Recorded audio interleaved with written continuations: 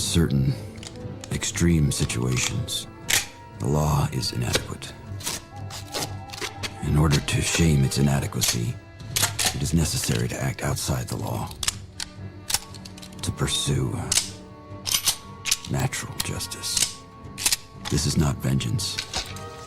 Revenge is not a valid motive, it's an emotional response.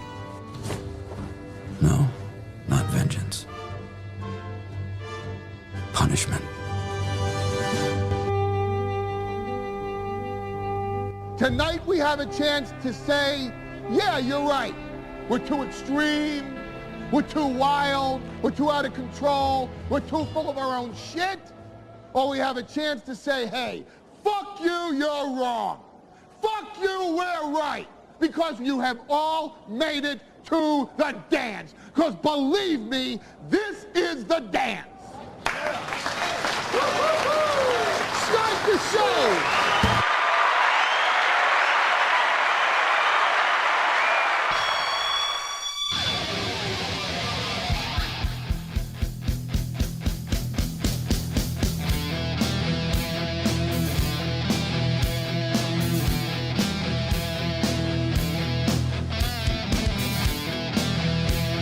It is a good morning. Welcome, everybody. It's the Steel Toe Morning Show. It's gonna be a ride today. We've got a great time for it.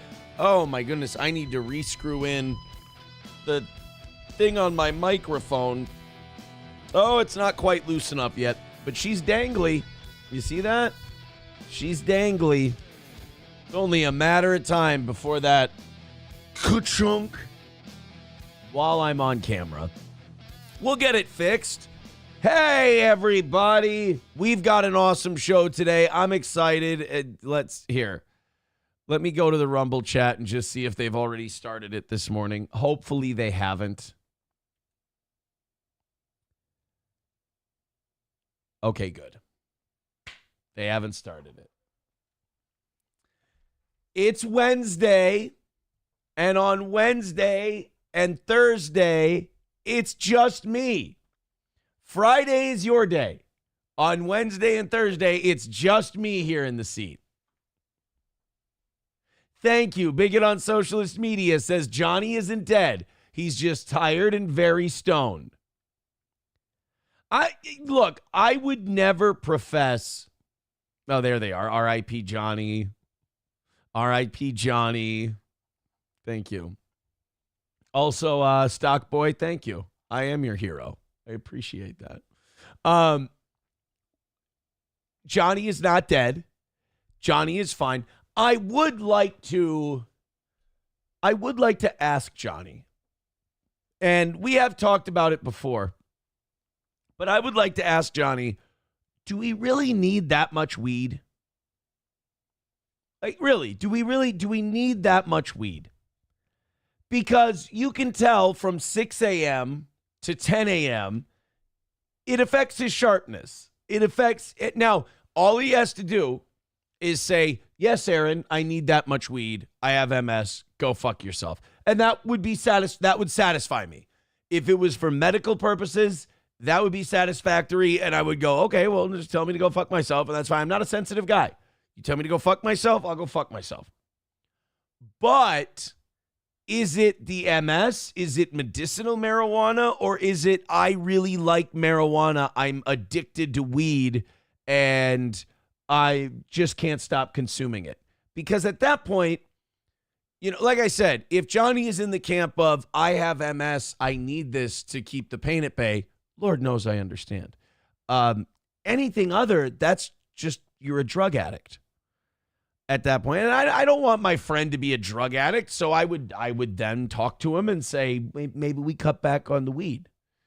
You know, maybe we ease up on the marijuana a little bit and we don't use as much, because as your boss and as the guy who pays you, I notice that from hour 1 to hour 4, your sharpness goes down. But it's hard to tell, because when you have multiple sclerosis, your energy levels might dip from hour 1 to hour 4. So it's hard to tell. It's hard to untie the cords and figure out which cord is marijuana use and which one is having multiple sclerosis. That's a bit of it. I just don't. Naturally, I have sensitivities, and that I'll own my shit. I have sensitivities towards any kind of drug addiction, and I look upon it. Well, it ruins people. It ruins who they are. It ruins the good parts of them. So I don't. It dulls people. It dulls their senses. It dulls their charisma. It dulls everything about them. And one of the copes you'll see of an addict, whether it's alcohol or whether it's drugs, is that addict will say, no, it makes me sharper. No, it makes me better. No, I'm that. You see this in comedy a lot. Comedians will say, when I was the in-house comic at Benton Station, some of the comics who really like to drink would be like, well, I'm just sharper on stage when I drink. Yeah, but you're not. Like, factually, you're not sharper when you got a few belts in you. You're duller. That's why we drink it. It dulls us a little bit. So so I don't know. It just, people are already discussing amongst themselves. I like a good drug and alcohol conversation early in the morning.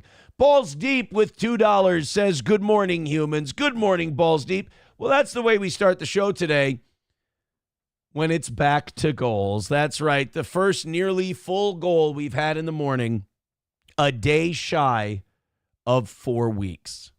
A day shy. Yesterday we had one, but it was like 150, 170. We had it banged out by 9 o'clock. Not like a big deal. That barely counted. And then we got into the evening show and everything else. Now today, 300. There's the number. And you know what? You've been saving up. We've been ahead for all this time so we can bang this thing out. Here's another thing I'm offering today, because we're hovering around the 300 mark for memberships on Rumble, the 500 mark for memberships on YouTube. We're 75 Rumble memberships away from 300. So if we get to 75 gifted Rumble memberships today, I will go till noon. We will do a 6-hour show if we do 75 gifted Rumble memberships. Also, $300 is our goal today. 4.5 hours to do three, that's not a big ask. We can get that knocked out. Remember, we used to do that all the time? Remember, like in the old days of Steel Toe, ages ago, like 30 days ago, when we used to do that every single day? Just go back to doing that. Here's what I say. 200 by 7:30, 100 by 8:30, done before 10. Let's do that. Streamlabs, PayPal, Venmo, Super Chats, Rumble Rants, and the big one today, Rumble gifted memberships. We get 75, I'll go till noon. Matter of fact, we get to 70, I'll do the last 5. You lucky bastards. All right, let's go into the chat. Let's see what they're talking about. I started the conversation, so we should go to you guys for the rest of it. Then we've got a bunch of stuff to talk about today. Rand Paul wants to reopen the Fauci stuff because of all this Biden Autopen thing. I'll be honest, I thought the Biden Autopen thing would be dead by now. So I've already been wrong about that. I didn't think that was a big deal. I always thought the presidents had been... I thought the whole presidential signature on shit, I was never under the impression that they signed everything by hand. So I didn't think that the Autopen clemencies and the Autopen pardons would be that big of a deal. But apparently it still is. I mean, the media still wants to investigate it. People still want to look into it. So Rand Paul says, I'll reopen my... Like, Rand Paul has it out for Fauci. He wants a piece of Fauci's ass. He's been this close so many times. He's had him on the ropes so many times. And the little slimy fucker, the little greasy bastard, just seems to slip away at the last minute every time. So anytime Rand Paul can get another bite of Fauci's ass, he's going to take it. So he said yesterday, I'm going to reopen all my stuff into Fauci. This Autopen thing is bullshit. They did a little more research. They found more Autopen signatures. So whether or not that's a big thing, here's my deal. It's not Epstein stuff. You know, it's something new. It's something fresh. We can usually count on the Trump administration to give us like a fresh clip or a fresh drama every day. And we've kind of been stuck on Epstein, which is fine because I would like to see them do anything other than what they've been doing on Epstein. Did you see that creepy tweet that Stephen King put out yesterday? Stephen King put out a tweet that said, the Epstein list is real, just like the Tooth Fairy and Santa Claus. And it's like, bro, everyone already thinks you're a pervert, creep, weirdo. Why now put us on the trail of, oh, Stephen King's probably also on the Epstein list? You know, this Epstein thing is kind of like to the second Trump administration what the Stephen Paddock thing was to the first Trump administration. Remember when none of us were buying the bullshit on Stephen Paddock and the Las Vegas shooter, and then it just kind of went away, proving that no matter what we know, it doesn't fucking matter? Like that's disheartening. That's one of those things there's different times as an adult where you get your heart broken and you find out, yeah, nothing that we want matters. You know, everything we get that is what we want is something that the elite wanted, that just, it's a coincidence that we got it and we wanted it. They didn't care. The Stephen Paddock thing was one of those deals where you're like, yeah, none of us are buying this. This doesn't make any sense. This is horseshit. And then the powers that be just went, oh, yeah, really? Okay, cool. What do you do? Here's the story we're feeding you. And we went, yeah, that story doesn't check out. That's fucking horseshit. Tough. And they get to get away with that. They get to get away with, tough. Sue me, basically. Let's go to the audience here. Let's get into the chat. There's my first let's go to. Nefarious says, I knew another guy who was constantly smoking because of MS, but not really. Sam Show says, your energy levels absolutely dip when you smoke weed, especially at 6 a.m. If you smoke weed and drink coffee, it really fucks you up. Yeah, that's another question I had, is that if I throw a downer in with this, that's fucking crazy, right? Like, that's crazy talk.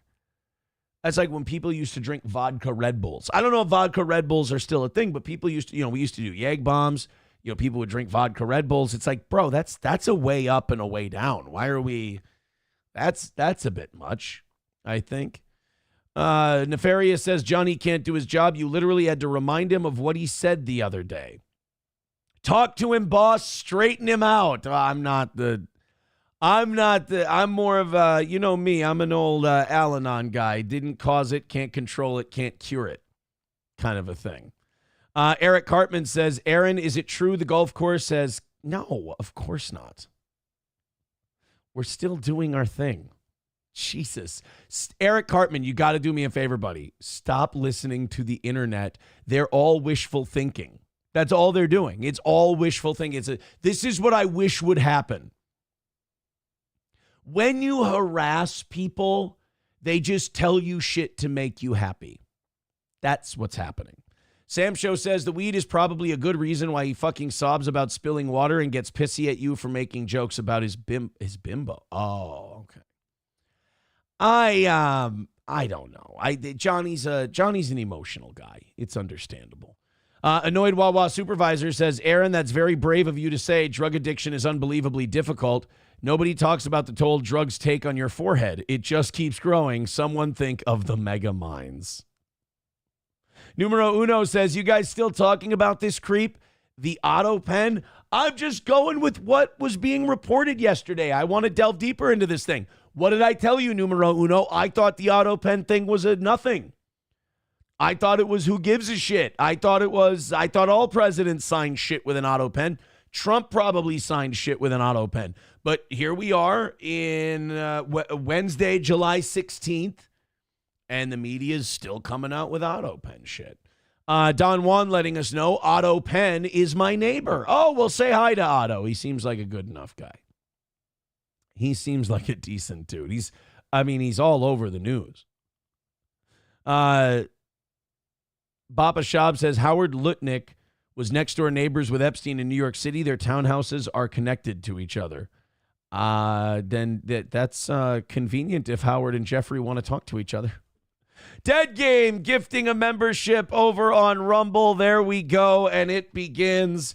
I hate having goals again. It's fucking gay, but this is the life I have chosen. 295 away from today and 74 goals away or 74, not 74 goals, 74 Rumble memberships away from going until noon. Balls Deep gifting a membership over on YouTube. Thank you very much, buddy. Appreciate that. Numero Uno got the gifted membership from Dead Game. Remember, when you gift memberships, a steel toe angel gets its wings. Bigot on socialist media says, Numero Uno seems pretty stable to me. He's a stable genius. Numero Uno, Josh Denny fan. Coltrane says he will be known as President Autopen. Trump only signs insignificant stuff with Autopen. Anything with the weight of law, he signs personally. You know, look, if anybody uses Autopen for anything, the people that don't like them can use it as an, oh my God, this isn't legitimate. And the people who like him can go, yeah, well, we found a time where this guy used Autopen. You know, it's one of those nerdy politics wiggle deals. That happens, you know. Numero Uno says, wow, I must have just lost my membership moments before. Look at that. Numero Uno loses it, gets it back. Loses it, gets it back. What a guy. Hit like, hit subscribe, hit follow for today. Thank you guys very much for your support of this program. Let's do that. Let's keep it up, and let's have ourselves a great day here on the toe. Again, 295 is our number. Back to goals. Ew, fucking gross. Quicker we knock that out, the quicker we can go back to real shows like we've been doing for the last month, and I so appreciate it. The standings are down at the bottom. We were having a war for the cuck chair last night between Schweitz and Ann Fake. Schweitz and Ann Fake were they were battling to the death over the cuck chair. The cuck chair, perhaps the most cuck chair, the most coveted spot in the steel toe donation standings. Atomic Ray says, LMAO, drugs are bad. Toe is looking for his Celsius. But the government says this is okay, so it can't be a drug. The government says if the government says this is fine, then this is fine, right? I always thought so. John Hampton says, you honestly thought Autopen was sufficient for a pardon. I'm not saying that Autopen is sufficient. I don't know. I'm not in the Washington, D.C. legalese. I don't know if Autopen is sufficient for a pardon. What I will say is they will argue it is.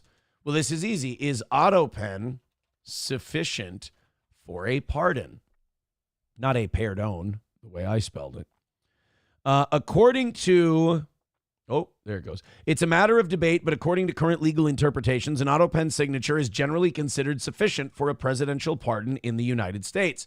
There is no constitutional requirement for hand signing. The U.S. Constitution gives the president the power to pardon without specifying that pardons must be signed by hand. I mean, there you go. And anytime you legally challenge those pardons, they'll come out with that. They'll show you that. They'll say, this is our argument. And whether or not you think it should be, that argument will probably hold up.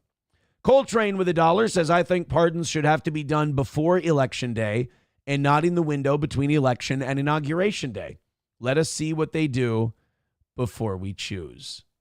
It would make it more interesting, right? It would make it way more interesting if they had to do all the dirty tricks they were going to do before the election. Because like Fauci, if Kamala wins, Fauci probably doesn't get that pardon because Kamala will protect him while she's in there. It was only after Trump got in there and he's like, I'm going to fucking hang this guy on the White House lawn. Biden's like, I should probably tell him he's fine. And they did.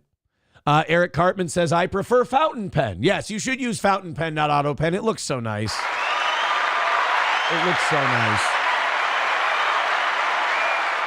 when you use fountain pen.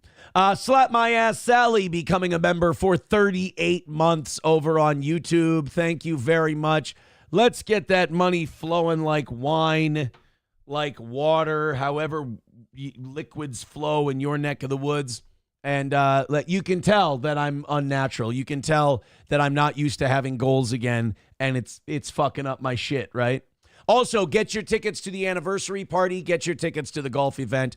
I'm going to go ahead and say that there won't be a golf event next year. It's just a pain in the ass. And I just had people bugging me about it for years. And I was like, guys, it's not a good idea. People aren't going to go. It's not something that's going to be popular amongst our audience. I mean, you guys still have a week and a half to prove me wrong, more than a week and a half to prove me wrong.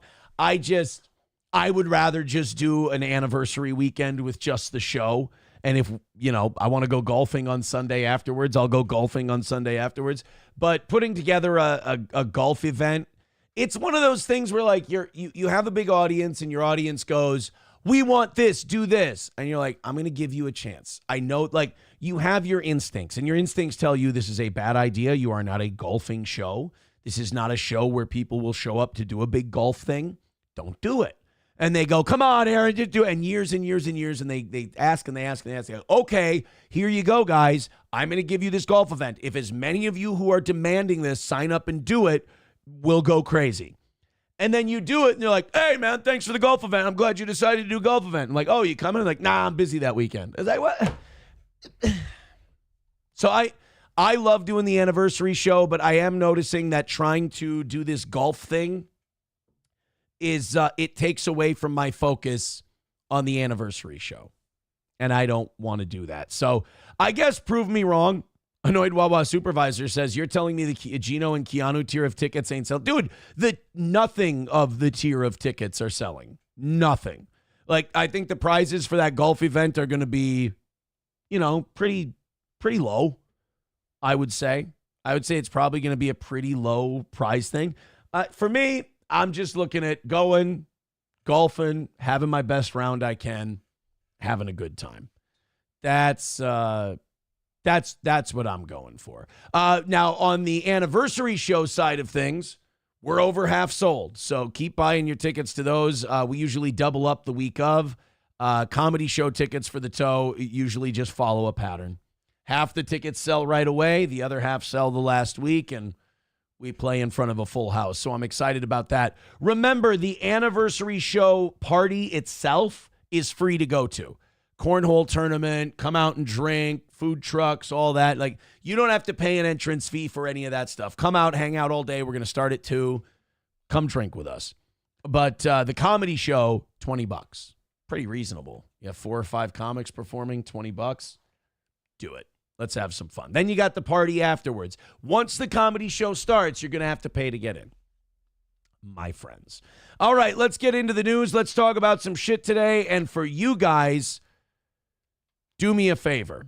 Throw in some money. Goals make me nervous now after having a month of not having them. I'm a worrier. 20 minutes into the show. Also, Rumble numbers have been crazy. YouTube numbers have been shit. Twitter, Kick, everything else is up. Numbers in general are up. YouTube just kind of fading off. It's kind of crazy. Like, you don't need it. I think all this like Tectone and Asmongold and all of these guys going into the multi-streaming verse, which we did a long time ago, going into the multi-streaming world, great for your audience, great for the size of your show. And it's kind of showing that, while YouTube is still the big dog, it's now just part of an equation. And that if you just do YouTube, you're going to have a smaller audience. But if you branch out and broadcast on 5 platforms, your audience is going to be bigger, even if the YouTube one isn't as big. All right, guys, get after it. Annoyed Wawa Supervisor says, Aaron, it sounds like you need an event supervisor. Step 1, don't pay comics with 0 draw. Step 2, if dumb enough to fail on step 1, make them pay their own way. Thank you, Annoyed Wawa Supervisor. I appreciate your help in that department. All right, eventbrite.com. Go buy your tickets and make me feel like I haven't completely squandered anything I have with this little program here. We have some news on Epstein. I figure we get the Epstein stuff right out of the way today. Knock out a goal. I'm fucking obsessed with that goal. I got to get some help. House Republicans, Monday night, vote. And now, this is a great example of partisanship and like Republicans just not wanting to do what Democrats do, even if it's what the people want. Like, it's the Republicans and Democrats going, hey, I'm going to, like, on the Democrats' part, it's shitty because they're like, we're going to propose something that your voters would really love, but we're doing it to be shitty because we know you won't go for it, but then we'll taunt you and say, hey, we tried to give your voters what they want, and you voted against it. You're going to vote against it because you don't want it right now. We know you don't want it right now, so we're going to do it to be a dick. But just because they're doing it to be a dick doesn't mean I don't agree with them. House Republicans Monday night voted against attaching a Democratic amendment to landmark cryptocurrency legislation that would force the Justice Department to release the Jeffrey Epstein files. Do it! I support the Democrats on this one. Oh, but Aaron, the Democrats are just doing it to be shitty. I don't give a fuck. I ain't a card-carrying Republican. I don't give a shit if it bruises their ego. First of all, the Democrats are bluffing. They think you're going to block it. Fuck them. Call their bluff. They're like, hey, you want all this cryptocurrency legislation? The Republicans are like, fuck yeah, this is easy, this cryptocurrency legislation. Let's get it done, guys. Bipartisan and all that. And the Democrats are like, cool, all right. Release everything you got on Epstein when you do the cryptocurrency bill. The Republicans are like, you fuckers. And the Democrats can go, hey, I thought you guys wanted to release all the Epstein stuff. Now, keep in mind, the Democrats proposing this don't want to release the Epstein stuff. So how about you call their bluff and you go, okay, sounds great. Here you go. And now Trump has to decide, do I sign this huge cryptocurrency bill or do I protect the Epstein files? I would love that. It just goes to show that this is one party acting as two. It shows that the difference in our country's system is a charade. It shows that it's all a gimmick. It's all a passion play, essentially. Because if there really were two parties who didn't get along, and if there really were two parties who couldn't stand each other and had vastly different visions of what this party should be and weren't paid for by the same corporate interests, then the Republicans would go, fuck you, we'll call your bluff. Trump, unleash all the Epstein stuff. Now, first of all, why shouldn't they release all the Epstein stuff? They already told us what's in it. No client list, no blackmail, no nothing. Well, if that's the case, show me.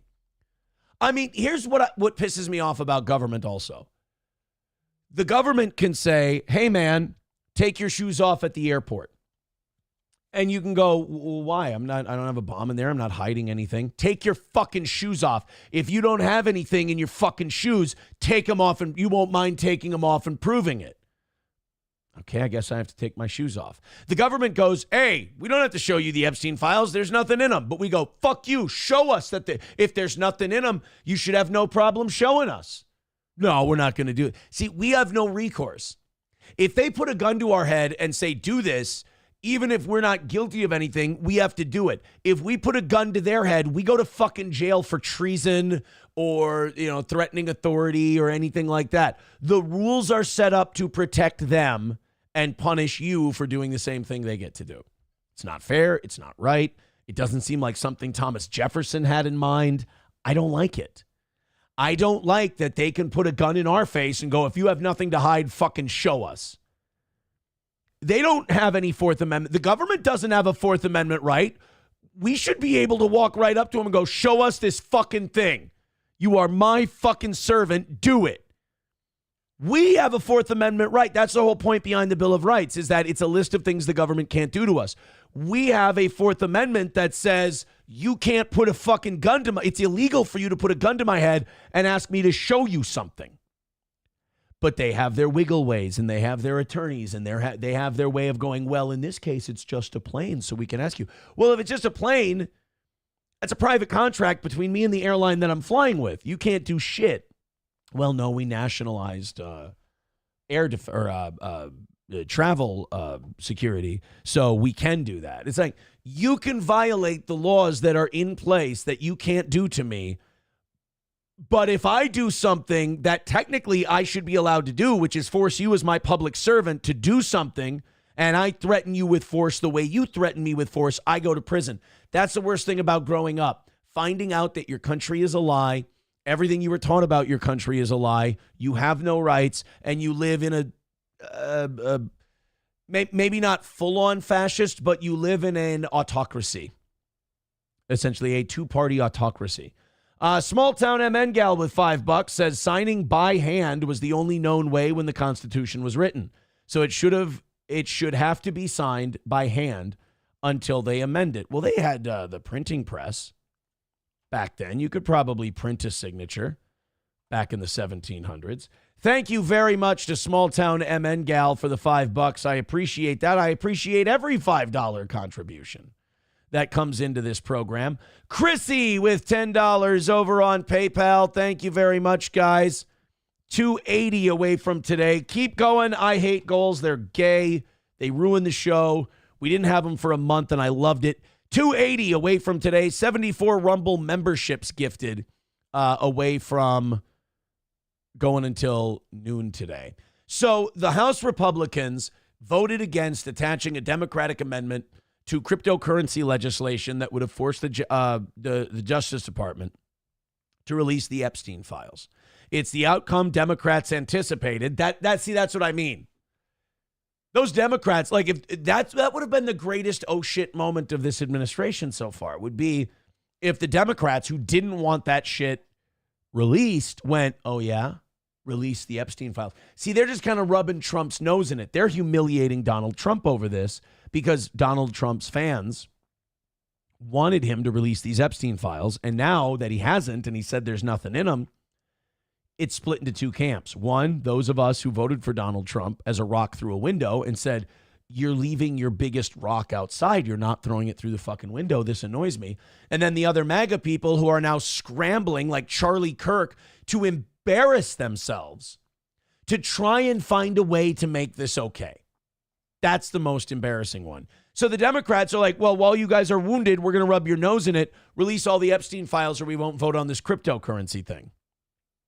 So the Republicans could go, yeah, fuck it. All right, we'll vote on your amendment and we'll say, yes, it's in. And the Democrats will go, oh, shit, this isn't good. But they're not going to do that because that would be an unexpected move. And these two know what they're going to do at all times because they're working together. Now, the question with Epstein is, whose side are you on? Said Representative Ro Khanna, a Democrat from California. You see the shittiness in all this? Like, this liberal Democrat got permission to do this, and they're acting like they're some kind of rogue. Whose side are you on with Epstein? Are you on the side of the rich and powerful, or are you on the side of the people? I didn't know Ro Khanna was a dude. Promising to introduce the amendment again and again. I mean, great, awesome, let's go. I'm all for it. But it's theater. It's kabuki theater, if you will. The House Rules Committee, which prepares legislation for votes on the House floor, voted 5-6 against attaching Khanna's amendment to a procedural measure related to the Genius Act and a defense funding bill. Oh, there you go. Yeah, you can't fuck with those defense funding bills. The armament companies have to get their money. This shit's on a schedule. We can't hold that up with Epstein things. Lockheed and Raytheon and Boeing, they need their fucking money, guys. Let's not dick around here with, like, punishing child abusers. In a rare move, Representative Ralph Norman, a representative from South Carolina, crossed over and voted with the panel's 4 Democrats in favor of attaching the amendment. Good for Ralph Norman. He told Axios earlier on Monday, the public's been asking for it. I think there are files. All of a sudden, not to have files is a little strange. We'll see how it plays out. Oh no, poor Ralph Norman. He says, I think the president will do the right thing. Oh, Ralph Norman. Poor Ralph. I'm going to guess Ralph Norman hasn't been in Congress very long. Give me it here. When was Ralph Norman elected? 2017? Oh, buddy, you've been in there long enough to know this is all horse shit. What are you doing? You're fucking hope. Knock it off. Representative Chip Roy of Texas, the other right-wing member of the panel who occasionally breaks with his party, did not vote. The old Obama trick, huh? Voting present. That's a big one. The old Obama vote present gag. Nice job. Redbird with $5. Thank you, pal. Redbird says, but we haven't been able to watch you squirm while you watch the clock for the last month. Yeah, I know. I've fucking loved it. Feels like it felt like I was doing a real show again. I really enjoyed that. 275 away from today's goal. 74 Rumble memberships from going until noon today. Thank you guys very much for your contributions. Again, 275 is the number. Make it happen. Keep it going. Streamlabs, PayPal, Venmo, Super Chats, and Rumble Rants for the win. So Trump has been getting shit all week and all last week for a couple of things. For the Epstein stuff and then the way Pam Bondi has handled the Epstein stuff. Donald Trump has basically had to be Pam Bondi's biggest cheerleader. Meanwhile, there's news coming out that Bongino's fucking mad. Conflicting reports as to whether or not Dan Bongino has even been showing up for work this week. I was under the impression that he was back to work. Other news agencies are saying Dan Bongino has been nowhere to be found in the Trump White House. Apparently, he was pissed at Bondi for how she handled Epstein. Bongino was pissed at the Trump administration for how they're handling Epstein. That's the reports. I hope they're true. I hope there was at least one person in that administration who had a fucking conscience and that didn't have it ripped out by, like fucking Dr. Doom. But Trump has been on a warpath defending Pam Bondi. Now, if I had an administration, Pam Bondi would be so easy to throw under the bus to protect my administration. I wouldn't think about it twice, not even for a second. Pam Bondi is so expendable. I mean, you got to remember, Pam Bondi was a backup. She was the backup quarterback for the Justice Department. Trump wanted Matt Gaetz. The powers that be did not want Matt Gaetz, so they brought up a years-old controversy that's never been proven to try and shame Trump out of picking him, and it worked. So anyone who thinks that Trump is this, boulder through the window, do whatever he wants, whenever he wants, he's far more of a pragmatist than he would like his MAGA base to think he is. Because remember, Trump likes to win. Trump likes to look good. Trump is very concerned with optics. Trump is very concerned with how he's perceived. And so with Matt Gaetz, rather than promote the guy he wants and possibly lose in confirmation, which would make him look bad, Trump's vanity does get the better of him sometimes. Matt Gaetz may not have been confirmed. Well, this Pam Bondi, she'll get confirmed. She may not be the choice I want. She may not be the rock through the window that I want, like Matt Gaetz is, but she'll get confirmed and that'll look good for me and I'll get a win. So let's go ahead with Pam Bondi. And what did Pam Bondi turn out to be? A spineless, gutless worm, just like Kash Patel. Now, in defense, when you look at Kash Patel, you see a gutless, spineless worm. So that didn't surprise me that Kash Patel, who's been in intelligence services his entire adult life, it didn't surprise me that he turned deep state.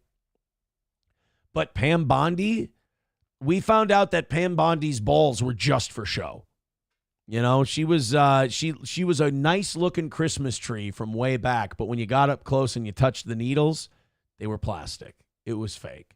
Whereas Matt Gaetz, they might have had a tougher time pulling this off with Matt Gaetz. McBuster says Trump is a salesman. Breitbart and Bannon knew this in 2010. That's why they used Trump as the face of the Obama birth certificate movement and later the leader of the RNC, a liberal. Well, he's a lifelong Democrat. I mean, we know that. He's donated to both sides. So Trump yesterday was being asked about the Epstein stuff. And I got to say, I think this is a new low. He tried to blame Comey and Obama. He tried to blame James Comey, the former FBI director, and Barack Obama for the Epstein files. Not saying Obama and Comey destroyed a bunch of Epstein files. They don't exist. We can't find them. Not that. Trump is now alleging that Obama and Comey made up the Epstein files. Forget that Trump had met this Epstein guy. Forget that the whispers about Epstein had been going around for the last 25 years at least. Forget that presidents and captains of industry had ridden on Jeffrey Epstein's plane. Forget that this guy had billions of dollars seemingly out of nowhere with no paper trail. There had been whispers that he was Mossad and CIA linked for years. It was just Comey and Obama. Donald Trump still think we're passionate about Barack Obama, where like Hillary Clinton, where if he says Barack Obama, we'll go, oh, well, then it must be bullshit. I mean, maybe some of his followers are that fucking stupid, but I would hope they're not. Barack Obama was a very, like, you notice that when people bring up Barack Obama now, there's not really a very passionate response because Barack Obama was very much a status quo, Illuminati type president. You know, he didn't rock the boat. He didn't, give us this seismic change and this seismic shift that we were asking for. Even when he went, I'm going to tackle healthcare. What did he end up passing? He ended up passing an expensive, bloated piece of shit that was a giveaway to the health insurance companies. That was great for health partners and Blue Cross and Blue Shield, and basically gave them all of the options and gave the people none. Hey, health insurance companies, you have to cover and insure everybody. What are you going to do to make sure that we don't lose our fucking ass on that? We're just going to give you taxpayer dollars to provide this health insurance. We're also going to force people to get coverage for certain things, and that'll justify you raising your premiums. And then we'll tell the people, well, your premiums won't go up. You'll just get more services. That's how they sold that. Because remember, they said your premiums won't go up. You can keep your doctor if you like your doctor. And they went, well, wait a minute, my premiums are up. And they're like, no, your premiums aren't up. More things are being covered and you can't be turned away for pre-existing conditions now. Well, guess what? If they can't turn you away for pre-existing conditions, they're just going to raise the price of insurance to cover that shortfall. They got egg-headed nerds in all of these health insurance companies who count this shit. They count these beans all fucking day. That's all they do. How there aren't like more workplace shootings in the health insurance accounting business, I have no idea, because it seems like a job where you're just fucking tense and counting beans all the fucking time and you're liable to snap at any moment. But they don't. Very professional guys. But Obama wasn't like this revolutionary. He was very much a status quo guy. So trying to go, well, the Epstein files are bullshit. They were made up by Comey and Obama. I don't buy it. Obama didn't have the kind of power to make up something like Epstein. No fucking way, my friend. So this is Donald Trump on the, we'll get to this in a second. This is Donald Trump on the Epstein files yesterday. The Attorney General briefed you on the DOJ and FBI review, the findings of that review. The Attorney General briefed you on that. On what? On the DOJ and FBI On what? review. On what subject? Epstein. Okay. On Epstein, of the review of the files. Attorney General Pam Bondi. A very quick briefing. Did she tell you, what did she tell you about the review? And specifically, did she tell you at all that your name appeared in the file? No, she's given us just a very quick briefing, and in terms of the credibility of the different things that they've seen. And I would say that, these files were made up by Comey. They were made up by Obama. They were. In the years and years that you've been hearing about Epstein, in the years and years that you've been hearing about this trafficking ring, in the years that Ghislaine Maxwell has been on trial and Jeffrey Epstein spent time in jail and Jeffrey Epstein died in custody, in all of the years and all of the millions of words that have been spoken about this Epstein stuff, has anyone ever said it was a boogeyman invented by James Comey and Barack Obama? That's a brand new one. And what that tells me is that these people are scrambling. He has a fucking putting green on his lawn. God damn it. You know what? If I would have known that, I want to be president now. I got to clean up my act. I got to get on that presidential putting green, dude. That's focus, Aaron. So anyway, the Epstein files. Yeah, this shows that I think these guys are rattled by the rush big time on this Epstein stuff. And they're just grasping at straws and nothing's working. I think they do a lot of internal polling. I think they look at how their supporters feel about this stuff. And Trump does want to be liked. Trump does want to be perceived as winning. So he sees this polling that everybody's fucking mad at him about this Epstein thing. And not everyone's Charlie Kirk. They can't be paid off with a phone call and then have him go, I trust my friends in the government. Like, how that guy has any supporters left is beyond me. You cannot be Mr. Conservative and say the words, I trust my friends in the government. To me, Once my friends become powerful in the government, to me, that's our Fox and the Hound moment. You went that way, I went this way. You're still my friend, but everything you say I take with a grain of salt because you're with them now. So for Kirk to say my friends in the government, to me that just means Charlie Kirk's doing this for access. Charlie Kirk's doing this for clout. He's not doing this because he believes in a fucking thing. I watched that Josh Hammer Dave Smith debate on Israel.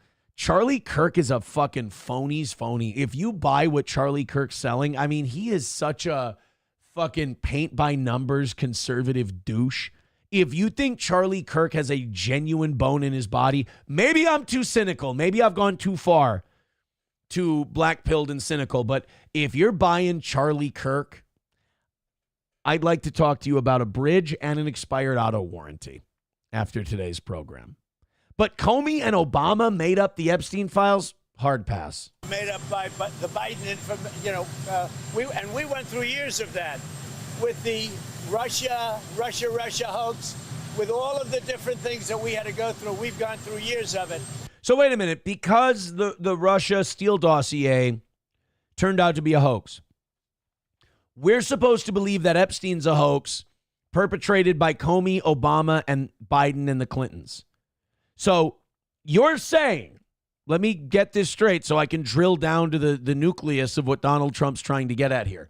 You're telling me that the Clintons made up a rumor about themselves that Bill was fucking teenagers and Epstein was helping supply those teenagers and covering it up for Mossad and CIA. So Bill and Hillary helped make that up.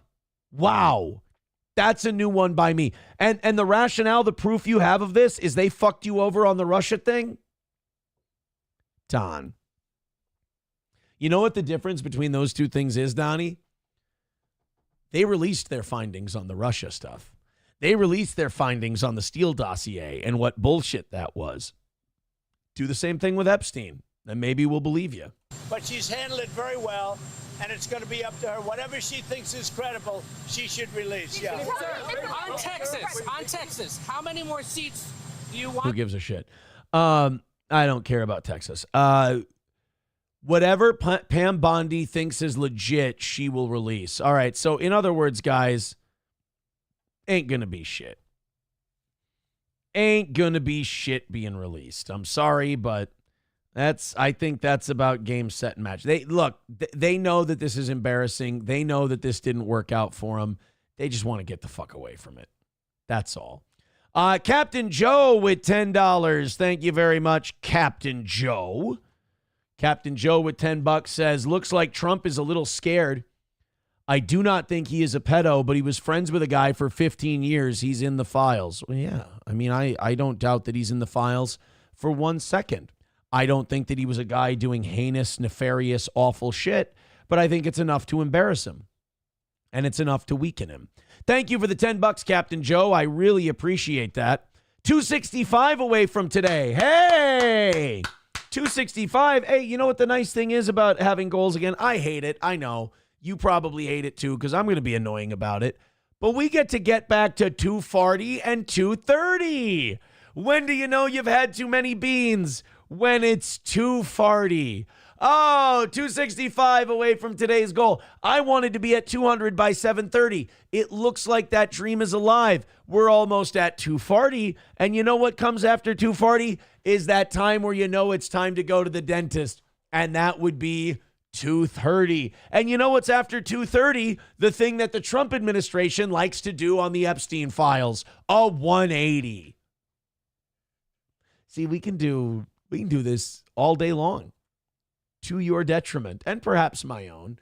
Streamlabs, PayPal, Venmo, Super Chats, and Rumble Rants. Thank you, guys. Keep it going. All right, somebody asking, I think Bappa sent this one in, and Bappa Shab said, look at who's over Trump's shoulder during this. Who is this fucking guy? Harvey Fierstein looks good for his age. Is that Ben Bernanke? I urge people to move on, but I'm curious, why do you think your supporters in particular have been so interested in the Epstein story? Because we don't like that children were raped. Jesus fucking Christ, these sociopaths in Washington, D.C. and the media. Why are you guys so wrapped up in the Epstein stuff? Because we're pretty sure that Israel was compromising our billionaires and politicians and most influential citizens by feeding them a steady diet of teenager pussy. Jesus fucking Christ. Well, yeah, why are you yokel Midwestern dipshits so obsessed with the Epstein stuff? Because we have families and we think fucking kids is wrong. Holy shit. Child molestation is like the worst fucking thing you can do. And if it was systematic by a foreign government's intelligence service to compromise our leaders, I want to go to war over it. What a sick fucking country that you would facilitate child sex trafficking to ambush and blackmail our leaders to compromise our sovereignty as a country. I'll fucking nuke you over it. My eyes just went blurry. My blood pressure's up over this. Fucking hell, man. The gaslighting over this shit is insane. Megyn Kelly just had to go on her show recently and tell everyone to fuck off because they were asking it, are you anti-Semitic because you think that Mossad was connected to Jeffrey Epstein? She said on her show, quote, she said, fuck off. Good. Oh, man. I'm really against all this child sex trafficking that happened. Oh, so you hate Jews? Wait, what? No. Try to pay attention. I'll slow it down. Child sex trafficking is wrong. 5 words. I gave you 5 words. So you think Jews are bad? Jesus. No, your local rabbi, I'm sure, is a swell guy. I'm sure he's a good dude. I don't think he had anything to do with the Epstein stuff. God damn it. And then the media going, what do you think your supporters are so worked up over this? Because a lot of us have kids, and this is fucking disgusting. It's like the media, like, this is why the people they like keep losing elections, by the way, because they don't understand us. They think that we are as clandestine and behind the scenes and maneuvery as they are, and we're not. We're very easy to read. Hey, why do you guys hate this Epstein thing? Because we hate that children were fucking abused and it was probably used in some giant international geopolitical scheme. Oh, yeah, but why do you really care? Bah! It's almost like if you gave them the answer of, well, I wish the tax rates were 1.5% lower. They go, oh, okay, well, now I get it. You know what? That makes a lot. Like, what does it say about the media and what their proclivities might be and where their morals might be if you look at them and you go, child sex trafficking is wrong and I want the perpetrators punished? What does it say about you that your response to that is, look, I don't quite understand. What are you talking about? Jesus fucking Christ. Why do you care about this? You know what? Good fucking question. To quote Louis C.K., God is dead and we're alone. Why do I care?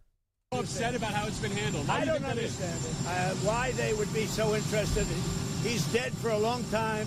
Right. Yeah, we'd like to know about that too, you fucking dick. He died in a way that's impossible to die. In federal custody. In a cell with paper clothes on. And no camera on in his cell.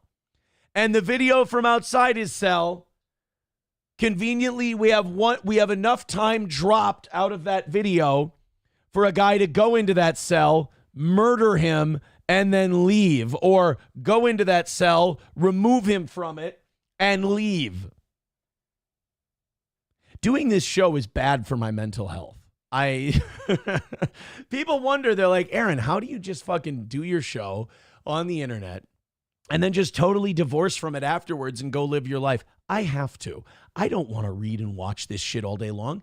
At 4 o'clock in the afternoon, I come downstairs, I fire up all my computers and my monitors. I spend about an hour and a half watching all this stuff, reading all this stuff, getting ready to do a show. That's all the education I want. I can't do any more of that. I want to golf. I want to talk to my friends and family all day. I want to get my errands done. I want to get my dishes and laundry done. That's what I do all day. I'll play with my dog, stain my deck, maybe get 18 holes in once a week. I don't want to watch this shit all fucking day. That's why Dave Smith is going mental. He was never a big factor. I love Dave Smith, by the way. I think he's doing a great job, but like it fucks you up. In terms of life, I don't understand what the interest or what the fascination is. I really don't. A bunch of people traffic kids to be fucked and we'd like them to be killed. That's what the interest is. And you're actively covering it up.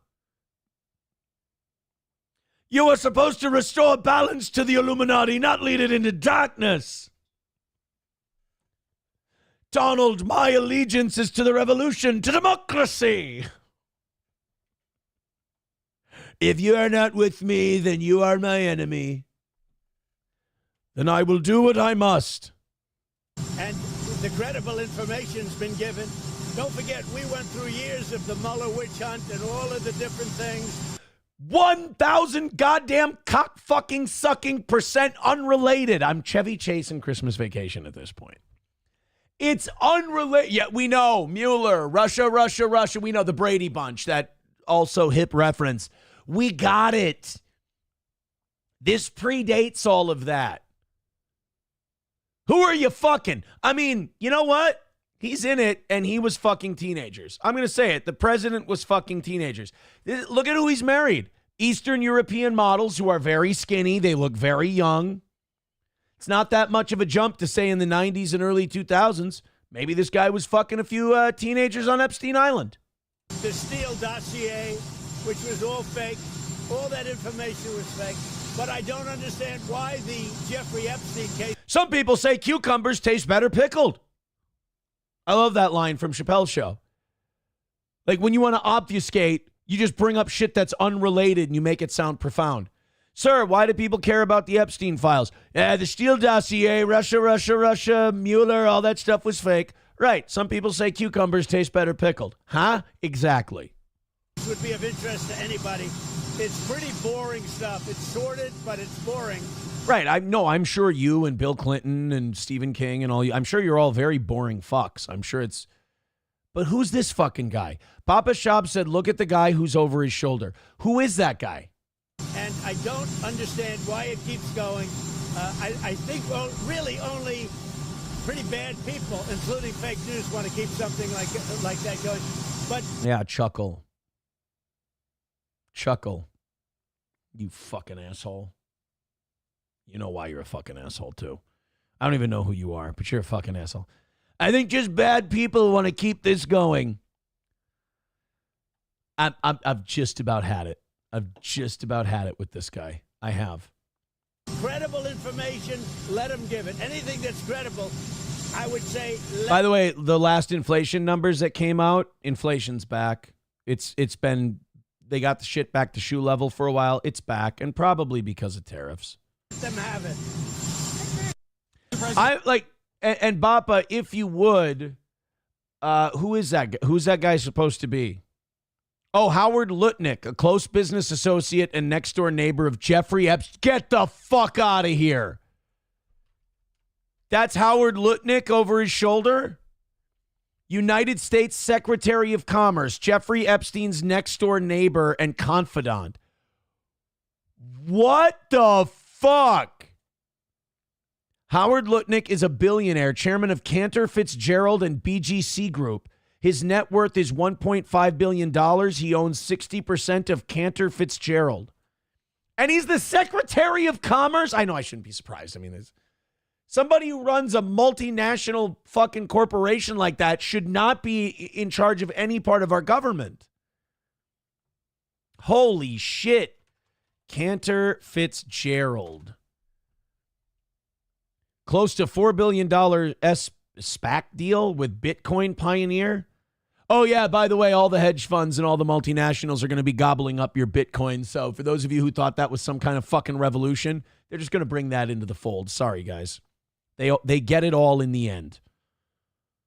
They get it all in the end. So those of you fucking unkempt beard wearing assholes who were like, Bitcoin is the revolution, Bitcoin is the future.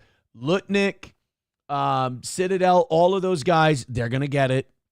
They're gonna get it. They're gonna corporatize it. That's the way it's gonna be, my man. That's the way it's gonna be.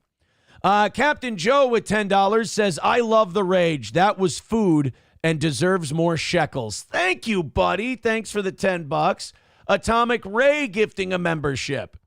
Thank you very much, buddy. I appreciate that. 255 away from today's goal and 73 Rumble memberships away from going until noon today. Keep it moving, boys and girls. Half hour away to get to 200 and to be way ahead for today. Keep it up. The Tigger next door says they are acting like the old man in the Progressive commercial, holding it in front of us saying, you almost had it. You got to be quicker than that.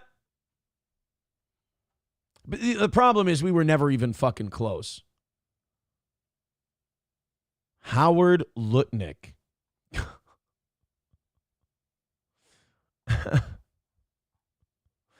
For those of you who think Trump is in charge.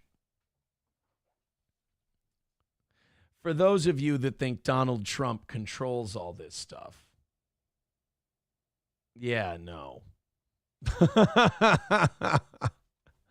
Cantor Fitzgerald is running the show. 9/11 settlement distribution stirs ire. Oh, boy. Hold on a minute. I got to turn off ad blocker for Fox Business.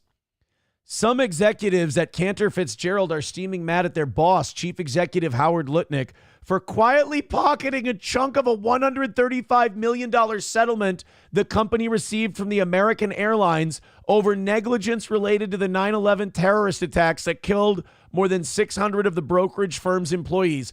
Howard Lutnik kept money that should have gone to the families of the employees who died and put it in his front fucking pocket. This guy's a cunt. Howard Lutnik is a fucking crook, and he's running your commerce department for Donald Trump. When did this happen? October 3rd, 2014. Howard Lutnik. God, you guys, I'm going to turn into fucking Sam Show if you guys don't stop with this shit.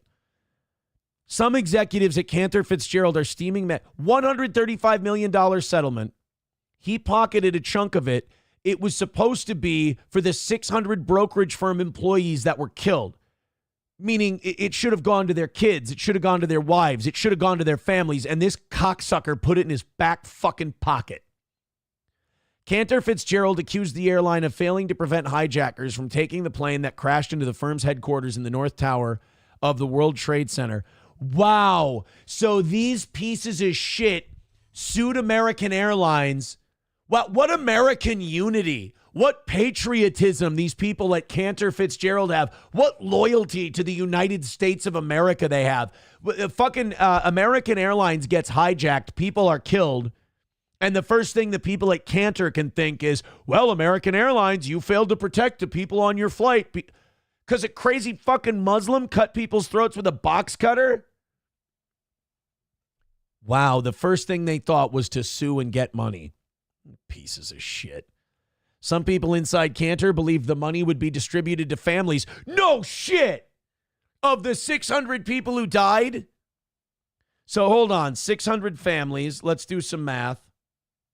What did they get? $135 million divided by 600 families. Each family would get $225,000, meaning each employee whose family had 2 kids could have sent them all to college. But Howard Lutnik needed a boat. Fucking asshole. He's our commerce secretary, by the way. What's that saying? You are who you hang out with?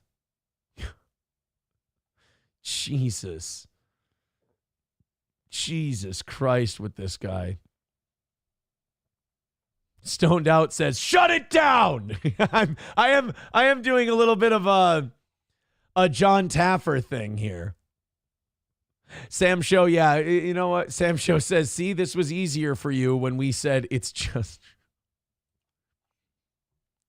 But what is it like? Here's what I have a problem with. when people go, oh, it's this group of people or it's that group of people. There's no gene. There's no genetics that makes you disloyal. There's no genetics that make you, not pledge allegiance to your flag. It has to be that you don't see it as your flag or you don't feel a kinship or a connection with that country. Gray Duckling with $45 says, not today, buddy. Just signed up for the tourney. Oh, boy, Gray Duckling's in the tourney, and we're not getting any 230, and we're not getting any 240. We're not getting any of it. $210 away from today's goal, and Gray Duckling with $45. He's going to extend his lead in the standings over Average Plumber. So we got Gray. Oh, no, he hates it when I spell it with an E. Gray Duckling at 145.01. Now in first place. And that now puts Average Plumber in second at $101. And then in third place, you got David at 50. In fourth, you've got Miss Tay at 50. And Schweitz in the cuck chair at 37. Hey, guys, $210 away from today's goal. Keep it going. You guys are on track. You guys are ahead, actually. $200 by 7:30. Keep it up. I appreciate it. Oh, boy. All right, you know what, Nader P? If you pay up, if I switch lanes here and you pay up, we're good. Coniferous Co. becoming a member for 33 months says, good morning. Epstein didn't kill himself. It's all fucked, Leahy. It's all fucked. Hit like, hit subscribe, hit follow. Rumble, yeah, everything's way up except YouTube. I think people are leaving the YouTube and going elsewhere because our numbers have stayed the same and gone up, and YouTube has gone into the shitter, which is crazy. Hit like, hit subscribe, hit follow. We appreciate it. We are rocking and rolling this morning, man. 210 away from today's goal. 73 gifted memberships away from 300 on Rumble. Thank you guys very much for all of your kindness. Let's go to this next story. This is from Black Forest Hills Elementary School in Aurora, Colorado. This is just so crazy to me. A trans sex offender accused of trying to kidnap a boy at an elementary school just got good news from the district attorney's office, which is not a sentence you should ever hear. You know, it's amazing that the media doesn't ever want to report the trans part of shit. And it's like, well, you know, statistically it matters because if you start looking into, I think knowledge is power. And I think if you have statistics, you should share those statistics with the public, especially people who have children. I know that people say, well, these statistics could create a bias. Yes, they could. Statistics can absolutely create a bias. Let me give you an example. If you have a left-handed pitcher and you have a guy who comes up to the plate and he hits 450 off of left-handed pitchers, like he crushes the ball off of left-handed pitchers, you might want to put in a righty. It doesn't mean you think that left-handed pitcher is dog shit. It doesn't mean you don't think he can get the job done. You're just playing it safe based on the statistics. Okay, now let's look at who victimizes children. Let's look at maybe groups of people who have a higher rate than their representation in the population of hurting children. It doesn't mean that you don't like that group of people or that anyone you meet of that group of people is going to do that thing, but it's good to have the data and the statistics so you can make informed decisions. Maybe a creepy middle-aged white guy in thin-rimmed glasses and a members-only jacket, maybe you want to kick him out of the bus stop in the morning, you know? Or in some instances, members of the LGBTQ community, statistically, there's a problem. Yeah, maybe, you know, we want to have it. Look, you get the idea. But they don't ever want to talk about that, whether it's mass shootings, whether it's child molestation problems, things like that. This Black Forest Hills Elementary School story is a great example.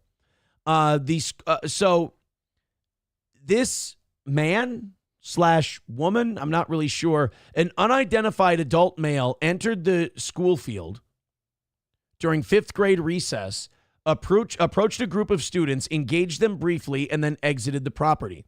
Police said it appeared that this person attempted to grab a young boy and then left the grounds before officers arrived. In the follow-up story, KDVR in Aurora said an 11-year-old boy called for help when the suspect grabbed him and approached 3 other students.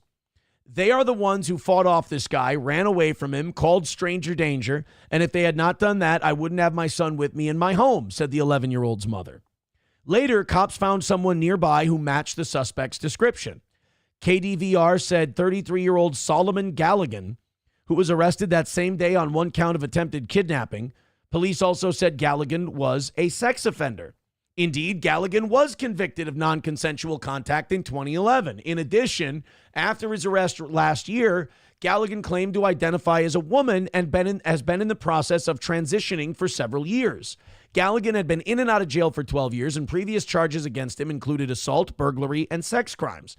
But after all, a doctor last month found Galligan incompetent to stand trial in the kidnapping case. KUSA in a news story said, therefore, by state statute, we are required to dismiss charges in the case. Now, they said they're mentally incompetent to stand trial. A lot of us have this argument that perhaps being trans is a mental illness and that you need psychological treatment rather than, we start lopping off body parts and giving you hormones. Which one is it? Because in this case, it does seem like we have a person that identifies as a woman that's too fucking batshit crazy to stand trial. Why can't we say it? Here's the story. The person accused of trying to grab a 5th grader from a Cherry Creek school playground last year is incompetent to stand trial. And for the 4th time in 7 years, that person will see the charges dropped because of incompetency, though they're being transferred to a mental health facility. Kids at By the way, there's the trans person. I think I saw him throwing a spear at Jim Carrey in Ace Ventura 2.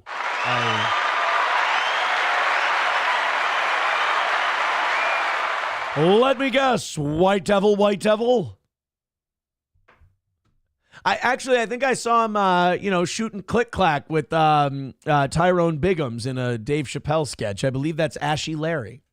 Forest Hills Elementary School yelled stranger danger. Solomon Galligan is accused of trying to grab a 5th grader at recess in April 2024. Almost 1 year ago, Galligan was found incompetent to stand trial. 9 News Investigates looked into Galligan's criminal history and found felony charges dropped twice in 2021 and again in 2018 because Galligan was found incompetent to stand trial. Jesus. A spokesman for the Arapahoe County District Attorney's Office, which will be dropping the charges, tells us Galligan is not being released to the public, but is being released to a mental health facility.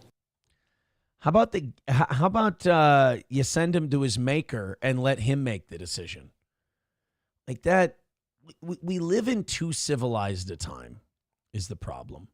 We live in too civilized a time where we think we're better than we are. We think we're better than we are. We think we're more evolved than we are. I think we should have stopped at the evolution of you fuck with people's kids, we put you to death. There. That's it. When we grew past that and we went, well, maybe we should analyze the psychological. No, it's not worth it. We're not. Yes, but shouldn't we be better than that? I'd rather not be better than that. I'd rather stop at a certain point when it comes to when children are involved. Because if you're a society you can't adequately protect your children, you're no society at all. No society at all. No matter what you do, I know we're not going to get what we want out of this deal, but could you at least get him some fucking Jergens? Jesus Christ, can we get that man some lotion? Or man, I'm sorry, did I? There's people out there who if you said that this guy's if you say, hey, this guy is a piece of shit child predator and he should be locked up, there are people who would hear you say that and they would go, and these people become lawyers and judges, that if they heard you say that, the thing they would take away from it is, excuse me, but it's a woman. You're right. Fuck me. I'm the problem. 210 away from today's goal. Hit like, hit subscribe, hit follow. Holy shit, Rumble is looking nice today. 700 of you checking out the old program, and by God, we appreciate it. Keep going. YouTube, if you picked up the slack, this show would be in record pace at this point. NBC News is getting so this is the Autopen thing that we're getting to next. And I'm kind of catching shit for this Autopen thing because I've been telling people, look, man, I don't think you're going to get any of these pardons reversed. I don't think you're going to get any of this legislation or executive orders or Fauci shit reversed on Joe Biden because of Autopen. I think a lot of presidents have used Autopen. I don't think any of the shit they've ever done has been overturned. This is just a way that, Biden did a lot of shit that we don't like after his party lost the election. And we'd like to find a way to make it not true. The problem is it's done. To quote Barack Obama's campaign song, it's signed, sealed, delivered. And I don't think this Autopen thing is going to, I think it's going to be a big nothing burger. NBC News tried to hit back at Republicans with a bizarre gotcha that was completely rejected and ridiculed by many on social media. The article published on Tuesday meant to show the hypocrisy of those on the right criticizing former President Joe Biden's administration for using an Autopen to sign important documents. Now, the reason they were using Autopen is because you couldn't get this old fucking grandpa to sign anything with his hand. I mean, he was out of it. I mean, he made Ronald Reagan, look like a Swami. He made Ronald Reagan, the last days of the Reagan administration when they argue he was showing signs of Alzheimer's. He made him look sharp as a tack.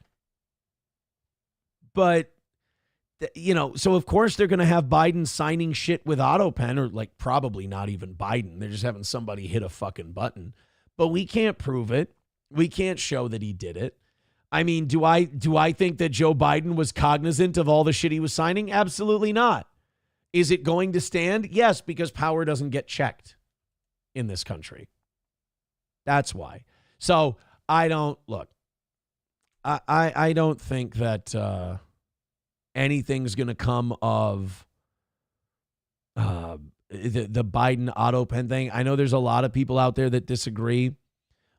Maybe I'm being too cynical on this one. I'll admit that, but I've seen this movie before. It's kind of like when the Epstein stuff was going on. I said, guys, they're not going to release it. I'm glad to be wrong. I hope they release it. And I will be the first one to line up and say, well, they got me. But it's like, read the tea leaves, read the room, as it were. Eagle of America says you're accepting defeat if you say we are never going to get the information. Oh, hey, I hope we get the information. I hope we get everything. I hope someday Pandora's box opens and all of this nation's secrets fly out of it. I do.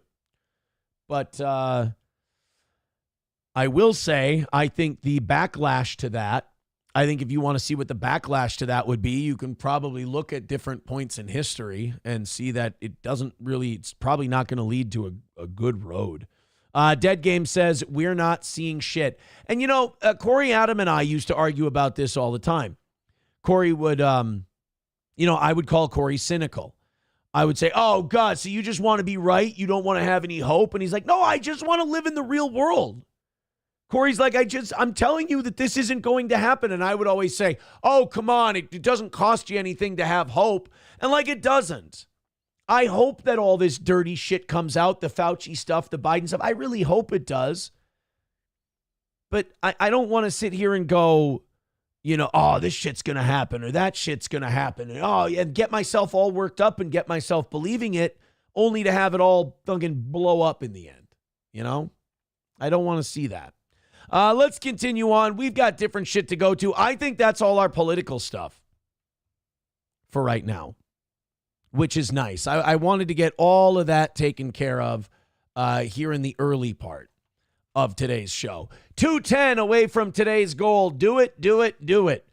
We wanted to be under 200 by 7:30. I think that's doable. 73 Rumble memberships away from going until noon. Do it. Knock it out. Call it another win for the show. Pennsylvania cops pummel suspect on camera. We got a little police brutality in small town Pennsylvania. I've got a few guesses as to what the incident is here. Small town Pennsylvania leads me to believe, it is a white boy. Okay. All right. So first thing I'm wrong about. So it's cops beating the shit out of a white boy. there's this weird thing with the media where you really can't win. Where if this was a black guy that was getting beat up by the cops, they go, see, police brutality is real and blah, blah, blah. We need to do something about it. But then when you show a white guy getting the shit beat out of him by cops, then it becomes, oh, so when it's a white person, then you care and blah, blah. I'm going to say this. Every instance of police brutality I've seen captured, well, I won't say every. Most instances of police brutality I've seen captured on phones by bystanders, usually when dash cam or body cam footage comes out, I would say at least 90% of the time, it shows that the cops were justified, the guy being arrested was an asshole, and some prick turned on their phone camera 3 minutes into the situation. So this is another one of those instances where I don't feel like jumping to conclusions. If I look like an insensitive asshole after all the evidence comes out, that's fine. I'll look like an insensitive asshole. And I certainly don't want to be a bootlicker. And if these cops are beating the shit out of a guy for no reason, fucking throw him in prison with the people they arrested. But it's just that while I want this to be police brutality and I want these jackbooted thugs of a fascist regime to be held accountable, I've been let down too many times by the dipshits they're arresting to just jump in and go, oh yeah, this guy getting the shit beat out of him probably did nothing wrong. That's the problem with like having an opinion of like all cops are bastards. It's so much more nuanced than that. Do they have the ability to put a gun in your face and lock you in a cage for something that they're allowed to do, but you're not? Yeah. Is that remarkably unfair? Yes. Do you get a fair shake from the cops? No, they're authoritarians.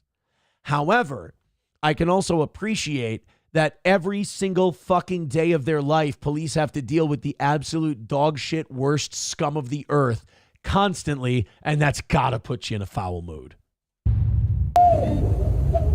Oh, we got knees. He's taking him down.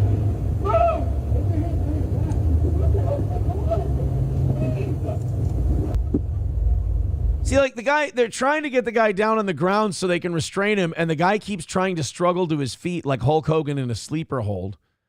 Will be kind of awesome to see him hulk up. Just sort of he points at the officer at the end.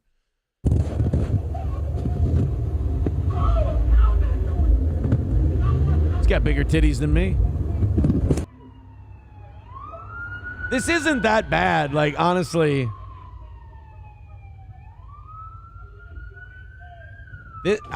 This had better get worse. Oh shit. Oh, fuck. Oh, fuck. Okay. Yeah. 5 seconds after I say, well, this better get worse. This is nothing so far. All of a sudden, this guy just starts fucking throwing haymakers down at the guy. I think John Jones about 10, 12 years ago got disqualified for those kind of blows. Holy shit. So this other cop comes in and he doesn't waste any time. He just starts going, like, the other cop, he's like, look, you fucking pussy. This is how you take care of this shit.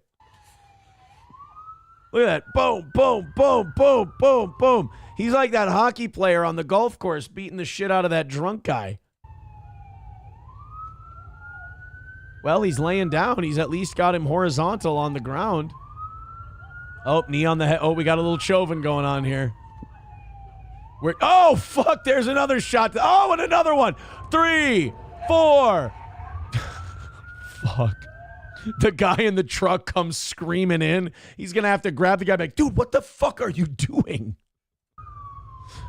Oh, man. Well, it seems, look, was that brutal? Yeah, fucking terrifyingly brutal. But you notice the guy is on his stomach and he is restrained. Brutal yet effective. I think there's definitely some mental illness going on here. And not just with the cops. But yeah, there's definitely, this guy's out of control. Oh, he's wobbling. Oh, boy, is he. Oh, he's not doing so well. Oh, those shots connected. Attica. Attica. Attica. Attica. Well, there you go. To add insult to injury, they then slammed his fingers in the door. Ugh. Tell you every goddamn time. So what's the story behind this? A few officers from the Meadville, so this happened in Meadville, Pennsylvania. I know we do have some audience members in the Pennsylvania area. Tell us what you know about Meadville. Sounds like a white place, if you ask me. Oh, thank you very much. Katie with $10 says, thank you for the great shows lately. It's nice to see OG Steel Toe back and away from the drama. I also sent a $5 super chat on YouTube earlier that you missed. I'm sorry. I apologize for that, Katie. No, Small Town MN Gal, $5. If that's you, I did do that one.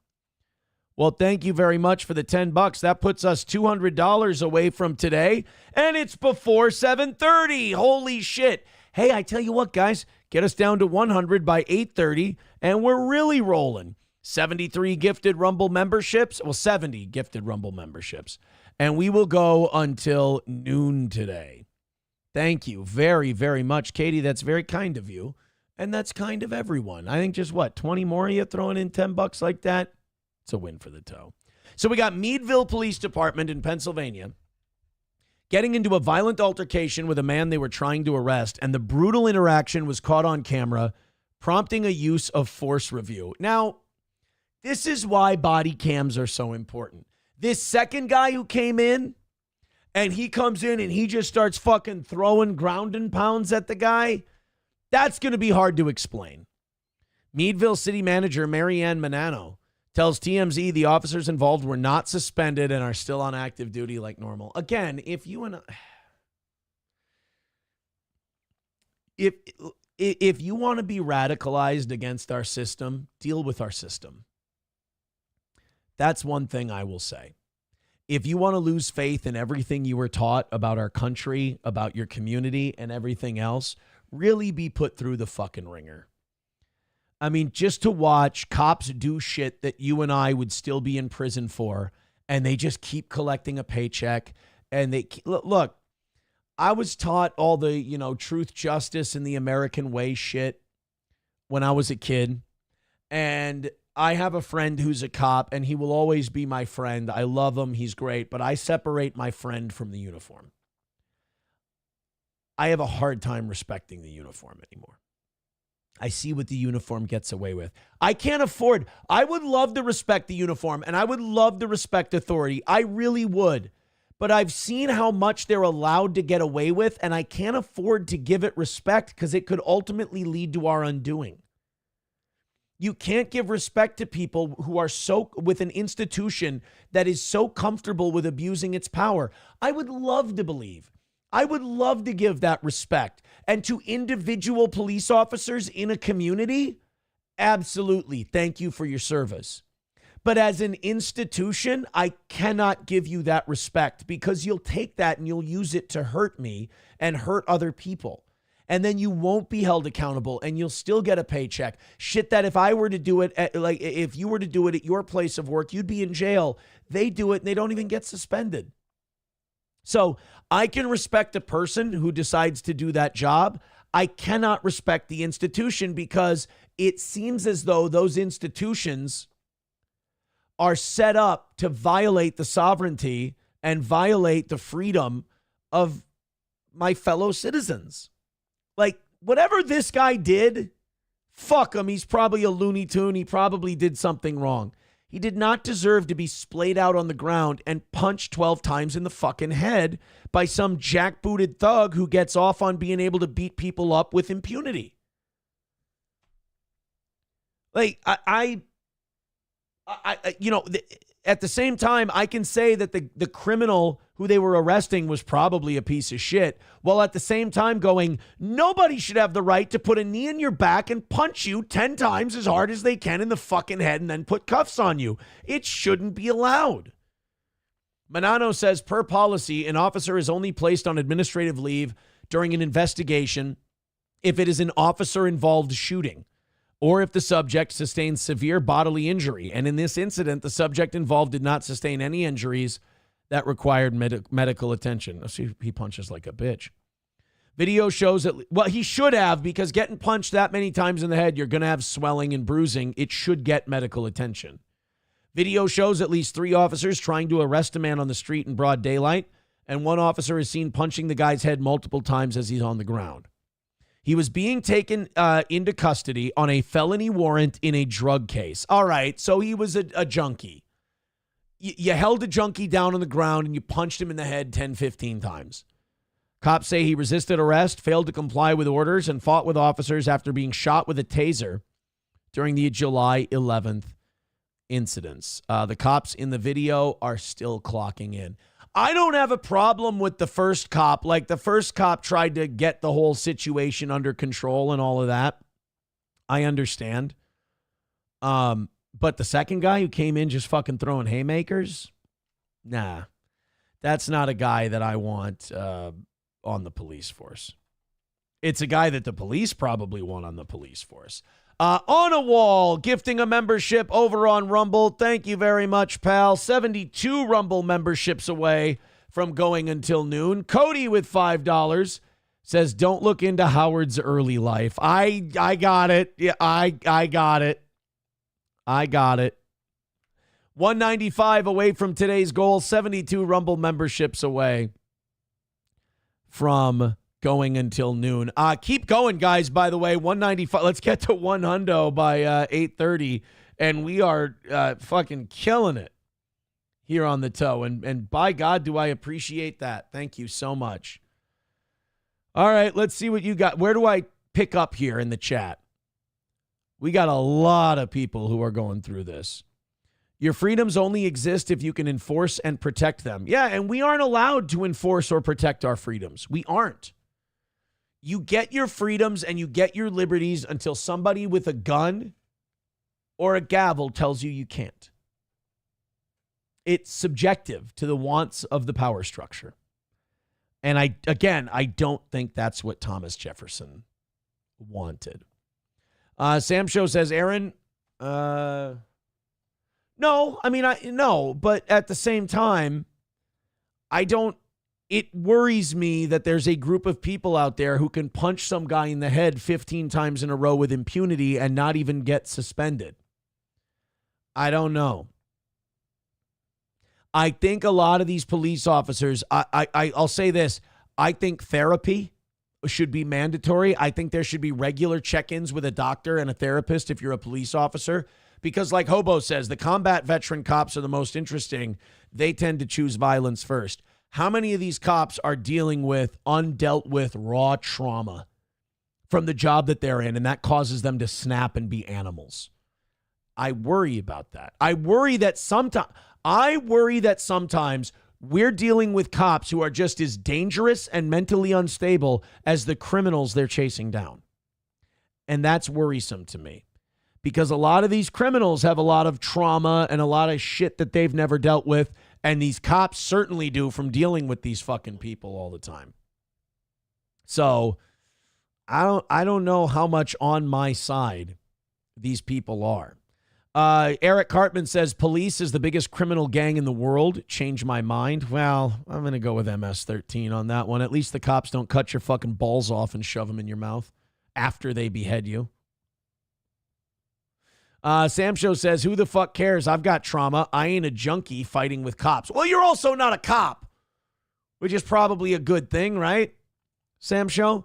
So, yeah, I don't know, man. Did these cops do anything wrong? I think the second one probably did. The first one, no. But wouldn't it be nice if we just took these guys off the streets and didn't let them be officers while we investigated the whole thing? I don't even care if you pay them. You know, they got a union. I understand. They got rights, too.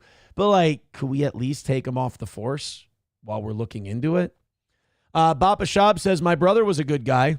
Not perfect, but he passed away from fent. Never missed a day of work and worked to his last day. Lander says the real problem is we expect normal people in uniform to deal with some of the most disturbing, disgusting scumbags on earth. It will change people. That's what I'm talking about. And you've got a lot of raw, unprocessed trauma there.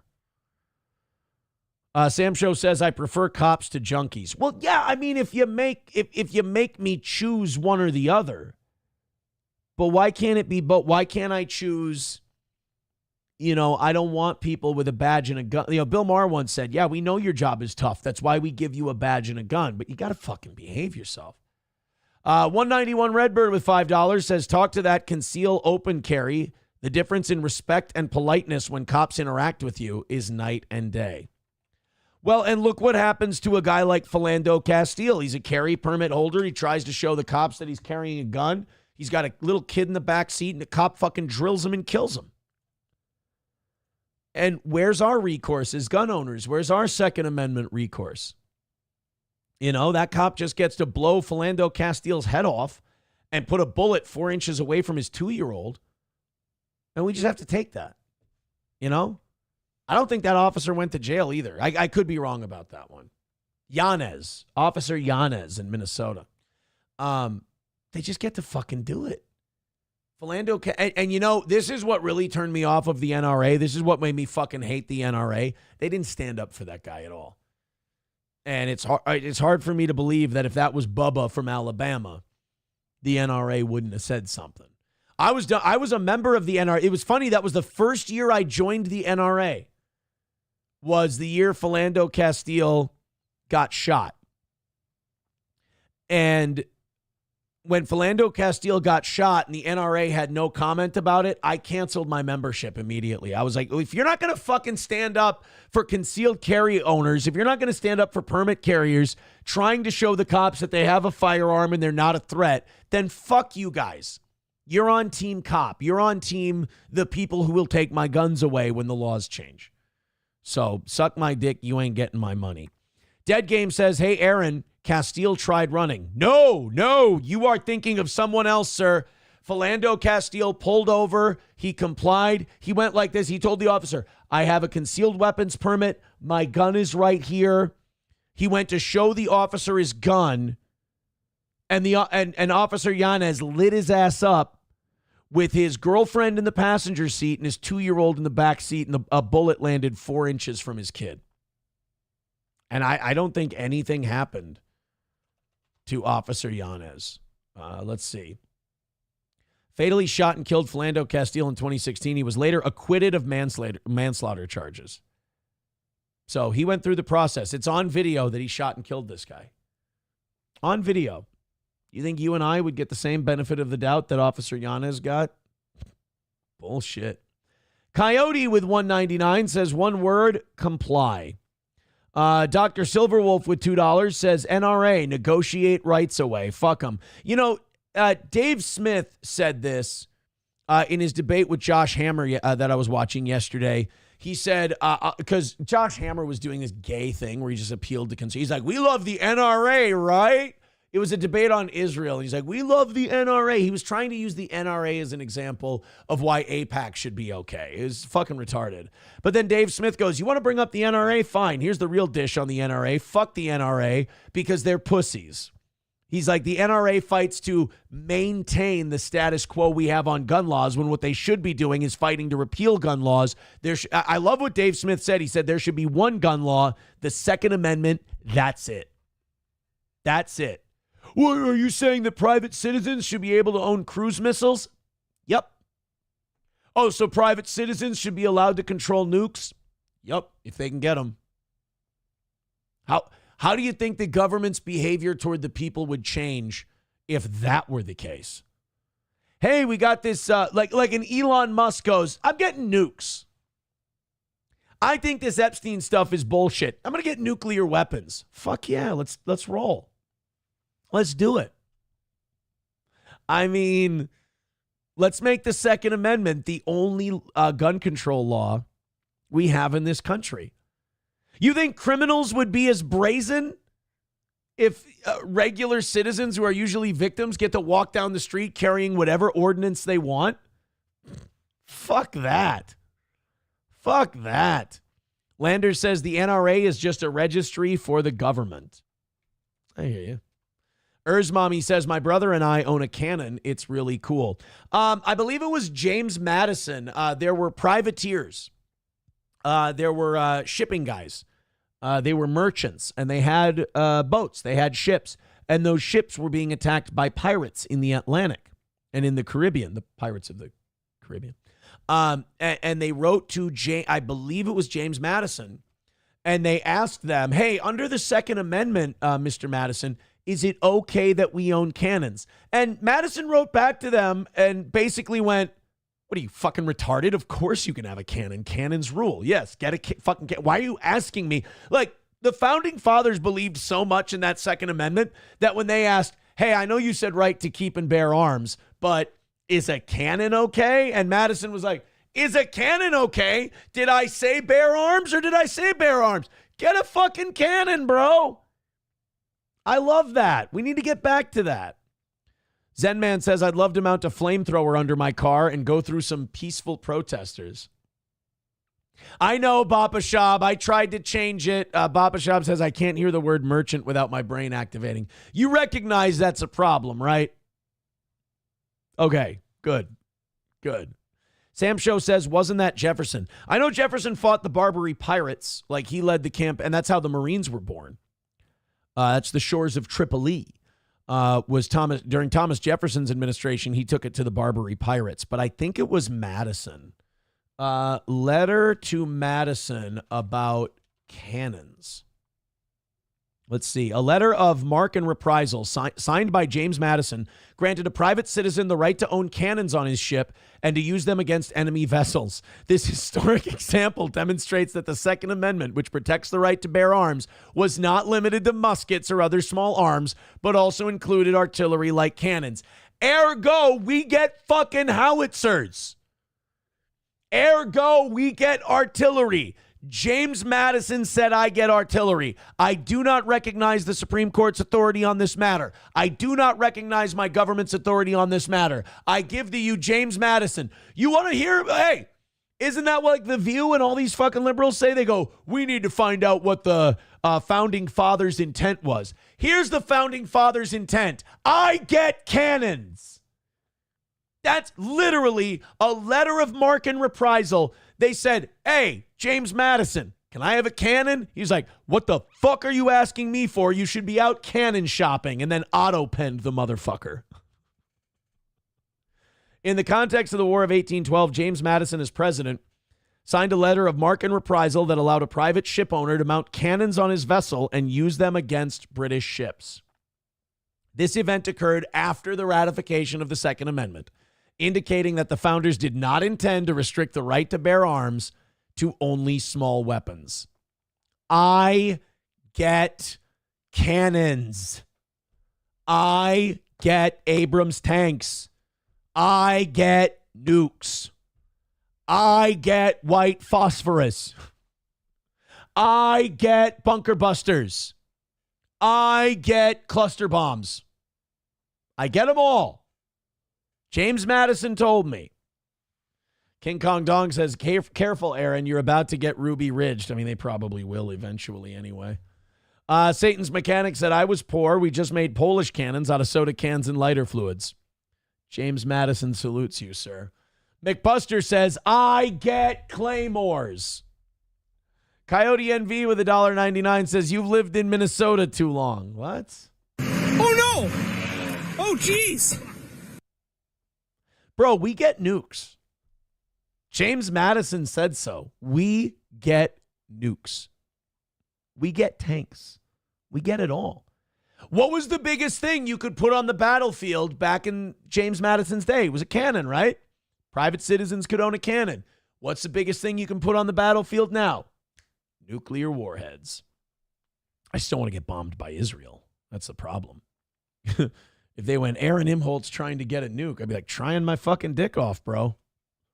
I see what you guys do to people. You think they're going to pull Ruby Ridge and Waco on people who have an Abrams tank in the front yard? Get fucked. Get fucked.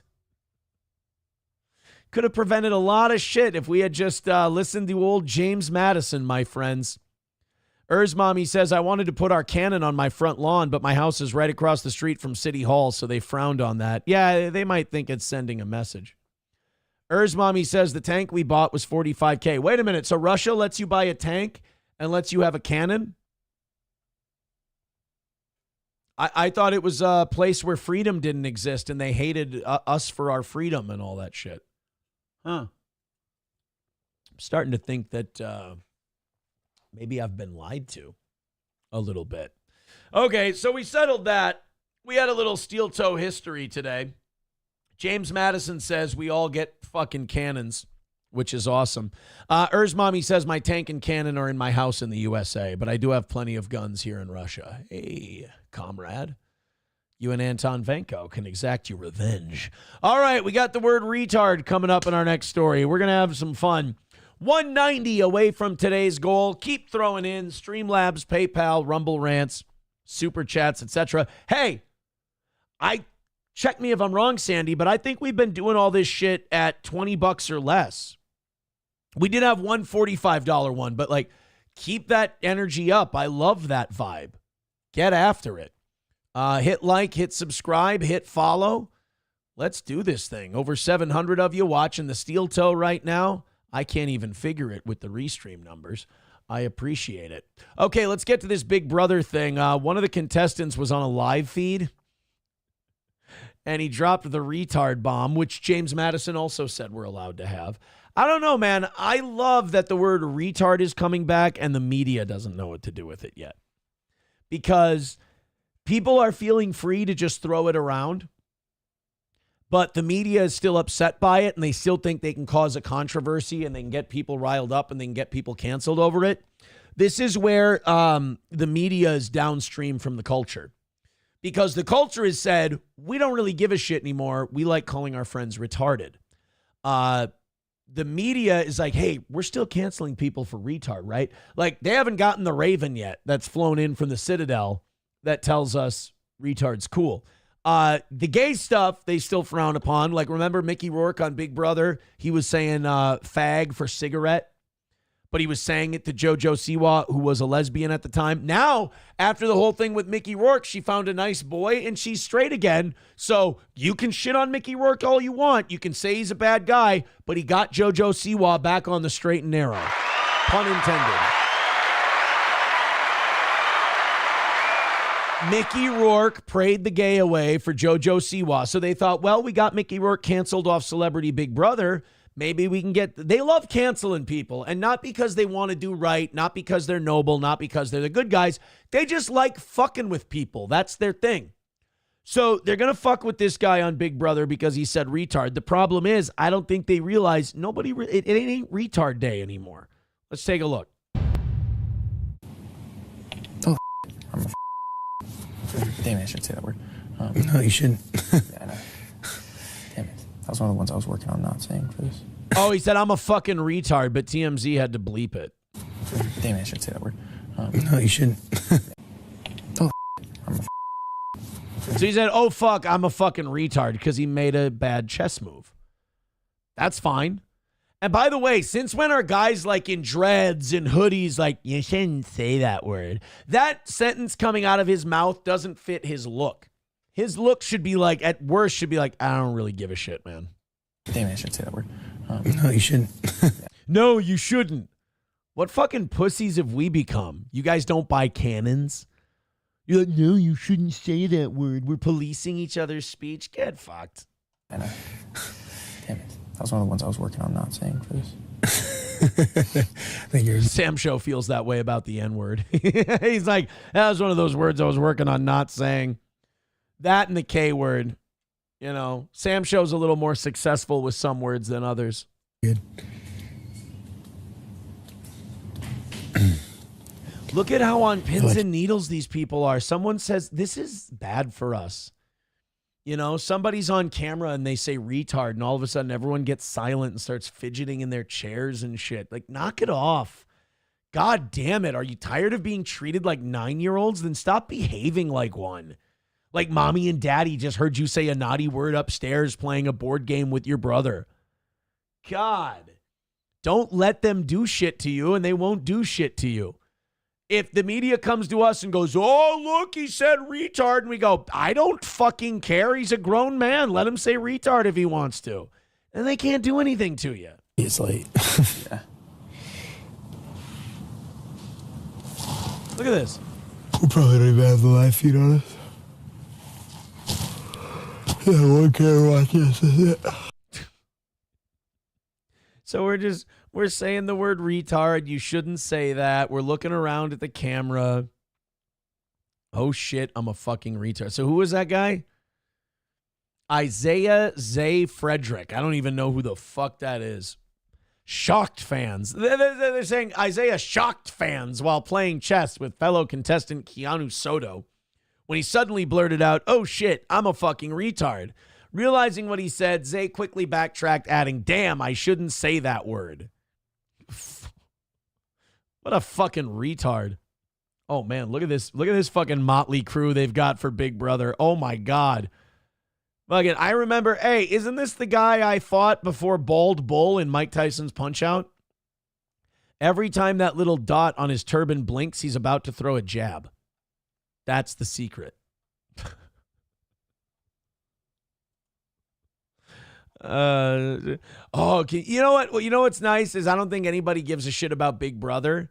And also, I don't think anybody cares about that word anymore. So I would assume that this isn't going to go anywhere. And thank goodness it's not. Historically White says, this is a big deal, right? We need to do something about this. This is where, like, I like TMZ because sometimes they're cunty and bitchy and whatever. But other times, TMZ really is trying to be like the tattletale police. And that's fucking lame. Concrete PD says, the fact that they filmed a chess game, bullshit already. Yeah, I would say that celebrity Big Brother's in a little bit of trouble. If they're like, hey, we got some good content for you. What's that? 2 really sleepy guys playing chess. Wow. Thank you, Von Kaiser. Great tiger. I appreciate it. Gray Duckling with $5 says, retard or retardo is used in music to slow down tempo. Funny as shit in choir in high school. 185 away from today. Doing well. Doing well, guys. Keep it going. I think that's your turn to throw in $5 or $10. 185 away. We'd like to be at 100 by 8:30 today, and that's looking remarkably reasonable. Go ahead and throw in. That does put Gray Duckling at 150 for this week. Well, I'm sorry, 150 and 1 cent for this week. Yeah, JH, I did hear about, we talked about that last night. Kevin Spacey wants the Epstein files released because they claim that he's in them, and he wants them released so that if his name has to be tarnished, everyone's name has to be tarnished. I think it would be like the ultimate comeback and the ultimate like babyface turn and redemption story if Kevin Spacey was the guy who got the Epstein files released. That would be awesome. Kraken Slappin' is one of the hardcore few. He says, I never stopped calling people retards. Well, there you go. There you go. Some people never left. They were doing it when it wasn't cool. Did you guys see the letter that the what's his name, Bechtel wrote, the Minnesota shooter, Vance Belter?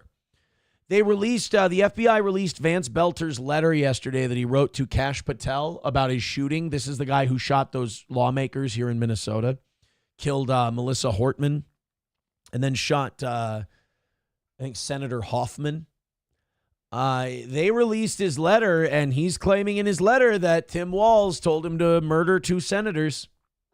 And he told Tim Walz he didn't want to do it. And Tim Walz said if he didn't do it, they would kill his family. So Vance Belter, look, do I believe it? No.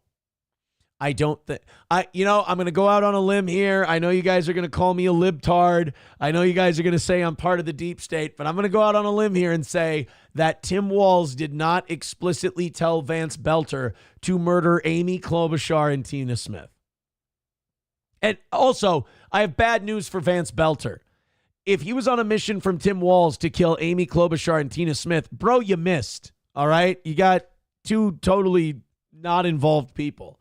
But he wrote a letter to FBI Director Kash Patel. This is really interesting. We can release Vance Belter's letter, 3 weeks after the event happens, but we can't get that goddamn Epstein file.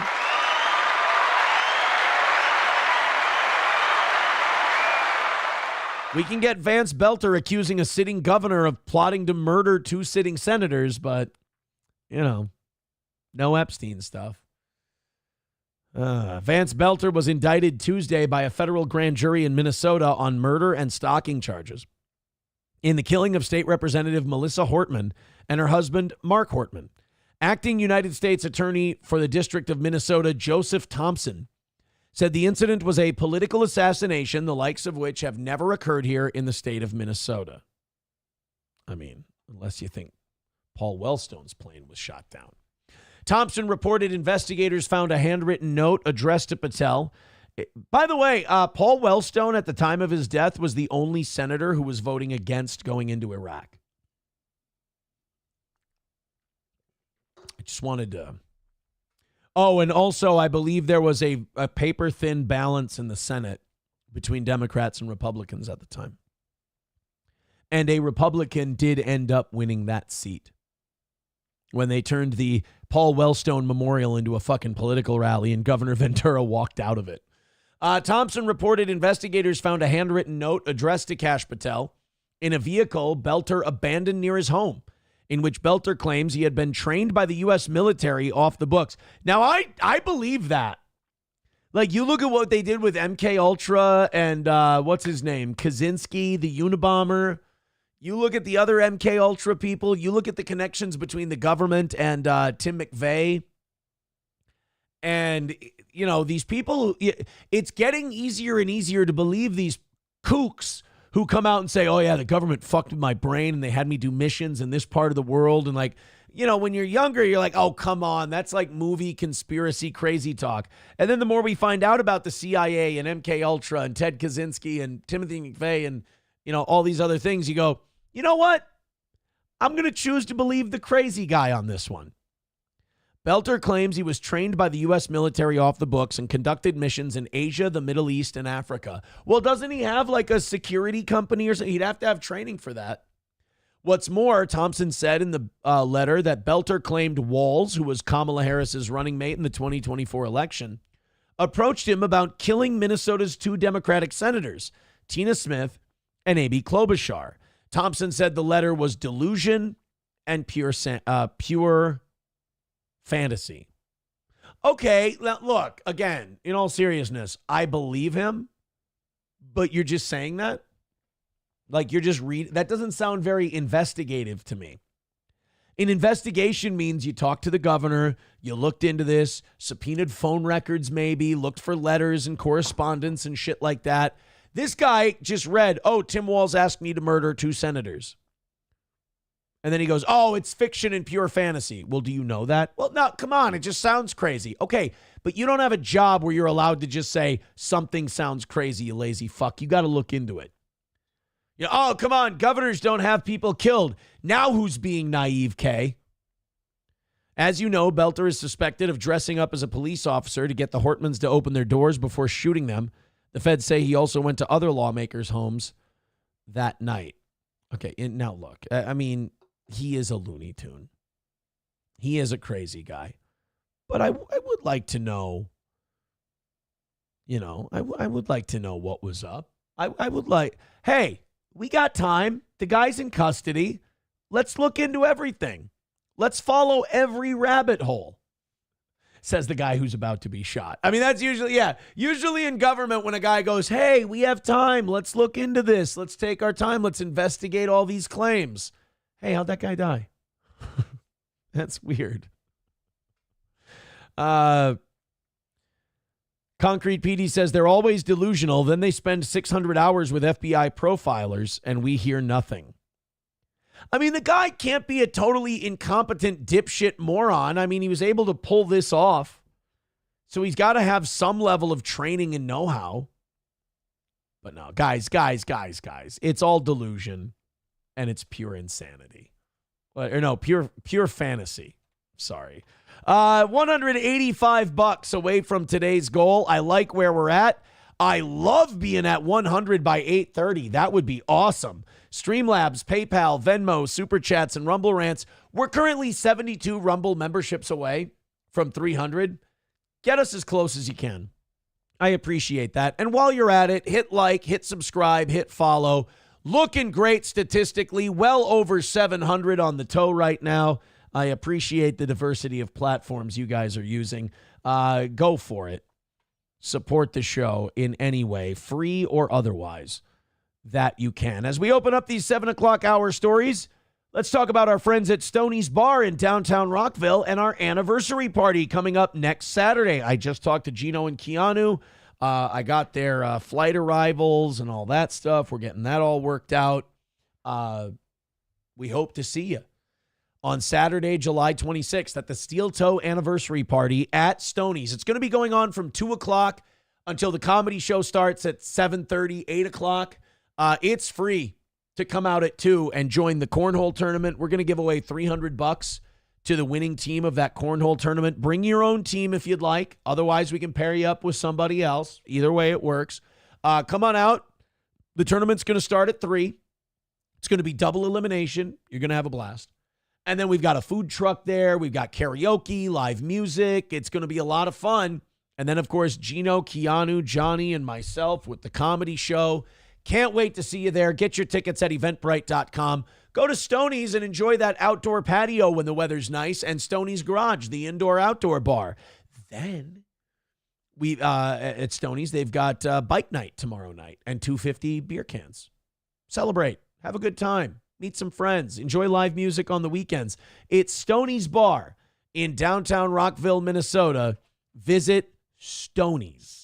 Also, All Care Towing, 320-253-5203 for All Care Towing of St. Cloud.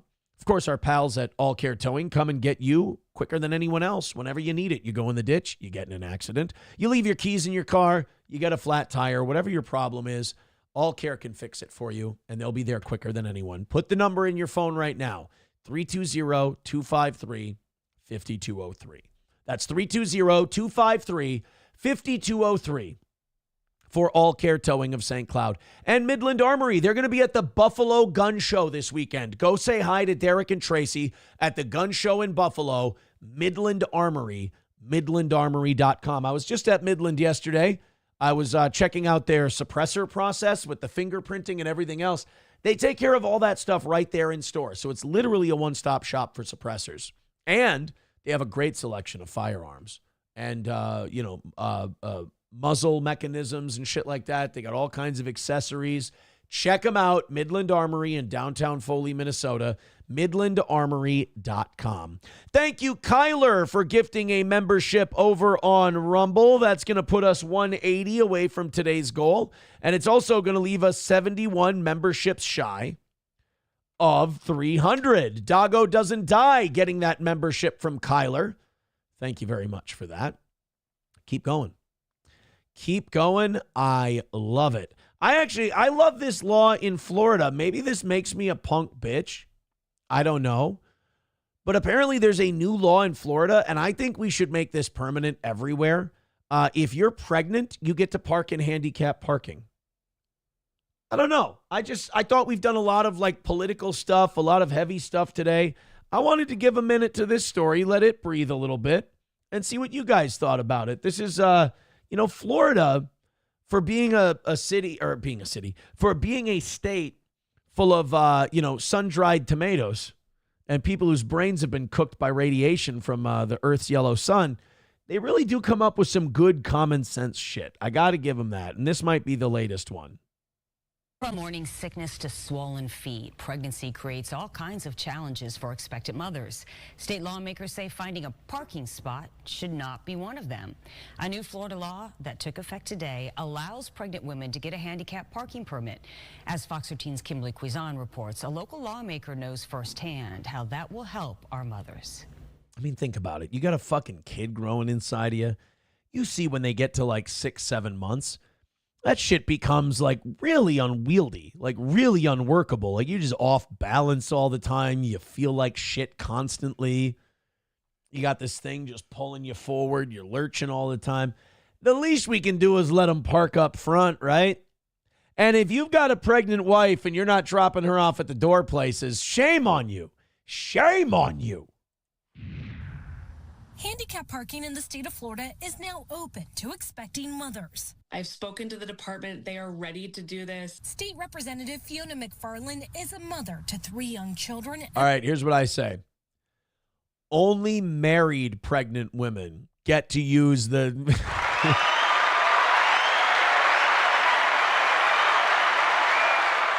We'll do what we call social engineering. We will kind of will softly suggest that we wish women be married when they get pregnant. So like all these perks for pregnant women, handicap parking, shit like that. If you can show your wedding ring when you apply for the permit and you're pregnant, you go to the front of the line. Brought the bill to light. Having been pregnant myself in the Florida heat, it is hard to struggle across a big parking lot when you're 9 months pregnant, especially if you have other kids and you're dragging gear to park all the way back in the back. Why are you bringing steroids with you? Dragging gear? That sounds like you're injecting. No, I agree with her. It's a shitty way to be. Let them park up front. Of the parking lot and walk past those empty. You know who else loves that? The husbands. You get to park in a handicap spot guilt-free. Guy's going to be like, hey, honey, you want to come with me to the hardware store? No, I'm tired. You're fucking coming with. It's hot out. I don't want to walk from the back of the lot. Handicap. I'll leave the car running and the air on. What do you say? I'll get you Arby's. There's my little plumpy princess. Spots. Expecting mothers just need a note from their doctor saying they are pregnant. And once they take that note to the Florida Department of Highway Safety and Motor Vehicles, they'll be able to get their placard to park. Nice. So with the Florida weather. What the fuck? Dude, if I tried to look like this guy, dude, I'm the boss of my own company and I'd still be fired. What the fuck? I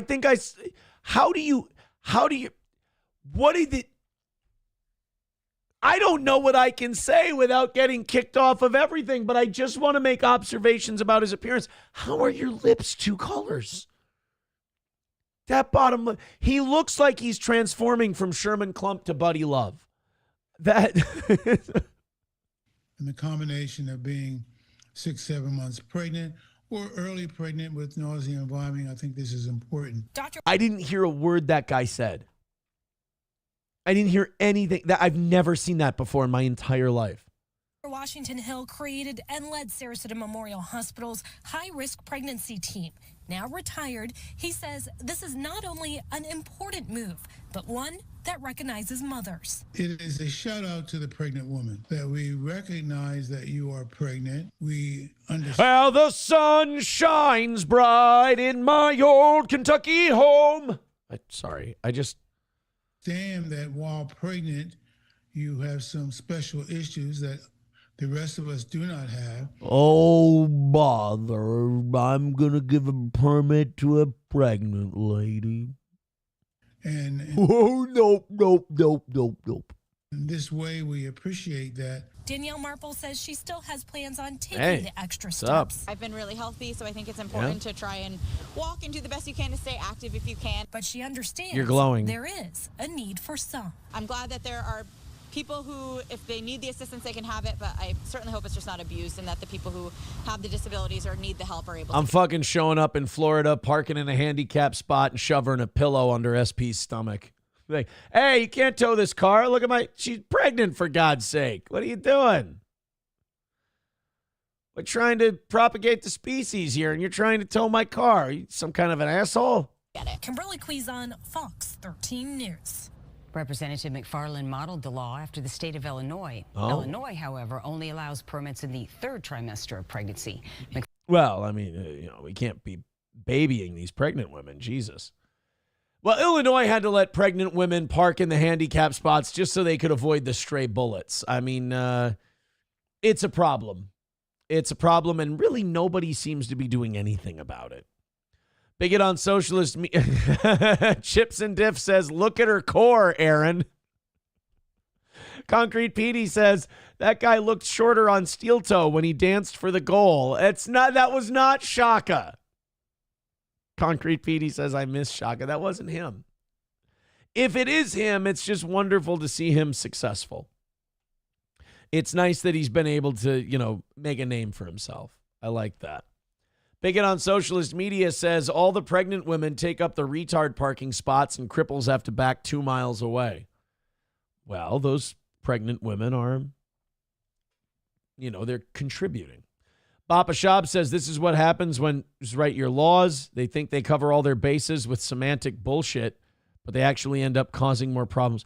How the fuck? Okay, look, I have as many criticisms as you do, but I have a serious question, Bappa Shab. How did you get from pregnant women get to park in handicapped parking spots to Jews? I'm trying to be nice, but how do we get from pregnant women get to park up front to the Jews? I don't get what Zionism has to do with pregnant parking. Jesus. Sam Show says, first it starts with just needing a note. It gets abused, so then it requires a whole ass prescription and a blood test. You know pieces of shit are going to abuse the hell out of this too. Like, you're going to find that pregnant friend you have and like, hey, can I borrow your, I need to borrow your sticker or your placard for today. $1 from Atomic Ray says, good thing Johnny called in sick. There is an able-bodied prego in his parking spot. Goddamn right. Sam Show says, and that is how you know Aaron is a fat, lazy bitch. He would pick up a prego woman to get closer parking. Hey, baby, you look nice. Oh, you just want me for my parking spot. Fuck. God damn it. Trans Man Utah's midsection. Oh, I can't wait to see what they have for us. The only core Aaron needs to look at is this set right here. Never living it down. One fucking comment, one time. Here I am. Bappa Shab says fat bitches are going to have infinite parking. Mersh will have infinite parking. He does have a pregnant lady's appearance. It is going to benefit him greatly. He should apply. I mean, there's bearded women now. He has the build, the slight shoulders, the giant fucking out of nowhere belly. He could probably get to park up front. That is, does he still have his car? Did he get it back from the impound? Is he making his payments? Good. The over must have hit yesterday. 180 away from today's goal. Go ahead and knock it out. 71 Rumble memberships away from 300. Go ahead and contribute to those. We've slowed down a little bit as we do. I'm remembering how goals work now. We've slowed down a little here from the 7:30 to 8:30 section, but we've been way ahead. I want to be at 100 by 8:30 today. Usually if we're at 100 by 9:30, we're good. But we're there, man. We're there. We're 180 away. We got a big Rumble membership run we could get on. Let's get to 100 in the next 20 minutes. I appreciate it, guys. Streamlabs, PayPal, Venmo, Super Chats, and Rumble Rants. Thank you. Remember the John Elway story from a month or so ago when John Elway was driving a golf cart and he and his buddy were, I believe they were drunk, or at least the friend was drunk. And the friend got up on the golf cart and he stood up and fell off and he fucking died. Like, I didn't know you could fall off a golf cart and die. But his buddy, Jeff Spurbeck, fell off a golf cart that John Elway was driving. They did find no foul play. John Elway was not arrested. He was not detained. He was not charged, nothing like that. But his friend died in an unfortunate golf cart accident at the Riverside Country Club. Apparently, that's John and his friend right there. And God, John Elway he just looks so much like a horse. It's remarkable. It's really, it makes me believe there must be equine blood in there. You're allowed to say that about John Elway. He's not the one who died. But they released the 911 call from that. And look, man, I don't know why they need to do this. I don't know why we need to hear the morbidity of the 911 call of a guy falling off a golf cart and dying. It's pretty brutal. But since I am a rubbernecker at heart, I'm going to play it for you. Here it is from TMZ. Fire department, what is the address of your emergency? Thank you. Is it? I don't know why John Elway called the dispatch guy the N-word, but okay, that's how this call starts. It's a house or an apartment? Burn Street. He fell off a golf cart. So it's in front of the address? Yes. Okay, what's the phone number? What's the phone number you're calling me from? Jesus, John, you are not calling him from the N-word phone. God damn, man. Somebody get this guy a muzzle. On Elway? John, tell me exactly what happened. That'd be funny if you tell the dispatcher, like, what's your name, sir? John Elway? Oh, holy shit, from the Broncos? Yeah. Look, my friend's bleeding out. Can you send help? Yeah. I just want to ask you real quick. Remember when you ran for that first down near the goal line to seal that Super Bowl win? You got hit and you spun around like a helicopter. That was fucking wild. Right? Yeah, my buddy's on the ground and he's dying. Yeah. So who'd you like playing for more? Shanahan or Reeves? Like, who was your favorite? Look, is this really important right now? What was Terrell Davis like, really? His knees hurt all the time. My buddy is lying on the ground. Yeah. Rod Smith or Ed McCaffrey? Who was your favorite target? And was Shannon Sharp swinging dick even back in those days? Look, man, I can talk to you about all of this after. Could you send somebody out? You know what? Never mind. He's dead. He's dead. We're on a golf cart, and he fell off the golf cart, and he's got a head. Okay. He's got a head and oh my God. Are you with the patient now? Yes. How old is he? He is. He's goddamn, John. I mean, you can just tell him a number. Right now is. Good Lord, you guys. Oh my God. Oh my God. Guys. This is an emergency. Oh my. Okay. Jeez, guys, get it together. Getting help started.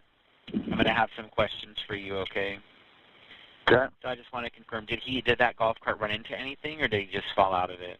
No, he fell off the golf cart. He was on the it. back, and he fell off the golf cart, yeah. Okay.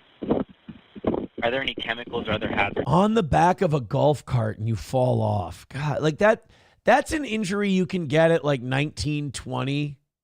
And it's like, okay, that they were being fucking stupid. But like John Elway's in like his 50s and 60s. And his buddy's probably in his 60s. And it's like, oh, how do you have this accident? And he's standing up on a golf cart like a kid. Involved there? No. Okay. Is anyone trapped or pinned? No. Oh. Yeah. Okay. Come on, baby. All right. Oh my God. Oh my God. I sent the paramedics to help you now. Stay on the line. I'll tell you exactly what to do next.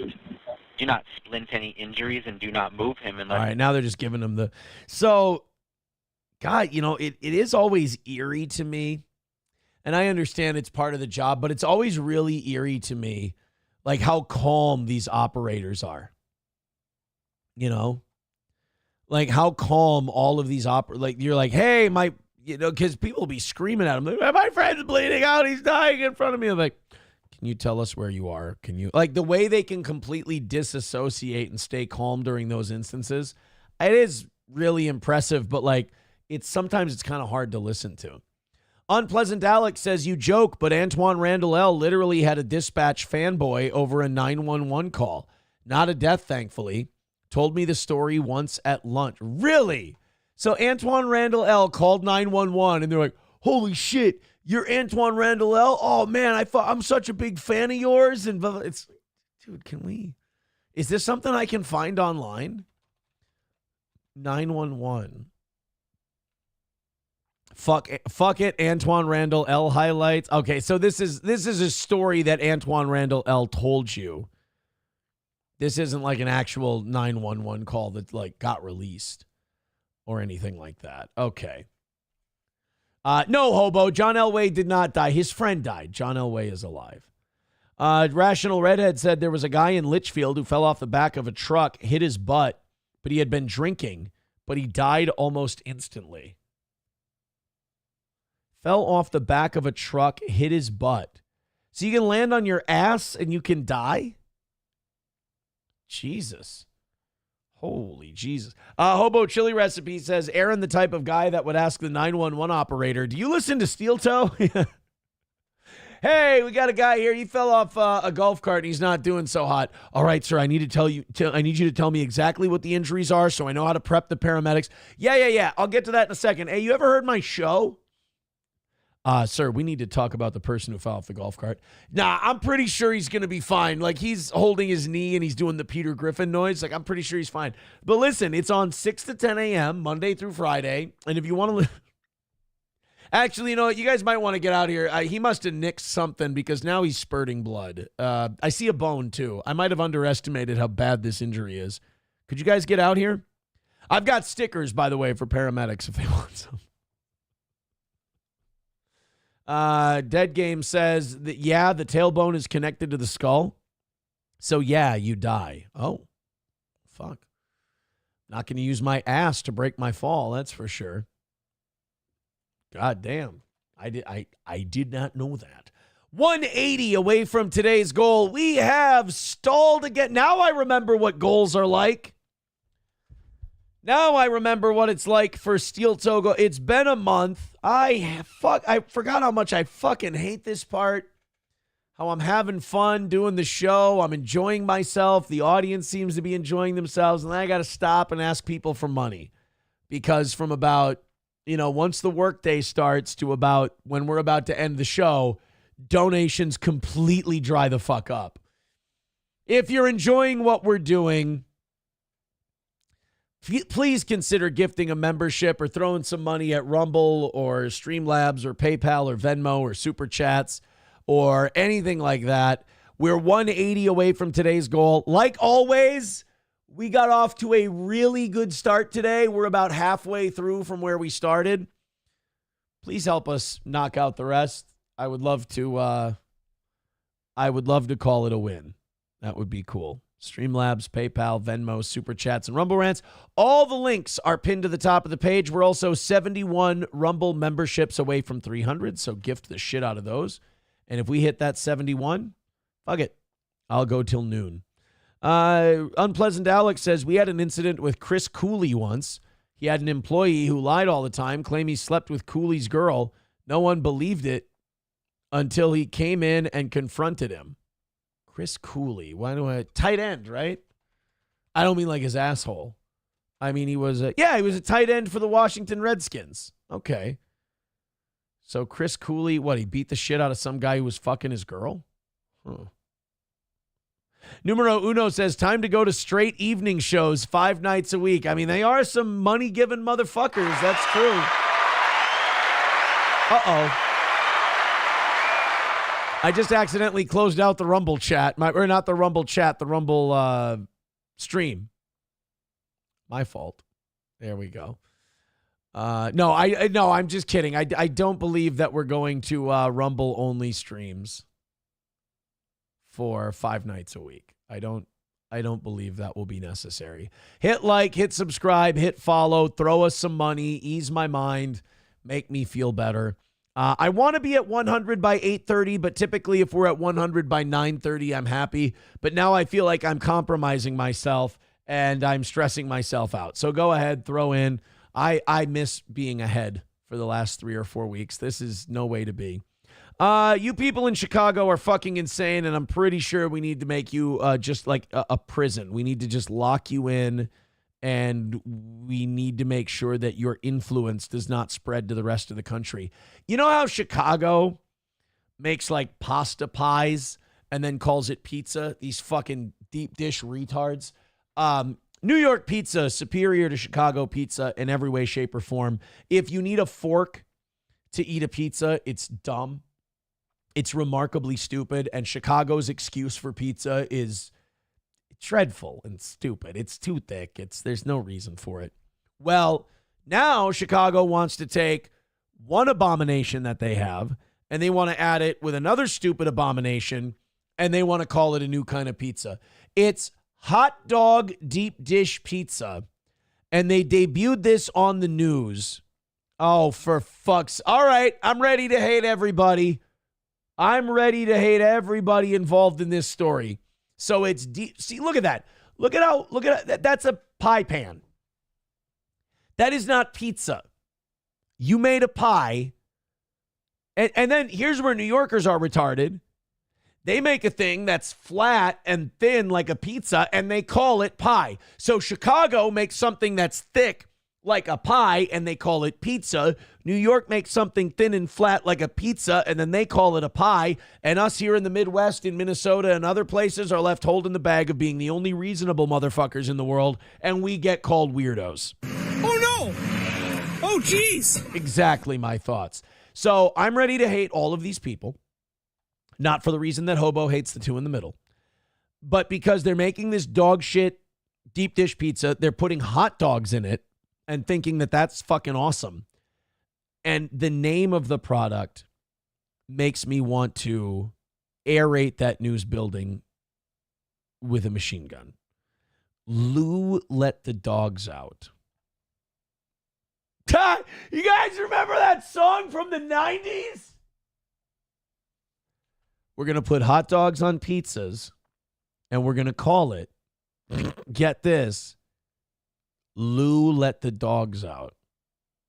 As opposed to what Iran said was the Jews let the dogs out. All right, let's get ready to hate. Before we get out of here this hour, it is National Orange Chicken Day today. Yeah, and let's. Hey, it's National Orange Chicken Day today. So we brought in a couple of white ladies that put hot dogs on pizza. Our news director smokes crack. Hey. Here on National Orange Chicken Day, here's a white lady who has a husband with a really high-paying job who has way too much fucking time on her hands, and her husband encourages and funds her every whim. Show us how you put the fucking hot dogs on the pizza, you culinary genius. Talk more food, why don't we? Two Chicago icons are cooking up a collab. Lou Malnati's and Portillo's teaming up for a one-of-a-kind creation, the Chicago Dog Deep Dish Pizza. It is. So let me get this straight. You're cutting up a hot dog and you're putting an already existing hot dog that's sold in Chicago. You're then sprinkling that shitty, cheap meat on top of an already existing pizza, and you get to be on the news for it. It's great. I don't know. Maybe we can get Lou's and Portillo's to release the Epstein files. I mean, if they can get this shit on television, what can't they do? Exactly what it sounds like, a full-on Chicago-style hot dog on a buttery Lou Malnati's crust. And we are talking the works. Portillo's dog, pickles, sport peppers, mustard, even that neon green relish. Great. That's what I want. Mustard and relish on my pizza. That's fantastic. So Chicago not only wants to fuck up pizza by doing too much shit with it, they not only want to fuck up hot dogs by doing too much shit to it, but now they got to put it together. Here's what happened. This clumsy bitch, she spilled a hot dog on a pizza. And then her husband got really pissed at her. And she goes, no, honey, it's a new thing I'm trying. And then like that day, he didn't hit her. So now we got the hot dog pizza and it's got to be on the news. All of it on a deep dish. And you get it here exclusively first today. It debuts tomorrow on National Hot Dog Day. You know, if this does really well, then let's just give this country back to Great Britain. There's no reason to continue on. Oh, Chicagoans will love this. Oh, gosh, You yeah. know? Yeah, of course they will. Like Chicago faves. It really will. But Can't wait for the first person to get shot in the thigh for stealing their hot dog pizza. only in a small. I'm just kidding. The person who stole the pizza from the other person will not get shot in the leg. A 3-year-old minding their own business in a 1-bedroom apartment will catch the bullet. There's something about when you turn it sideways, the accuracy just goes out the window.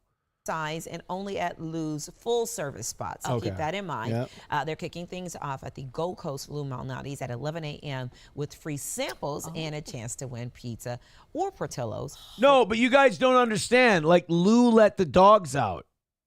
So, like, no, you don't see. So, like, the hot dogs are on the pizza and then they put mustard. Like, you put mustard on someone's pizza when you're fucking with your friend and you want to wreck his pizza so he won't eat it. You know, like, there's mustard on the table and he's got a slice of pizza and he's about to eat it and you go, and you just spray mustard all over it. These people are doing it because they think it's good. I'm not going to watch any more of this. No, I got to watch them take a bite. You eat it. If it's so fucking good, eat the hot dog mustard pizza, you lying pricks. For an entire year. That was a good get. Come on. Yeah. That's great. All right, I feel like I so need some French fries here's with the this. moment. And I'm not crazy about relish. Oh, she's already shitting on it. Oh, somebody didn't pay enough for advertising. I'm not crazy about relish. I don't like this fucking dog shit on my pizza. I don't know why we're doing this for this segment, but here we go. I get paid way too much to do this. Yeah. Do you like hot dogs? Let's though? see. Let's go back. Okay, stop talking. Wait, did you hear that? Oh my God, I like her. She's like quasi-honest. She's like, I don't like relish very much. And now the other guy's like, yeah, but do you like hot dogs though? And she's like, I have a little bit of integrity left and I can't just outwardly lie, so I'll just omit. I love this. I love that this chick is like, this is a bullshit idea and I have to do this for work. I'm glad we stuck with this. I like her. See about relish? I know, yeah. Do you like hot dogs? Let's though? see. Let's go back. Okay, stop talking. Yeah. So there are actual hot dogs on there? Yeah. Where the fuck have you been, lady?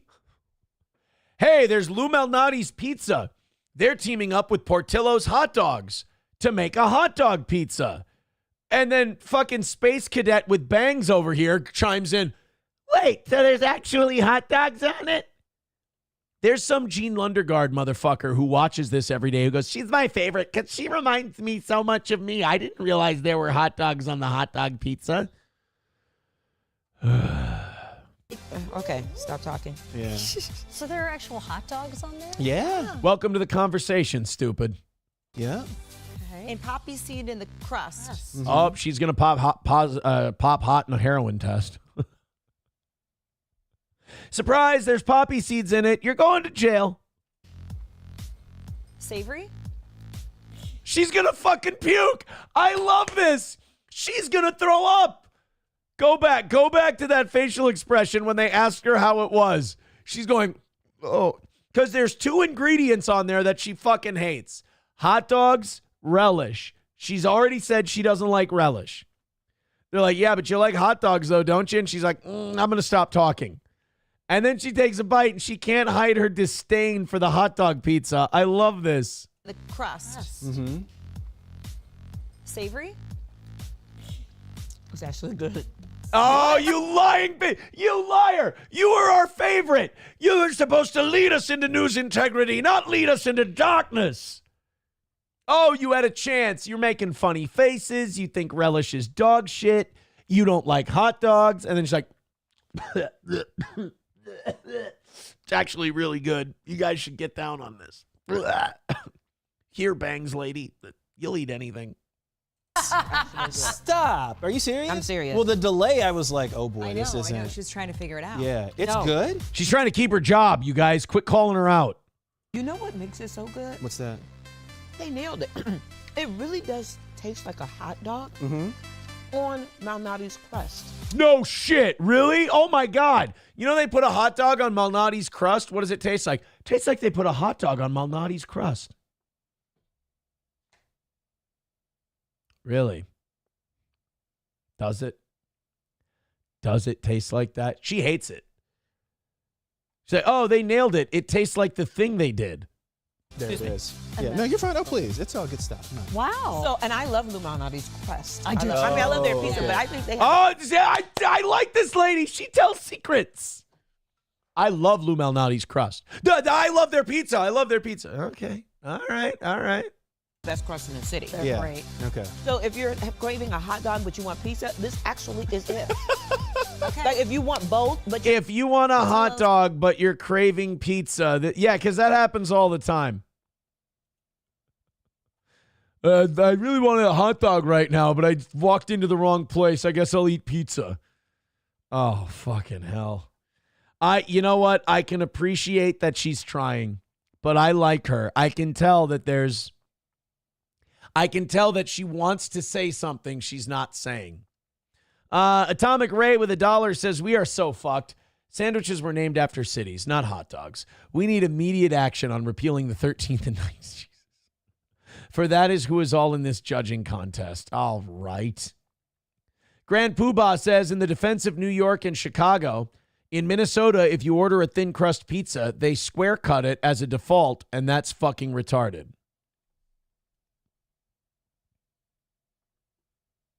What's wrong with cutting pizza into squares?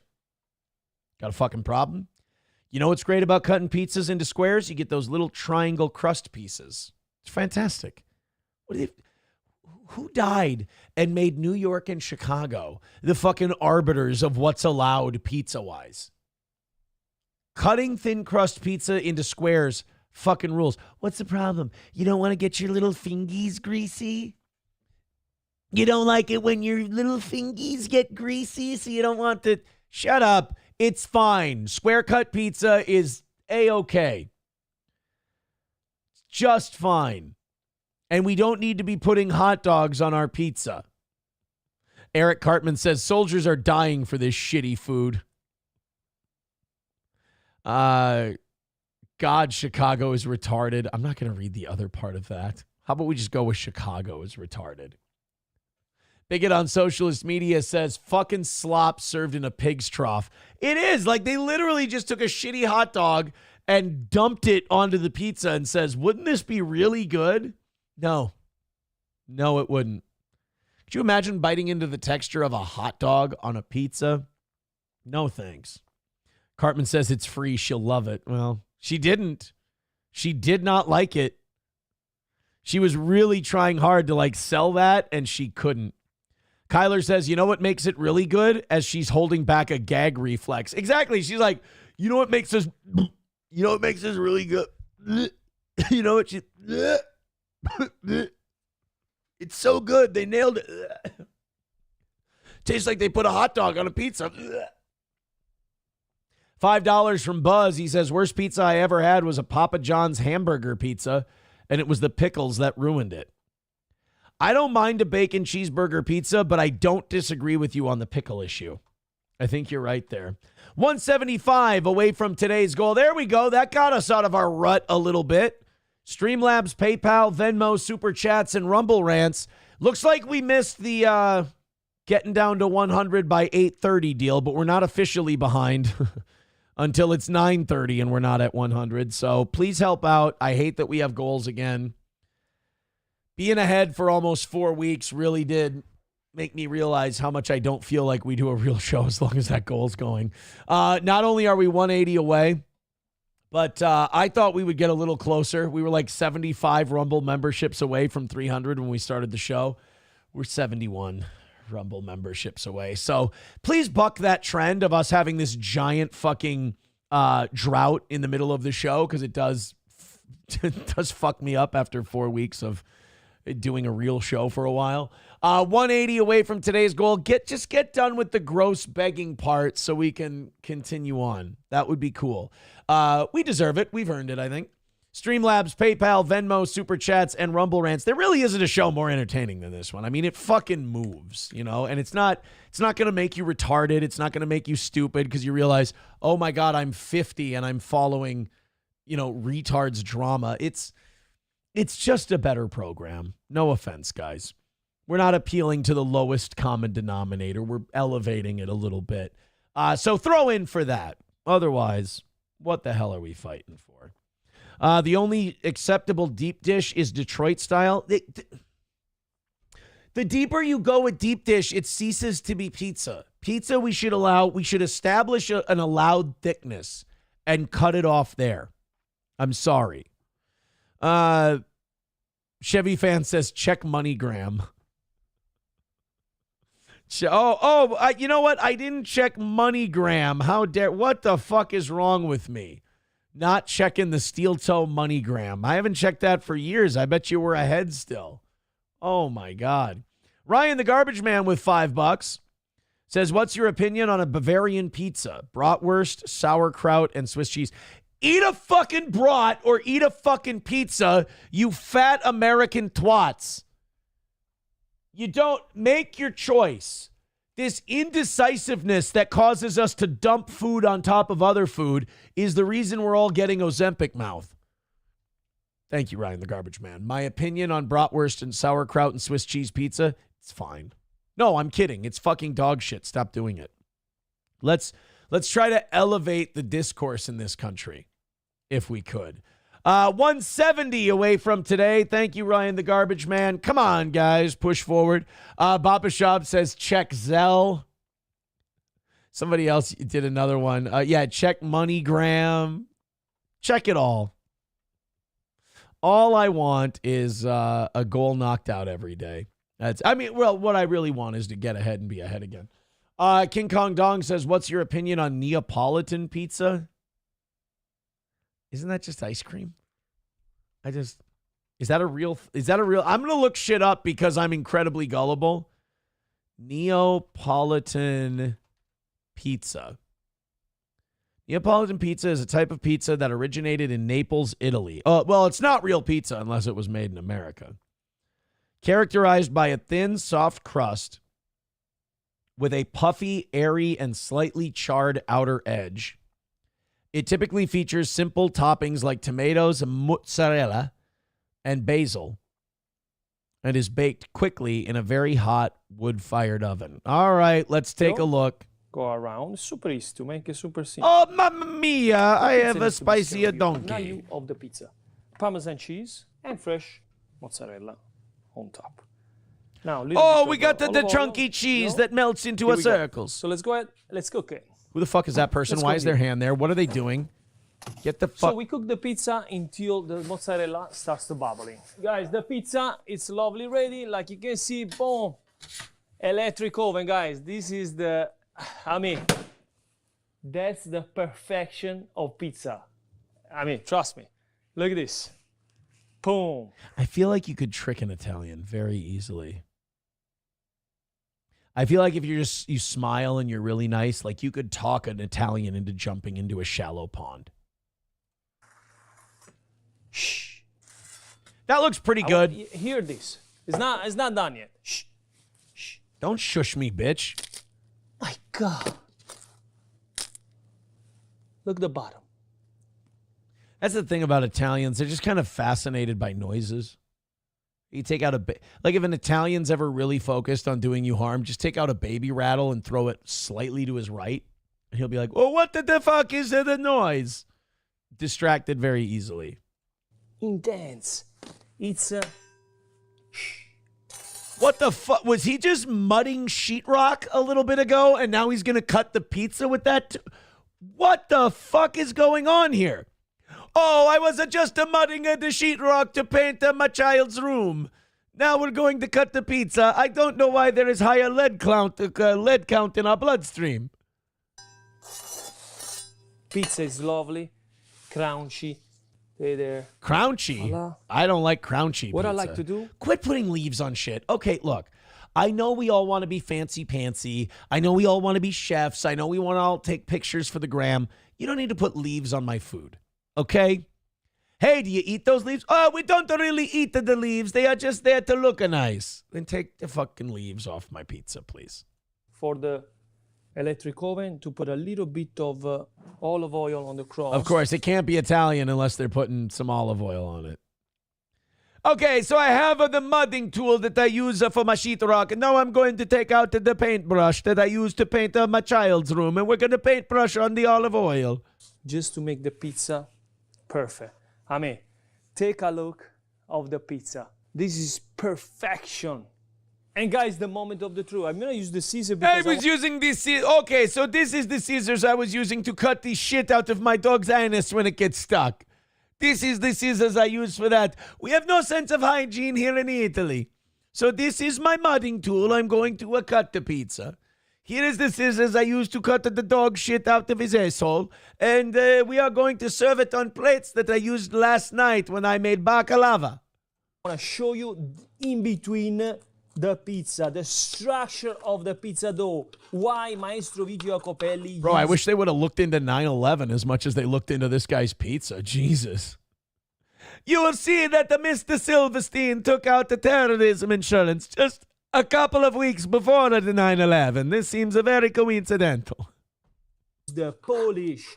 Why? I'm going to show you right now why. Because for me, this is the best slice. Well, come on. Why are you calling it Polish pizza? Does it not know how to count? Most little bit better than a wood oven. You know what I'm saying? This looks really good. I'm going to give him that. It looks like a delicious pizza. Now tell me. Look at this. Show our friend. Soft and crunchy in the same time.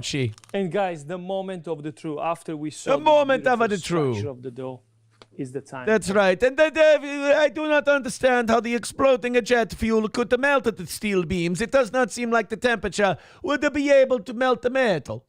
Especially not the metal used in the skyscraper construction. How did the building fall at the free fall speed? And who was saying pull it when it came to Building 7? This is an often construction term used in demolition. I do not understand. Tasty. Why were there 5 Israeli men dancing outside of a van? Why did they know? When did they know it? Why was their warehouse cleaned out shortly after the attacks? Oh, I mean, shove the whole thing in your It's mouth. crunchy. It's perfect. Wow. Thank you so much, guys. Go ahead, subscribe. All right. Hail Mussolini, and we're off again. I make a spaghetti next time. I like that guy. He seems like a decent enough human being. I don't know why I felt the need to hate his guts, but I do. I just felt the need for no reason. Mommy with $20. Thank you very much for breaking up our quiet time, Mommy. I appreciate that. She says the best pizza is made in Russia. Russian pizza, Italian pizza, all made in Taiwan. Thank you very much, Mommy. 155 away from today's goal. Love you, love you, love you. Keep it going. Knock out the steel toe goal so I can feel pretty again. 71 Rumble memberships away from how many? Away from, I had a 300. That was the number. If you guys do that, we'll go till noon today. I like the basil baked into the pie if I put it on. I agree with Papa Shab. If you're going to put leaves on my shit, bake it into the shit. Numero uno, Josh Denny fan says, literally everything Toe is saying now is backwards and stupid. Well, yeah, I was pretending to be Italian. So in other words, nailed it. Grand Poobah says, Neapolitan pizza is the Model T of pizza. Move on to better modern pizzas, you goons. I like a good throwback. He is Greek is why the scissors, more old world. Yeah, stop using the scissors. We can use a knife. You can use a roller. What's wrong with a roller? Come on. What about one of those Weeble Wobble things? What are those called? Is that just called a pizza cutter? You know what I'm talking about? The Weeble Wobble thing that they use at the pizzerias? What do they call a little wobbly knife? I like when I talk foodie shit because here's the deal. I have no idea what the fuck I'm talking about, but I like to give it as much passion as I can because I know people are just getting angry at how fucking stupid I am. What's the Weeble? Come on, the Weeble knife. The Weeble Wobble thing where you put it to the pizza and then you rock it back and forth. The rocking chair cutter. Papa Shab says people who use scissors to cut pizza are probably related to coin clippers or the Medici family. Dead Game says, I hear Swedes talk the same way. Yeah, no, Swedes talk like people you could definitely run a phone scam on. Like you listen to a Swede talking like, oh my gosh, we're going to make the pizza. And yeah, that sounds like my Italian. I apologize. But like you could definitely tell that person that their auto warranty is up and they'd be like, Ersh McGersh, we've got to update the car warranty. They all sound like the Swedish chef. Steel Toe 1 says the Epstein vote had something to do with who had control of the floor. If representatives had voted yes, the Dems would have gotten to control the House. Oh, those dirty, rotten, wretched bastards. Those sons of bitches. Mommy says, I think I'm going to get pizza for dinner now. Oh, don't forget to put a hot dog on it. Rexstart parody account says, in Soviet Russia, pizza dough slaps you. What a country. Pizza cook itself at Chernobyl. By the way, did you know what the uninhabitable zone in at Chernobyl? Do you know how many years they say in how many years it will be inhabitable? I went on a Chernobyl kick the other day. I wanted to watch everything about Chernobyl. I didn't start the HBO series yet. I apologize, but like I had to Google it. I'm like, how many years until the uninhabitable zone around Chernobyl becomes livable? And I was pretty shocked by the answer. It's 20,000 years.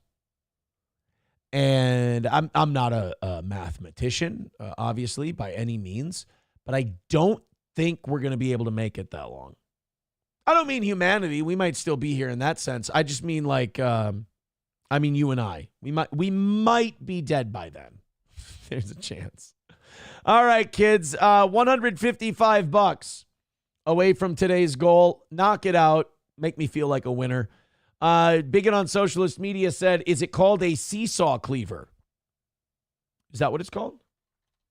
Seesaw cleaver. It's not. No, that's not. I think you're trying to make me look like an asshole, and it's working. Here, what is the wobbly pizza cutter thing? It is called, hold on, AI's generating. The wobbly, look, it even put my name for it in there. The wobbly pizza cutter thing likely refers to a rocker pizza cutter. Oh, look, Sean, a rocker pizza cutter. I know the answer to this. That's when Shawn Michaels and Marty Jannetty cut your pizza for you. It's different. It's also known as a mezzaluna or a pizza rocker. Okay, cool. Actually, a pizza rocker is a pizza cutter that listens to Iron Maiden. Dude, guys, look at me. It's not getting better than this. Knock out that goal. It's not getting better. The mezzaluna is from Alaska, dated 3000 BC. Oh, so you know what? Those land bridge walking motherfuckers were good for something. The Italians who brought the use of the mezzaluna back in the 1700s. Okay. All right. What did Bappa send? Oh, the Tiger King made a pizza? How gay was it? Oh, there's cum on this one. We call this one the Aaron M. Holt special. We put a bunch of splooge on the motherfucker and he just started eating it. So we thought the rest of yous might like it. Now, if you'll excuse me, I gotta go sodomize a man and then slap a tiger. Carol Baskins is a cunt. All right, let's see what the Tiger King did. If you like pizza, pasta, or chicken Alfredo. If you like pizza as much as I like tickling a man's prostate with my cock helmet, oh my God, you're going to love my cum pizza with a little Bartles and James. What the fuck are you doing? Wow. Fucking Joe Exotic is old school. He's got Bartles and James in there. Hey, do you want to drink 75 of something and not get fucked up but have diabetes? You're going to love my cooler. I got some Keystones. I got some Bartles and James. But if you want some of the heavy stuff, I got Coors Light. I can promise you, Zooters is the place you want to stop. Zooters? It's right in front of the Greater Winterwood Exotic Animal Park. You don't have to enter the zoo. I believe there's a Zooters location. Never mind. Zoo to sit down and have some of the world's famous pizza, a cold beer, something else to drink, and sit down in an atmosphere next to tigers that you have never experienced anywhere in the world. That's right. Sometimes you can catch me sunning my perineum. It adds to vitality and makes you look younger. Yep. It also wards off the AIDS. You heard me right. You can sit down on the patio right next to real live tigers, and you can have some of the best homemade pizza that I make from scratch. And that's a Joe Exotic promise. I like the guy. How can you not like the guy? Oklahoma? I thought he was in Florida. The fuck do I know? I tried to watch that Tiger King thing a while back, and I couldn't get into it. It's not there. I'm sure it's fantastic. I'm sure it's really good. It wasn't for me. Dead Game says, free that faggot. He's a gem. Yeah, like, right? You can use that word as long as you're talking about how great he is. Papa Shab says, why is that your best impression? I don't know. I've rarely ever seen any Tiger King. Some of them you just pick up naturally just on God-given talent. I don't know what to tell you. Aaron's Tiger King is pretty spot on. Thank you. We could do the Tiger King pitching all sorts of shit. If you've ever been to Chicago and you want to see a goddamn hot dog on a pizza, then I tell you what, I'll have my ball sack tickled by a young Cambodian boy before I ever dump a hot dog on a goddamn pizza. I'm going to have a couple Bartles and James. I'm going to roofie one of them because I'm getting horny, but I don't know if I'm going to fuck this guy next to me, and I might need a little help. It's not only is it a good impression, I really don't run out of gay material for him. That's probably remarkably troubling. Chips and Diff says, Zooters, sounds like you're going to get graped there. That's right. Come to Zooters. The reason we call it Zooters is because you can have a pizza, and I can also put a roofie in it and fuck you in the butthole. That's right. You'll get zooted after eating one of our pizzas. And if a man could get pregnant, boy, am I going to try. I can get front row parking right in the handicap section. Chevy fan says Johnny is the tired king. That's not very. I don't get that joke. I don't understand what you're trying to say. Tired king. I don't. You mean he likes tires, like the show with Shane Gillis? Is that? I think that's what he meant. 155 away from today's goal. Help us hit it. Help me hit it. Help me feel good again. Streamlabs, PayPal, Venmo, Super Chats, and Rumble Rants. Oh, Marjorie Taylor Green is pissed. I like it when Marjorie Taylor Green gets mad. She's spicy when she's mad. Marjorie Taylor Green is mad that Donald Trump is arming Ukraine again. And good for her. I mean that. Marjorie Taylor Green being mad at Trump because he's arming Ukraine is a positive thing because it shows that she's got some fucking ethics. You know? It shows that she's got just like, it shows that she's got just a little bit of, what's the word I'm looking for? Not consistency. It shows that she's got a little bit of, not consistency, not morality, principles. God, I couldn't think of that one. I'm slowing down. She's got a little bit of principles. And, you know, because I see way too many people that because Trump does it, now all of a sudden they're for it. You know, if Trump says no Epstein files, Charlie Kirk goes, well, I'm not going to talk about Epstein anymore. I'm just going to trust my friends in government. It's a fucking crazy thing to say. But Marjorie Taylor Greene hears that Trump wants to give long-range muscles. You got to have long-range muscles to launch long-range missiles. That he wants to give long-range missiles to Ukraine so they can attack Moscow. And Marjorie Taylor Greene's like, no, fuck that. Absolutely not. We're not going to go and we're not going to give more weapons to Ukraine. I was against that. I wanted Trump in there because he would stop this shit. Now we're doing it again. I even get Trump fans in my comments who are fucking mad at me for my take on the Ukraine thing. They're like, Aaron, no, what Trump is doing fucking rules. It's the best because what Trump's doing is he's selling the weapons to Ukraine. Like before we were giving the weapons to Ukraine, now we're selling them and we get rare earth mineral right. And I'm like, how about we just stop? Now it's cool because Trump's doing it a different way than Biden did.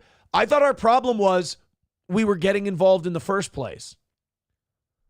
Like now it's cool. We should start arming sides in wars and we should start selling them weapons and, you know, sticking our nose where it doesn't belong in that regard. But because Trump does it, it's fine. Like that's kind of starting to make me sick, is the constant excuse making. So good for Marjorie Taylor Greene. This was her take on the whole Iran thing. NDAA to block funding for the war in Ukraine. The only thing our country should be doing is pushing for peace like we had under President Trump. Now, wait a minute. This was the, oh no, this is her. Okay, this was the tweet she put out there. I've never voted to send a single penny to Ukraine. I've only called for peace. Opposing U.S. involvement in Ukraine was one of the most popular issues during the 2024 campaign, especially in Lindsey Graham's own hometown. Well, they got a funny way of showing it by voting that warmonger in constantly. I haven't changed. I remain firmly opposed to any U.S. involvement, including backdoor deals. Oh, well, let me tell you something. I love them backdoor deals, especially when they include me just shooting jizz all over the place from having my prostate button hit. Including backdoor deals through NATO, which American taxpayers overwhelmingly fund. I'm unapologetically America first. Uh-oh, Marjorie Taylor Greene's going to get the, what do you call it? She's going to get the Charlie Kirk phone call. That's no good.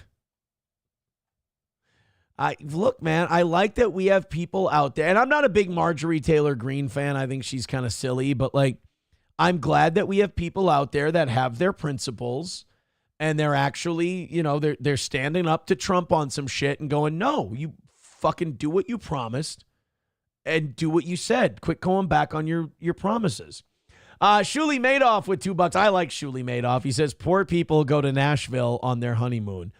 We both really like Nashville. She wanted to see, my first wife was really big on Elvis, huge Elvis fan. She wanted to see Graceland, and I wanted to go bar hopping on my honeymoon at Honky Tonks. and see the Country Music Hall of Fame and go to the Grand Ole Opry. I think it's a great place for a honeymoon, man.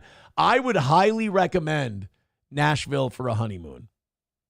So look, if you do not like my choice of honeymoon, I'm going to tell you a very difficult truth. Don't go on a honeymoon with me. That is the weirdest thing. You have to say, that's one thing I still get used to on the internet, is you have to tell people who think they're a little closer to you than they actually are. You have to be like, look, man, it's okay. You don't have to go on a honeymoon with me. Chevmatic gifting a membership. Thank you very much. I appreciate that, my pal. That puts us 150 away from today's goal and 70 Rumble memberships away from 300. Thank you very much.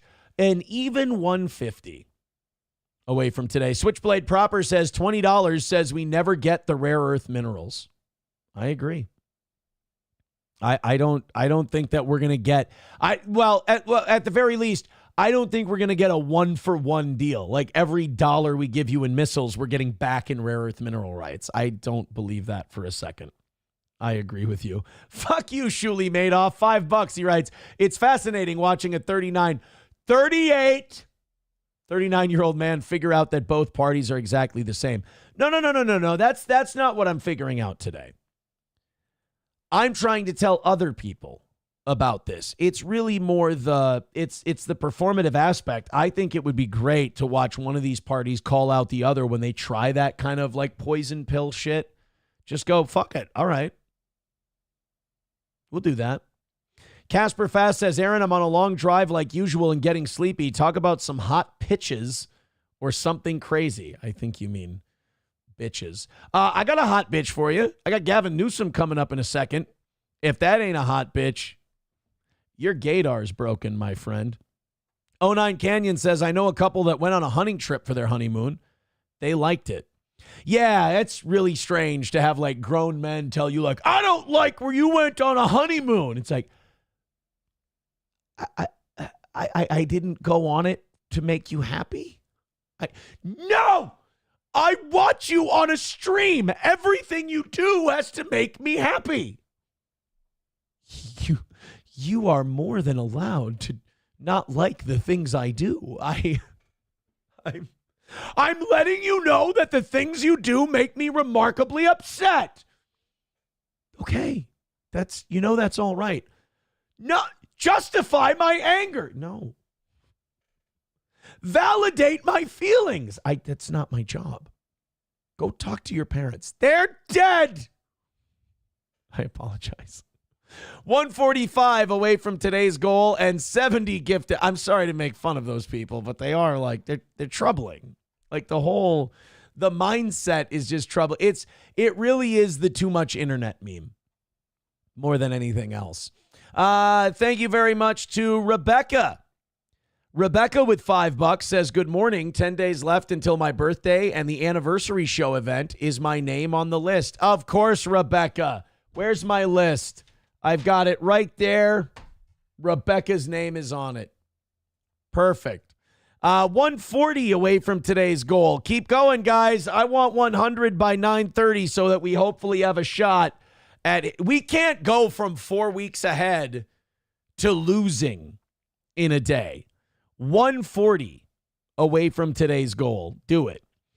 Eaton Clam says, my wife's honeymoon was spent cleaning her new house. I don't pay for weddings or honeymoons. Look at this guy. Mom, he says, I'll be in the States in August. Then I'm hopping right back on the plane and going back to Moscow. Oh, well, that's fine, you filthy fucking commie. Gavin Newsom is continuing his march to the center to try and run for president. We'll do this one really, really quick. The governor touted $8 billion in taxes from illegal immigrants while ignoring their $30 billion cost. So he's having to defend illegal immigration while like trying to run away from his record on illegal immigration. So he's like, hey, we did the numbers, guys, and we found out that we got $8 billion in taxes from illegal immigrants. And then some watchdog group in California then went and did the numbers, and they went, Governor, we found that illegal immigrants in your country used $30 billion worth of public services. Yikes. I don't know if you're doing the math at home. That is a $22 billion shortfall for the cost of illegal immigrants in California. It's going to be like, I'm enjoying it right now, but eventually it's going to be as uncomfortable as fuck to watch Gavin Newsom run for president, because he's so been one guy publicly. Like, we've seen him for 20 years at least. Fuck up San Francisco, fuck up California. And now he's going to try and run like he's this new hot kid we've never heard of before. Like, this Newsom guy, you got to check him out. He's a hot newcomer out of California way. It's like, no, I remember this guy. I know him. Oh, no, he's a hot centrist, reasonable, moderate Democrat. And it's like, dude, bro, no, he's a fucking Soros liberal. Oh, no, you should hear him talk about trans kids. Dude, every time you ask him about the shit he's done with trans people, it's like you're asking him to saw off his own leg. Like, he has such a hard time pivoting away from it. Do we have, oh, shit, we don't have the clip on illegals. They didn't zoom right to it. Iran, Gaza, and Middle East politics, growing up in San Francisco. Immigration and border security. Oh, I'd love to hear this. Down there on the border, but I did do some research and I found that California is the #1 state with illegal immigration. And I don't know who Sean Ryan is, but did he just get Botox? I don't know why he can't talk with his mouth open to water than this. Like, it looks like he's about to shoot at Clint Eastwood in a Western. Texas is right there behind you. Yeah. In terms of people crossing the border. I mean, it's the largest border crossing in the Western Hemisphere. So you'd expect that. I mean, Yeah, bro, not something you need to be bragging about. Oh, yeah, when you talk about illegals and people from other countries coming in, they're just dancing across the board. Fucking crazy. It's a traffic jam. By very nature of it. Largest in the Western Hemisphere.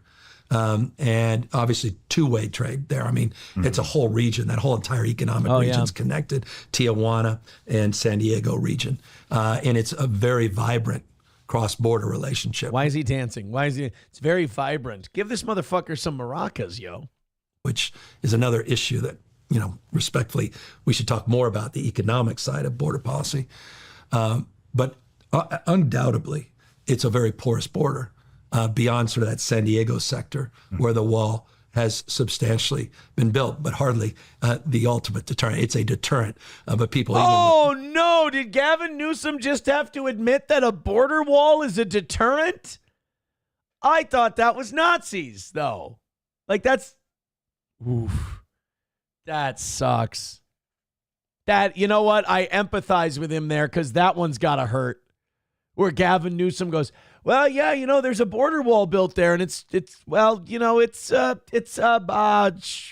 cock sucking shit. It's a wall, motherfucker. Double border. They have a legendary status. I was in tunnels with the Guard not too long ago, and Border Patrol went into. Have you ever been in a synagogue? Seen the tunnels there? Impressive stuff. Mattresses. You can sleep down there. The tunnels, and we're discovering tunnels all the goddamn time, which are just next level tunnels that the cartels are running. And by the way, that's two-way. That's folks sending guns, arms down, and cash down south, not just the drugs coming in north. Boy, it's too bad. Boy, I wish we had a governor who could do something about that. Don't you, Gav? He's like, oh, you wouldn't believe this crazy shit I'm finding out about the state I'm supposed to be running. Did you know we have tunnels where they're sending drugs and money through the tunnels to the cartels? Oh, man, somebody should put a stop to that shit. All you got to do is get Bill Murray's character from Caddyshack to flood the tunnel. Gobs and gobs of greasy, slimy cartel guts. Gavin Newsom goes, Carl, I need you to kill all the cartel members in the tunnels. Oh, we can do that. We don't even need a reason. Man ordered, man licensed to kill cartel members from the government of the United Nations. I need one man on my team, the Dalai Lama, 12th son of the Lama. Robe, bald head, striking. I just love that they're asking him about immigration and border security. He's like, bro, you got to hear. You know the state I'm running? You know what I found out the other day? Fucking tunnels, dude. But no, I've just never been that guy. I remember there was some Democratic primary and everybody a bunch of folks raised their hand. Would you get rid of the border? I'm like, what the hell's going, what are they talking about? Nations need borders. Oh, there we go. There's moderate Gavin coming back. There he is. I'd like to see that clip from that debate and see if he was like, you Democrats are fucking crazy. Borders rule. I bet you he didn't do that in a California Democratic governor's primary. I love this new Gavin Newsom we're seeing. Like, this would have worked great in the 1920s when they don't really have you on record about a whole bunch of shit. He could have carpetbagged his way to the White House. But like now, he's like, oh, yeah, they asked if there should ever be borders. And I was like, not only should there be borders, walls are good. Question is, what's the most effective approach? I thought 1,954 miles of a wall. I thought Trump was a little bit, come on, man. He only, by the way, did 85 new miles in his 4 years. Yeah, because all your states shut down the rest of the border wall. He would have done, believe me, he would have done it, but he got stopped on it. You're even saying that in San Diego where there's a border wall, it's acted as a deterrent. Well, let's extend the motherfucker.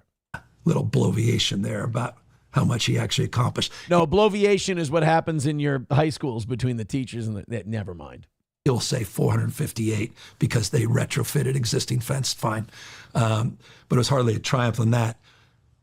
But I believe in border security. Wow, listen to that. Gavin Newsom believes in border security now.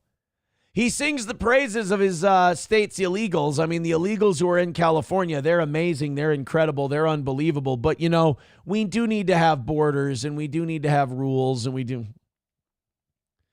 I'll say this, like Gavin Newsom is very good at the talking out of both sides of your mouth politician game.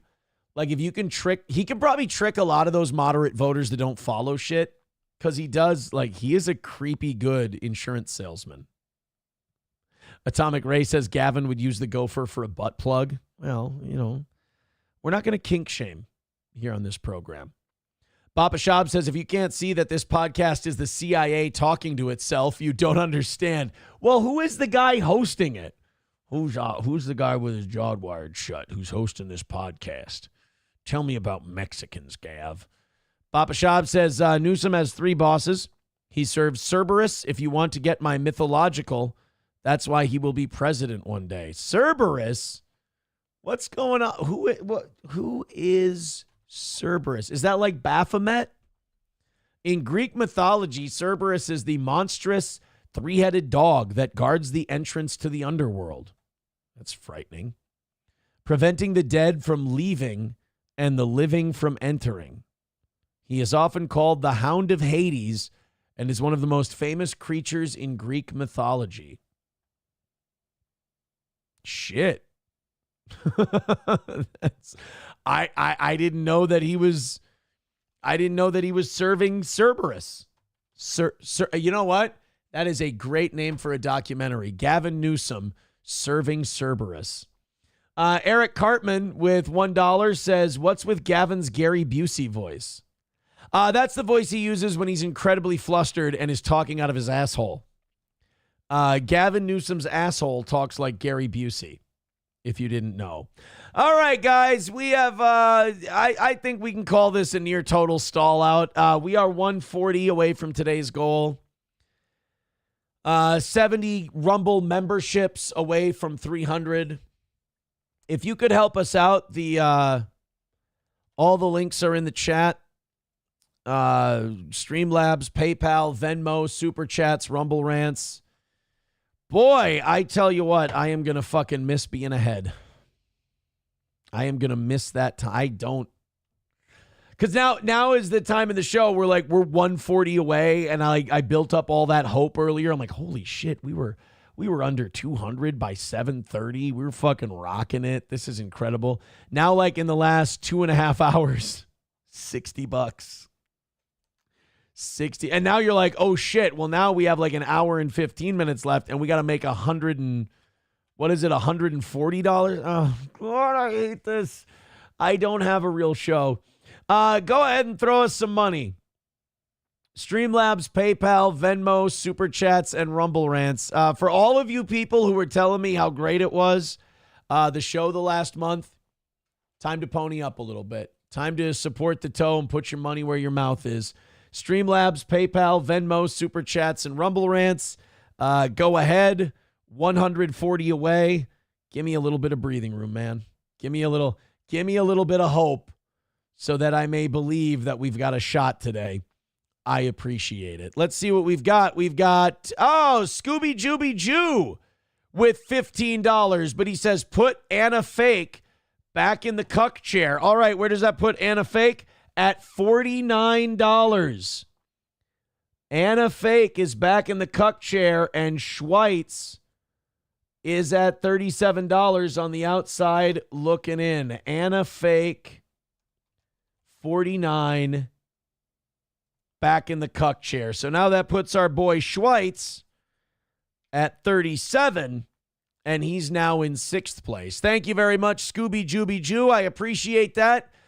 God, if we can get a little more of that going, I am definitely going to feel better about our odds today. 125 away from today's goal.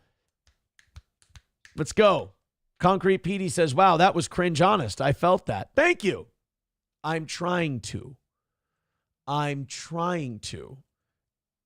help you understand how much I hate this part of the program. D-Luke with $10 says, been a bit. Here's my dues. Thank you, D-Luke, for the $10. And thanks for your honesty saying it's been a while since you've thrown into the toe. $10 is great. Look what that quick 25 did to this program. 115 away from today. Get it under 100 by 9:30, and we're good again. Beautiful. 115 away from today's goal. And if you get 70 more Rumble memberships, I'll go till noon today. I'll do a 6-hour show. So this is a fascinating story I found in Denver. You know, I've been looking for stories that don't have much to do with like Epstein and fucking Trump and all that. 'Cause I don't want it to become the Trump show. I mean, we got to do that pizza segment. I loved that. I thought that was great. The Vance Belter shit, I thought that was good. You know, you got to do some Trump stuff because it is all over the place and you got to talk about the news. But I found this story in Denver where there's this group of I'm not being hyperbolic, gay communists. Now it's Denver, so it's not hard to imagine that there's gay communists all over the place. But these gay communists, okay.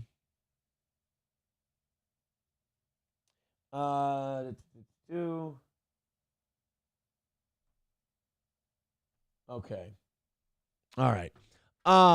These gay communists in Denver have been harassing this pastor's coffee shop. And this pastor's coffee shop is owned by a Hispanic guy. And these gay communists in Denver have some kind of issue with it because it's a Christian cafe. They're helping the homeless and they're sharing the gospel with the homeless.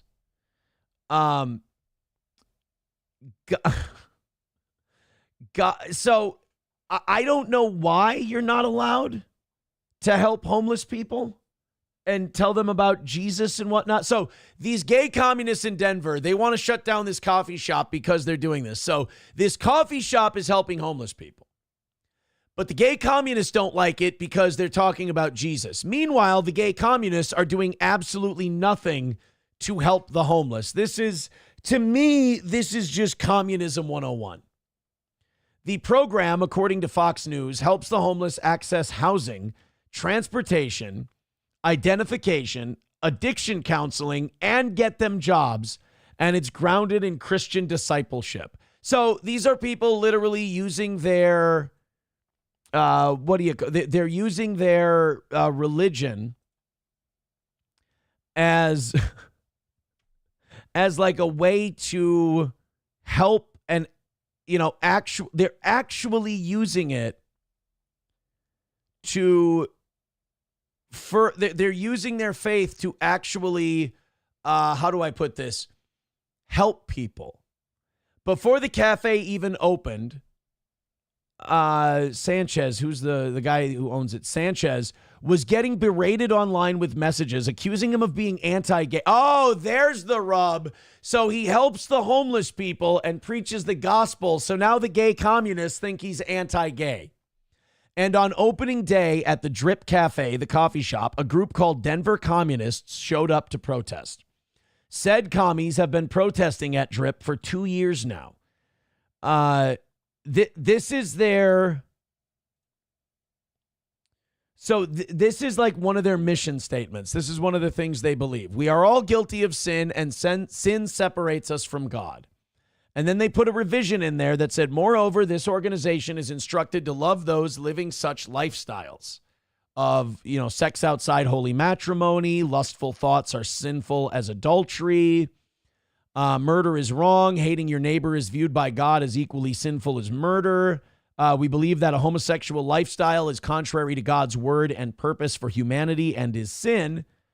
And then they revised it because, these Denver communists were like, oh, no, well, these guys are anti-gay, so they can't be helping the homeless. They said, we believe that showing hate towards these people in these communities is not the way Jesus would respond. Therefore, although disagreeing with the lifestyles we believe to be sinful, we must show love. So again, just kind of following their gospel, the whole thing, helping the homeless people find jobs, get treatment for addiction. This is a YouTuber named Angela Rose who went to this cafe, and this is what they're dealing with for helping the homeless. They accuse me of being part of the KKK, which is strange considering the color of my skin. This place is run by a homophobic church. That's why we're out here protesting now. You know what? As I look at this guy and I listen to him talk, and then I see the people protesting, I definitely see that the protesters, the trans people in the fishnets, are the reasonable ones in this. So this is a man who's taking the money he's making from running a coffee shop and using at least part of it to help homeless people get over addiction and get jobs. Meanwhile, there's trans and gay people, communists outside, yelling at him that he's a homophobe and a piece of shit. Not helping the homeless, mind you, just yelling that this guy's doing it wrong. Anybody's welcome to come into our shop. Anybody. They're very kind. They welcome you. They pray for you. I don't want them to pray for me. Since they've been protesting, we've had windows broken. We've had spray painted on doors and windows. So you encourage people to do graffiti against businesses they don't like? Yeah, I don't give a shit. What? If they were really... Yeah, I don't give a shit. Sounds like so far it's on brand for the commies. This is tragic, though. Like, this is fucking tragic. They would not be homophobic. I think it's just because we're Christian. That's not true. It's a good chant. It's a good chant. You got to give him that. Drip Cafe is anti-gay. It's not as good as deaf to the IDF, deaf to the IDF. That one was good, but that guy had a drummer with him. What's his name? Bob Villain. Bob Villain had a drummer who got to hit the bass. Yeah, do boom, boom, boom, boom, boom, boom, boom, boom, boom, boom, boom. Boom, boom, boom. That's not fair. If you got a drum with you, that kind of gives you an advantage. Drip Cafe is anti-gay. Drip Cafe is, I get it. It's catchy. But they're not anti-gay. They're just Christian, and they're like, we think this is a sin, this is a sin, this is a sin. They even said, like, fucking outside of marriage is a sin. They're like, but we love them. That is a lie. That's a lie. The people here are really kind. If you haven't been here, you need to come check it out because it is the best coffee in Denver, not just because... How about this guy's not gay? What? All right. We pray over it, but because we roast our own coffee, we make all our food fresh. Hey, guys, it's... Hey, you roast coffee, and outside they roast you, am I right? Hey.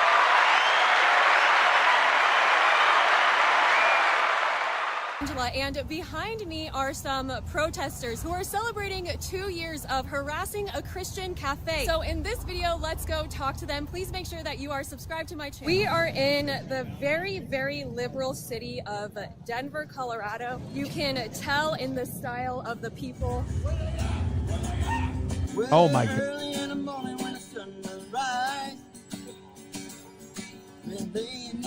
Jesus. You know, depending on the mood I'm in, Guitar Guy might not upset me. I might actually like Guitar Guy, depending on how I'm feeling that day. Denver's a fucked up place, man. You got a coffee shop trying to help homeless people, trying to help people get energized for their day. And it's just because these fucking commies can't be happy. They can't they can't just let shit go. They have to fucking get their opinion in. They have to tell you what they think. And God forbid you be religious. How is this not religious persecution, by the way? I mean, this guy is 1,000% being attacked for his thoughts on homosexuality. I would ask these communists, you want to head over to maybe a Muslim who runs a coffee shop and ask what his thoughts on the issue might be? Oh, that's right. Attacking Christians is way easier because they don't fight back. All right. Now I get it. Now I get it. Coltrane says, please play this one, unlike you did yesterday. Well, I mean, it's not Rumble Link Friday, but thank you. 1:15 away from today's goal. 8 minutes until 9:30. Let's get ourselves under 100 by 9:30. Let's give ourselves a shot at winning today. I would really appreciate it. Streamlabs, PayPal, Venmo, Super Chats, Rumble Rants. 70 Rumble memberships away from 300. Help us out with that if you can by gifting. All right, I'm going to play this, Coltrane. It better be fucking good. Okay, I fucking hate... Don't quit sending me Instagram shit officially now. I fucking hate it. You got to... Oh, Spirit. Oh, monkeys. Let's get one thing straight. I am never flying Spirit Airlines again.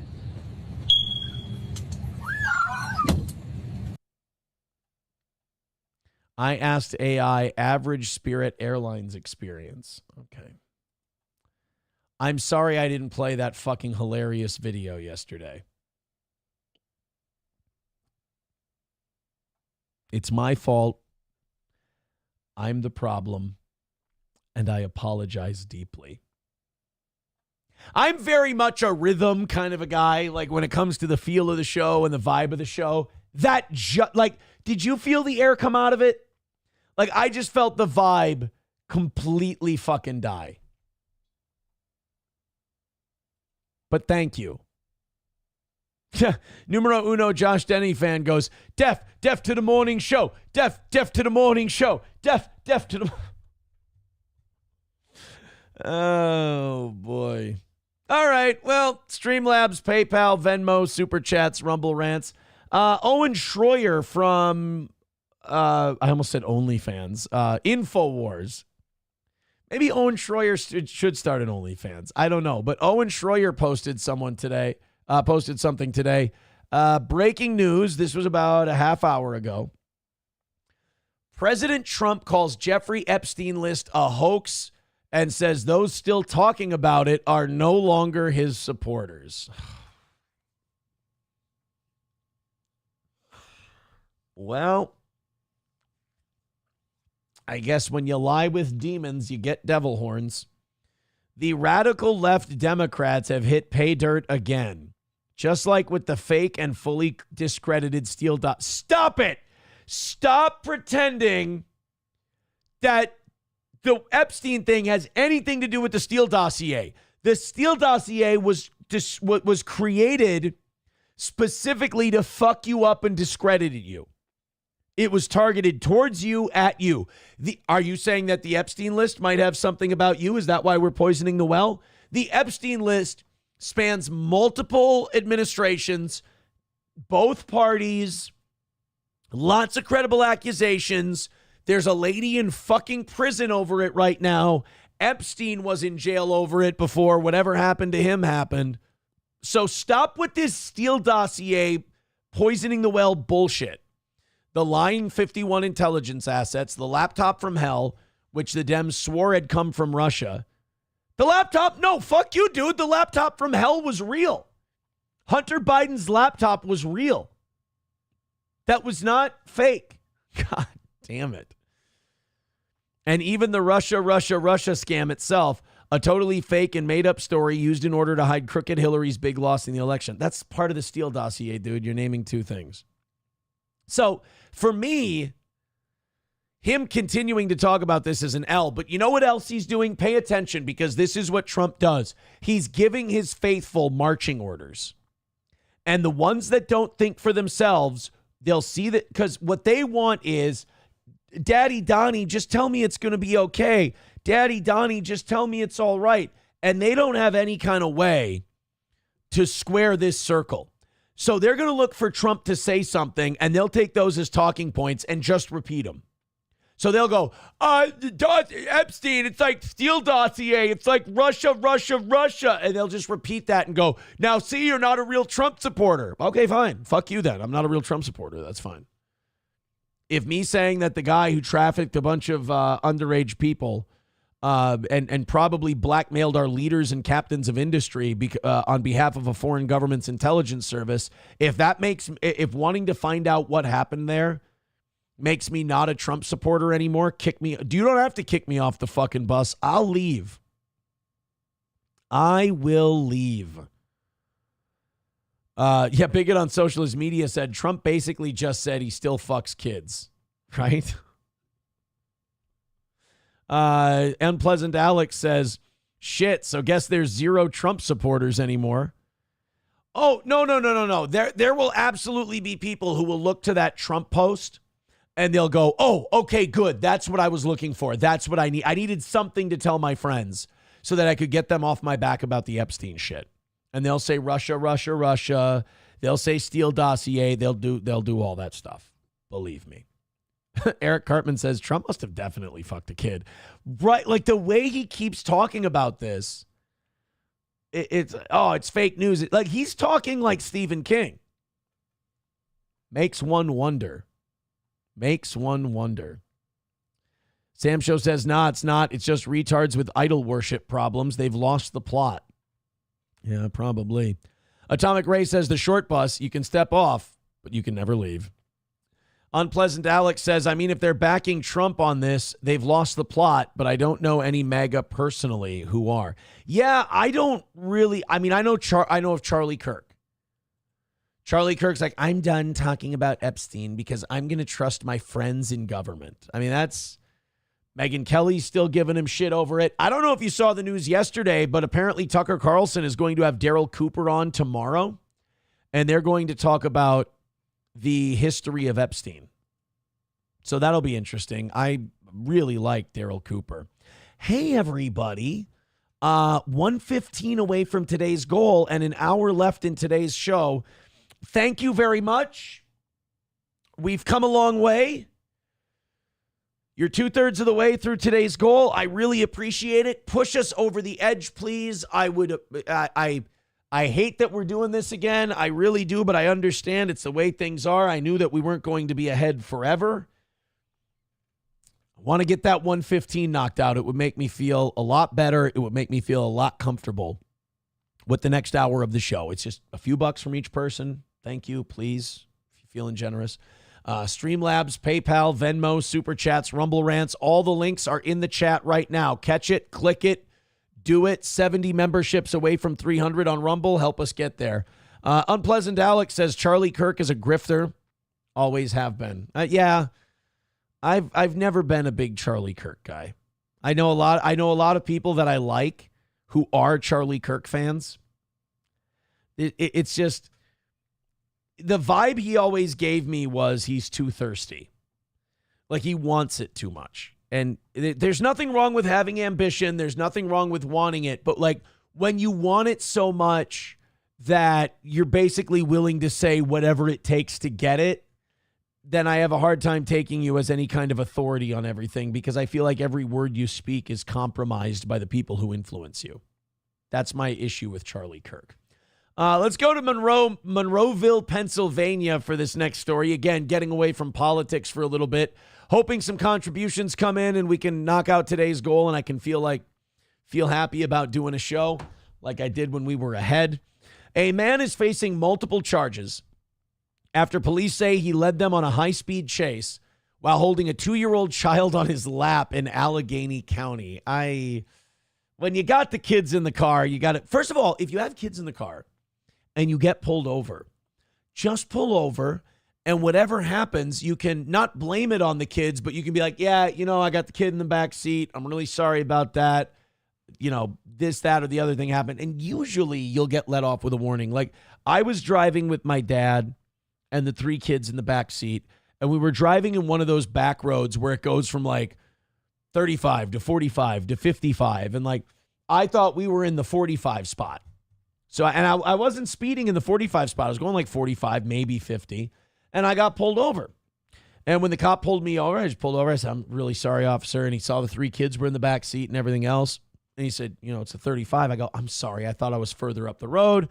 Thought it was at the 45. I really apologize for that. The kids and I are just going to this thing. There's their grandpa, blah, blah, blah.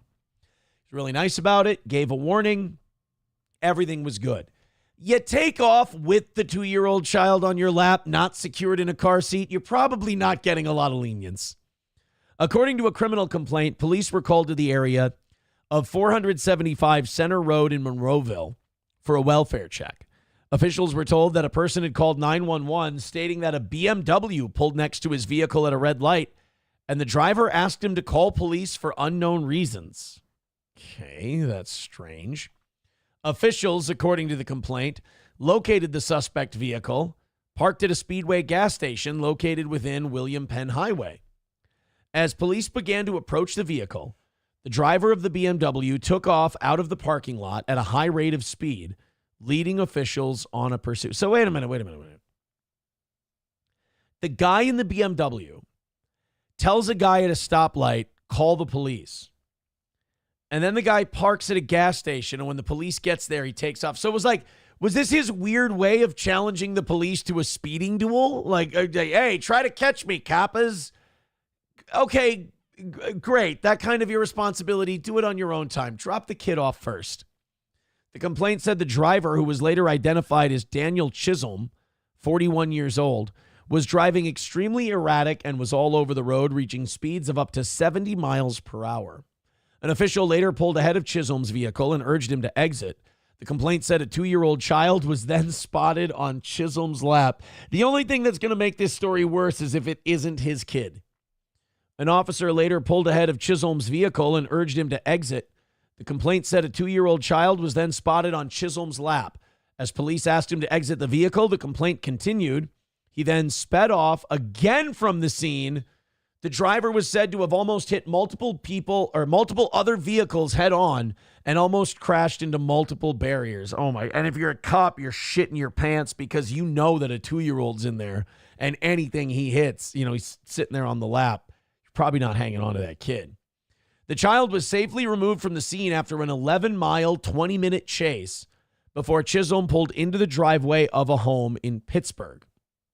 The complaint stated that Chisholm smelled of alcohol, God, I hope so, and suspected drugs were recovered from the vehicle.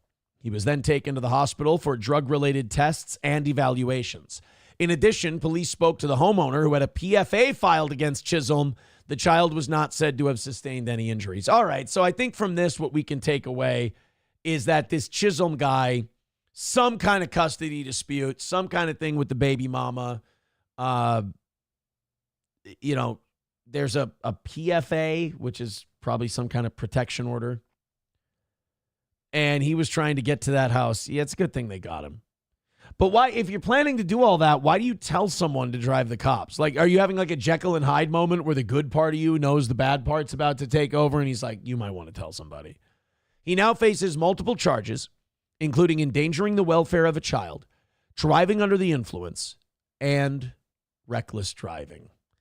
Yeah, the 2-year-old on the lap, I really don't think they're going to go easy on you for that one. Eric Cartman with $1 says, Aaron, did you see the old man jump in to save his puppy from an alligator? I mean, I've seen multiple videos like that, but thank you very much. Bapa Shab gave us a post. All right. Thank you very much. Appreciate that. I think I'm going to have to pee here. We'll take a really, really quick break. Could you guys do me a favor?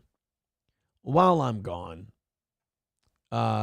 could you could you throw in a couple of bucks and help us knock this? I know this is the pathetic part where it's like we haven't deserved it, but there's less than an hour left. We're $115 away. I hate having goals again. It really was great this last month. So if we're doing a good job for you, click the PayPal, click the Streamlabs, click the Venmo, Super Chats, Rumble Rants, memberships. Help us hit that 115. I would really appreciate it. Let's fire up the music. I'm going to pee. I'm dancing here. And hopefully we can knock that 115 down a little bit. Thank you, guys.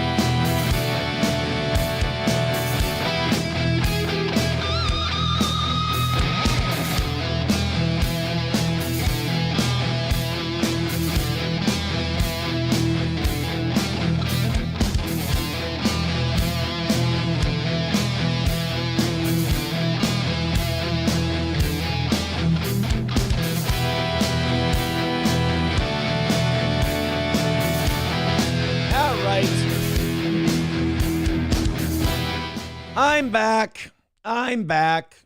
Oh, that's so much better. I was getting nervous. I was dancing around like crazy. Just having to pee my brains out.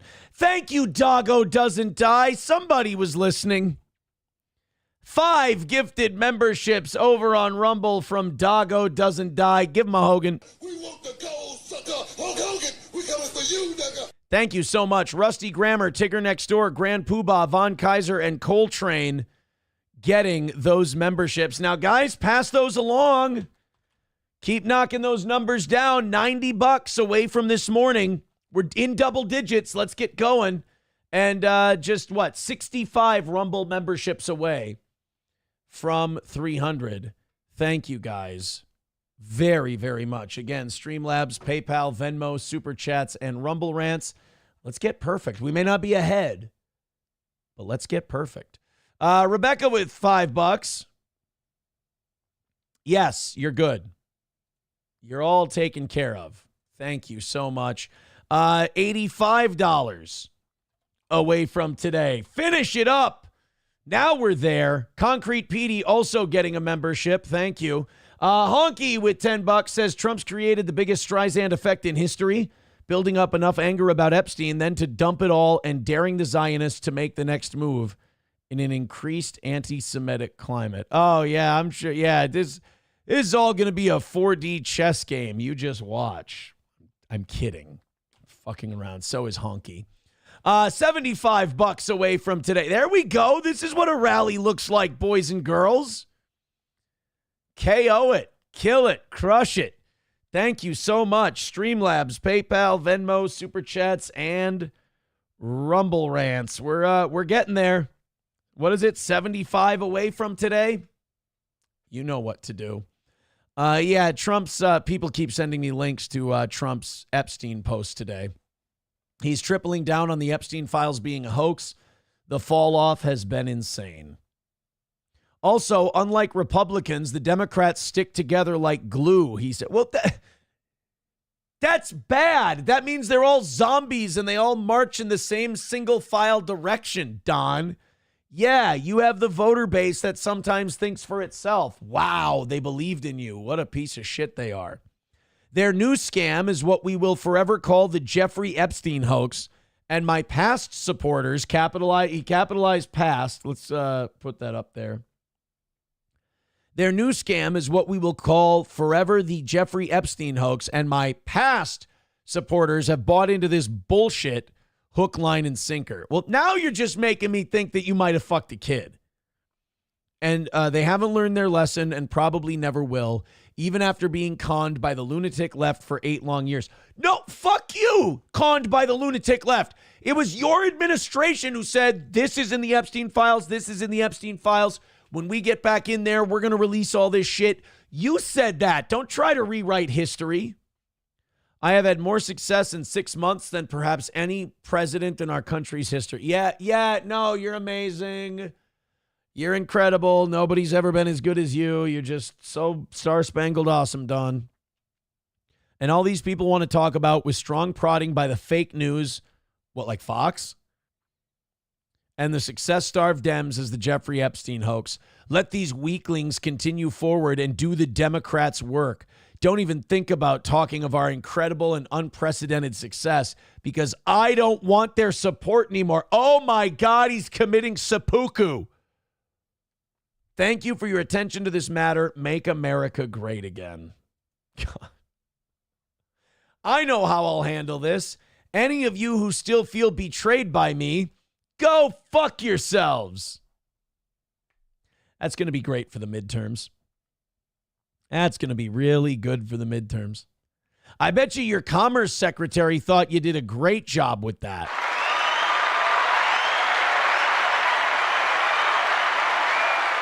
He thinks you're just aces, Don. He thinks you're the absolute best. I want to do this story from Atlanta. This would suck.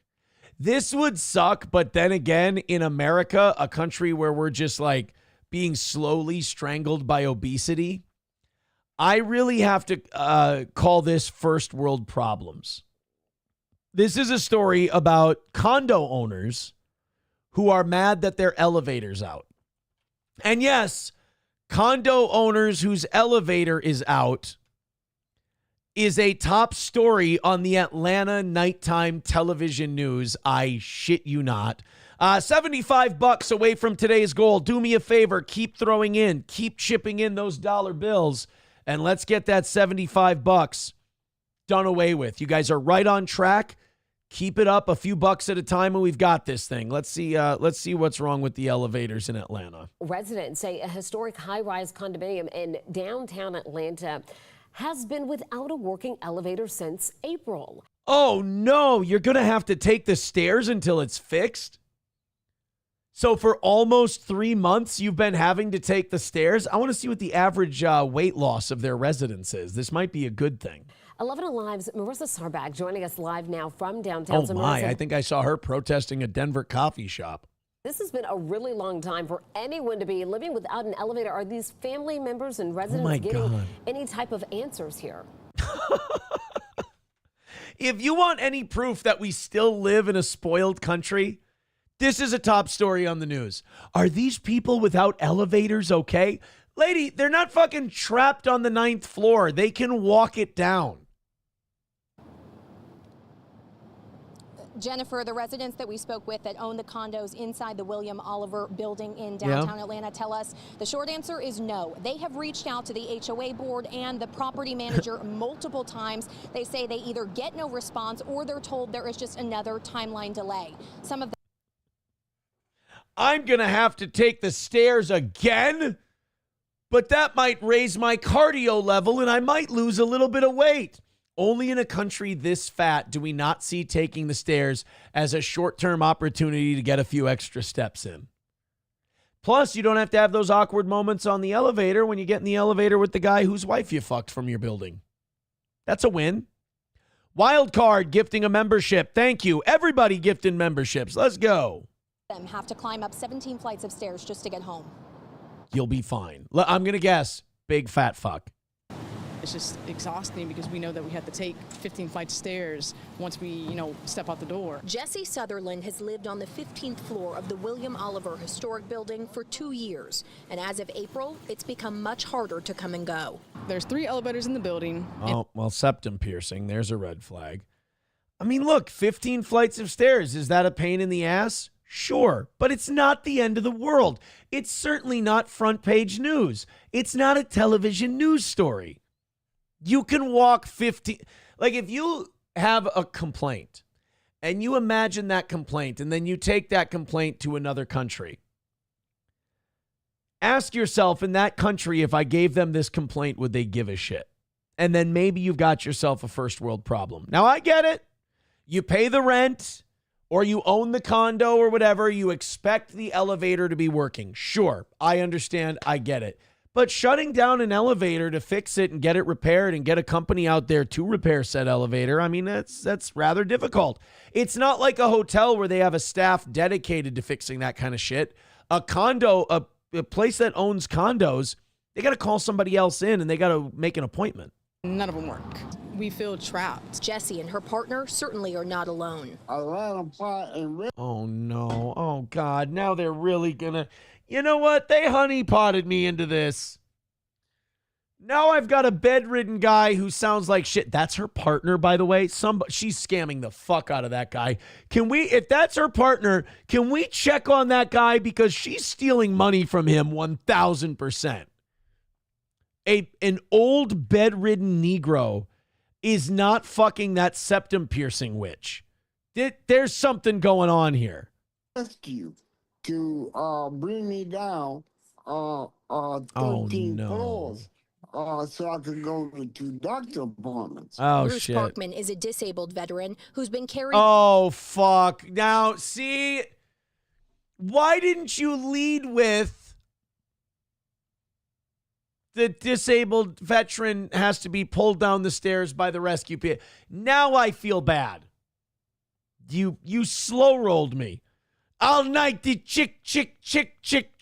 He trapped me. By the way, this also isn't going to do very well for the rumors that I hate veterans. This is not going to help. In and out of his 13th floor condo unit by the fire department multiple times. They cannot extend that service any longer because the building was deemed to be unsafe. And all right, can somebody go fix the fucking elevator, please? This guy's got a lawsuit on his hands. They did not want to. Thank God he doesn't have it on his leg. Never mind. It's not important. Bring me back up. Bruce says he had no choice. So I slept on the floor all night in front of the elevators. Oh, no. Yeah, you guys are fucked. Sorry.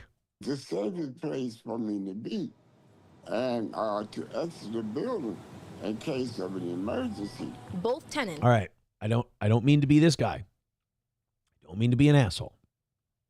But you shouldn't have put the first lady on as like, oh, poor me. You should have stuck with the veteran guy. Second of all, if you're a veteran in a wheelchair, let's try to stay as close to the ground floor as we can, hey. And many others who didn't want to be on camera today tell us the HOA board and the management company keep delaying elevator repairs and won't give residents a straight answer, but state it's because of financial reasons. Bruce says it's impossible for him to live in his home, so he moved in with family in Columbus. But here, I have an elevator to be able to exit the building and go to those apartments. But there, I've been trapped in the building. Like if you're the real estate company that owns this building, like they send you this story, they show it to you. Every time that guy comes on and starts talking, they go, all right, how much to settle this? Oh, God. What do we give the crippled veteran? This is not a good look for us, guys. With no access out. We have reached out to the front desk of the building, the HOA board and the property manager today, and have not heard back, trying to find out why the elevators are broken and when, of course, they'll be fixed. Reporting live in downtown Atlanta, Marissa Sarback. Yeah, we reached out to the company and we said, hey, this poor, black, infirmed, crippled veteran doesn't have access to your elevator in your buildings. Do you have any comment? No, we have no comment. Click. Somebody get over and fix that fucking elevator now. This is not going to be my whole day. Oh, that is a horrible look. Just an awful look, my man. 383 Novocaine with $20 says, can't make it to the anniversary show, going camping. Hopefully with a camper that don't burn up on the side of the road. So auction off my tickets. They should test Pam Bondi's panties for Trump DNA. Wow. Professor Tie-Dye with $1 says, slowly strangled by obesity is an odd way for Aaron to describe sleeping without his CPAP on. It's not. I don't have a CPAP. I'm not obese. All of these things are disgusting rumors. Thank you for the $20, 383 Novocaine. I appreciate it. We want the gold, sucker. Hulk Hogan, we coming for you, nigga. And $60 away from today's goal. Help us out. Let's go.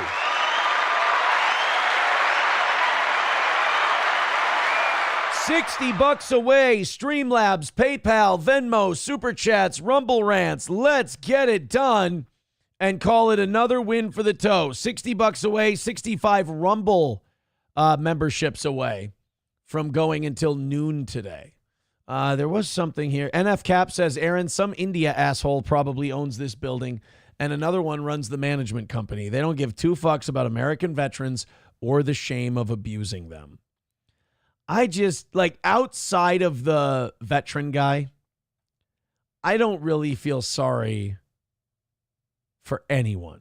I really don't feel sorry for anyone who doesn't have an elevator for a few months. To me, if you're able-bodied, take a walk. You'll be fine for a little bit. Numero uno, Josh Denny fan says, Trump has been getting ratioed on Truth Social lately. It's so fun to see. I mean, if he doesn't stop, I know there's a certain percentage of MAGA people that are always going to suck his dick, and they're, like I said, they're just looking for him to give them the excuse they need to kiss up to him. But if he keeps talking shit this way, some of those more stubborn, independent-minded righties, they're going to bail. I mean, they're not going to become Democrats, but they're not going to be passionate pro-Trump people. They're going to become, I think, apathetic is the best way I can put it. This Epstein thing is fucking eating him alive. And is it really, was it really worth it? That's what I'd like to ask Donald Trump. See all this fighting you're doing? You see all this distraction you've caused? You see all this bitching and whining you're having to do on Truth Social? Was it worth it when you could have just released what you had and let us look through it? I mean, was it really worth the sacrifice that you're making? I mean, whoever threatened you, whoever said that you shouldn't do this, fuck them, make good on it, But not everyone wants to become a martyr. We got a great Shaq moment here. Apparently, Shaquille O'Neal threatened to punch RG3 in the face on his podcast. Shaquille O'Neal told RG3 that if he continues to keep Angel Reese's name in his mouth, Shaq is going to punch him in the face. Now, this is great because RG3, the WNBA just keeps getting bigger and bigger. Their big talking point is Caitlin Clark versus Angel Reese. It's their, Magic versus Bird that kind of brought the NBA back in the 1980s. And they're having that moment now, and people want to talk about it, especially in this time where there's no football. We're kind of in the dog days of baseball. Basketball's done. Hockey's done. So there's this gap in sports, and Caitlin Clark and Angel Reese are filling it. And the media is going to fuck it up by going, is it race, white, black, blah, blah, blah, and trying to make it political. And then people are going to tune out of it. If they just keep the heat up and they're like, hey, you're either Angel Reese or you're Caitlin Clark. Who do you root for? Blah, blah, blah. You can keep the numbers up for the WNBA, and maybe one day they can, pay for themselves. Just kidding. So Shaq, I mean, it's even got people like RG3 and Shaq, former pro athletes. They're this passionate about this stuff. Let's watch the Shaq clip. You guys knock out the last $60 we've got on today's goal. I appreciate it. RG3, tweet another monkey post about my girl Angel Reese. I'm punching your face. Wow. I thought this was going to be a clip of Shaq kind of playing around and being silly. He took off the glasses for that one. Shaq wants to beat the shit out of RG3. If you didn't know this, RG3 has been catching a lot of shit because he likes Caitlin Clark and he thinks Angel Reese is a dirty player. And people have been shitting on RG3 for that take because he has a white girlfriend or a white wife or one of the two, whichever one it is. And she sometimes appears in the background of his podcast.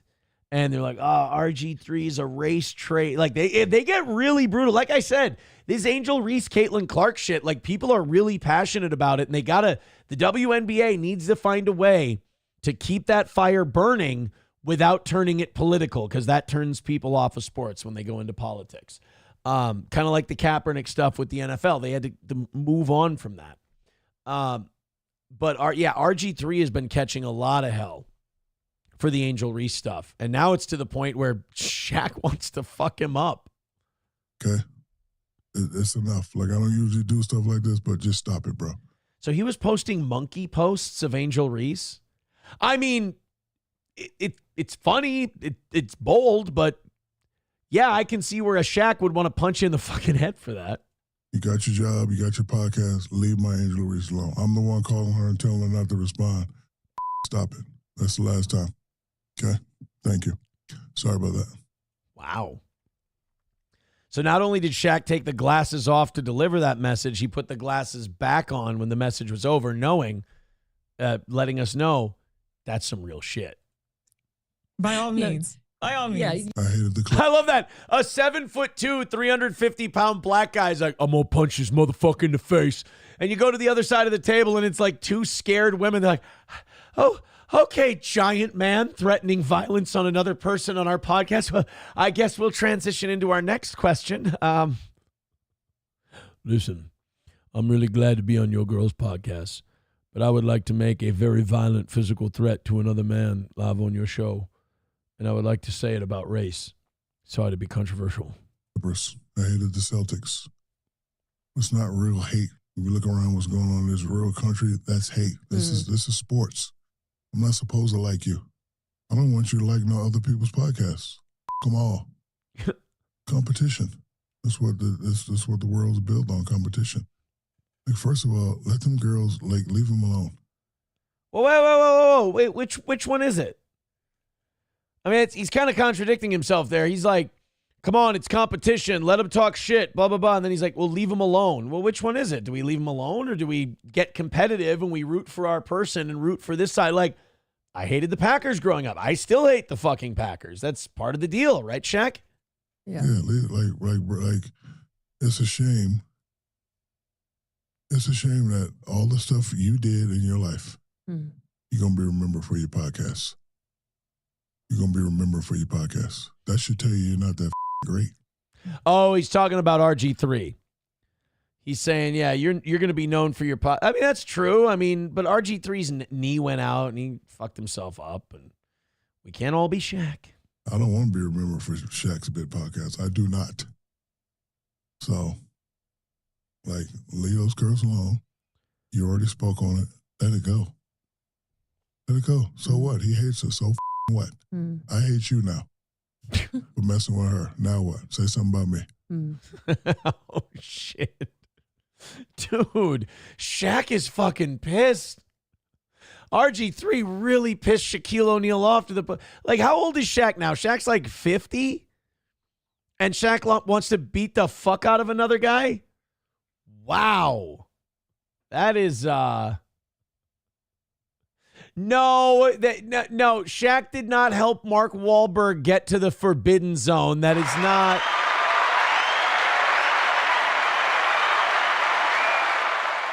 Papa Shab says bro is bleeding into the background. Mike Go says, fuck the Packers. Seahawks rule. Number 12. Oh, yeah, the 12th man. We're the Seahawks, and we got the 12th man. We're so loud, and we're such a fucking Seahawks. God, I hated Pete Carroll so much. I hated Pete Carroll. I will do Shaq Fu on Robert Griffin III. I will beat him up. Like, that's what I'm talking about, though. Like, the WNBA is so hot right now, and this Caitlin Clark Angel Reese thing is so big right now. You got a Hall of Fame basketball player threatening to beat the living shit out of like a Heisman Trophy winner on podcasts. That's crazy talk. How many people are at, what's the Indiana, what are they? The Indiana Fever? Is that it? Indiana Fever average attendance. What are they drawing right now? 17,000 fans per home game. Holy shit. So before they got Caitlin Clark, their average attendance was 4,000 fans per game. This year it's 17,000 fans per game. Jesus. Average NBA or WNBA games 2023 to 2024 by team. Check this out. Indiana Fever from 4,000 to 17,000. The New York Liberty from 7,000 to 12. Las Vegas 9 to 11. 8 to 11 for the Seattle Storm. 6 to 11 for the Los Angeles Sparks. 9 to 10 to the Phoenix Mercury. 7 to 9 for the Minnesota Lynx. Everybody's up. Like, and obviously, they don't all have Caitlin Clark. They don't all have Angel Reese. But, like, the rising tide is lifting all boats. So they got to find a way to keep this thing alive while at the same time ignoring their impulses to try and somehow make it about Trump or slavery or race relations or anything like that. You know? They got to try to find, they got, because we played that Pat McAfee clip last night. There was some lady journalist who was asking questions about the MLB All-Star Game. She wanted to know about some law that was passed in Atlanta and how they felt about doing the All-Star Game in Atlanta with that law passed. And Pat McAfee had to go, well, none of us are politicians. We're not qualified to talk about it. You should probably talk to somebody else about that. And it was a great answer. It was a perfect answer. But it's like, all of these sports people, they have this impulse to fuck it up and ruin it by bringing politics into everything. Just stop. Stop. $60 away from today's goal. We have a half hour left. Guys, help me out. We're very, very close. $60 away from today's goal. I would love to hammer out the whole thing. Thank you to King of Clubs for becoming a steel toe bro. That's awesome, man. $55 away from today. There we go. We're 55 away. Get it, guys. Hammer it out. Get it. Call a win for the toe. Let's do this thing. Let's do this thing. $55 away. Take a break from whatever you're doing. Throw $5 or $10 in. Gift a membership on Rumble. Throw something in via PayPal, Venmo, Super Chats, Rumble Rants, Streamlabs.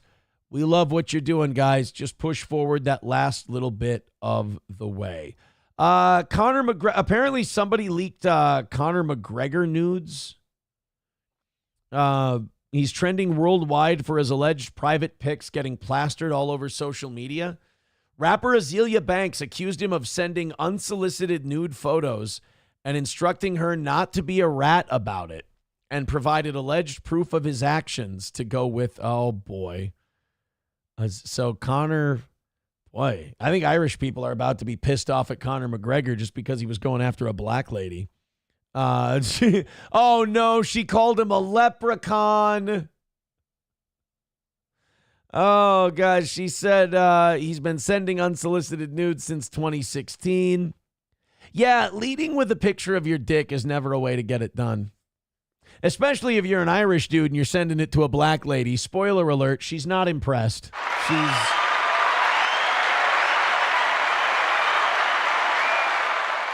If you're an Irish guy and you're sending a black lady a picture of your cock, you better be using all the angles. You better using all the editing tricks, because she's going to say, I've seen bigger. I don't know if that's what you want to lead with. You know, maybe your credit score next time. What other advantages would an Irishman have? Alcohol tolerance. Talk about that. Mrs. Squatch says he was lifting a weight with it. For real. It doesn't matter. Azealia Banks is not going to be impressed. I'm telling you. She's not going to. Just trust me. Eaton Clam says Conor's dong workout apparently works. Have you seen the picture? No, I have not seen a picture of Conor McGregor's cock. And you know what I'd like to do for my 39th birthday coming up in December? I would like to make it to my 39th birthday without seeing pictures of Conor McGregor's cock. So if we could go ahead and keep it that way, aces. Wonderful. Some fans speculated there might be relationship issues going on. His longtime partner, Dee Devlin, extended birthday wishes to her man on social media. Well, I mean, this Dee Devlin sounds like, she's been cucked a lot. Like there was that incident at that NBA game where Conor went into a bathroom and fucked some girl. She, by the way, I believe that he was found liable for assault in that civil rape case. So that whole thing in the bathroom at the basketball game, that there's video of him taking her in there, that did not go well for Conor, but his girlfriend, his longtime partner, knew about it. Now there's these Azealia Banks allegations. Look, man, some women, and a lot of women when it comes to being with pro athletes, their rule is basically, hey, like, I know what's going on. I know what the deal is. Just don't embarrass me. Don't embarrass me publicly. And Conor hasn't really abided by that rule. Conor has not kept Dee Devlin out of the embarrassment realm. There was a famous story that Muhammad Ali's second or third wife, Belinda, during the Rumble in the Jungle or the Thrilla in Manila, I can't remember which one it was, but there was an incident where Muhammad Ali was running around with Veronica Porsche, who ended up being his fourth wife, I believe, and or third wife, whatever. She was after Belinda, and she saw there were newspaper articles of Ali running around with this woman, and people were like, wait a minute, the champ's married. What's the deal with this Veronica Porsche chick? He's just running around with her, holding hands. They're walking around in Africa or the Philippines, wherever it was. And Belinda flew out to where Ali was to chew his ass. Howard Bingham, who was Ali's photographer, Howard Bingham followed Ali around and photographed him. And he said he was in the other room because Belinda said, can I have a moment alone with my husband? And she was fucking screaming at Ali, throwing shit, breaking shit. I mean, she was livid. And Howard Bingham said the thing that she said was that, Muhammad, goddammit, I live with the casual ones. Meaning, Belinda was fully aware that her husband was a dog. And the arrangement they had was that I'll enjoy the money that you're bringing in from these fights. I'll enjoy the lifestyle. I'll raise the kids, whatever. Just don't fucking embarrass me. Don't humiliate me publicly. Keep it out of the limelight. I know what you are. I accept it, whatever, which has got to be a difficult thing to do.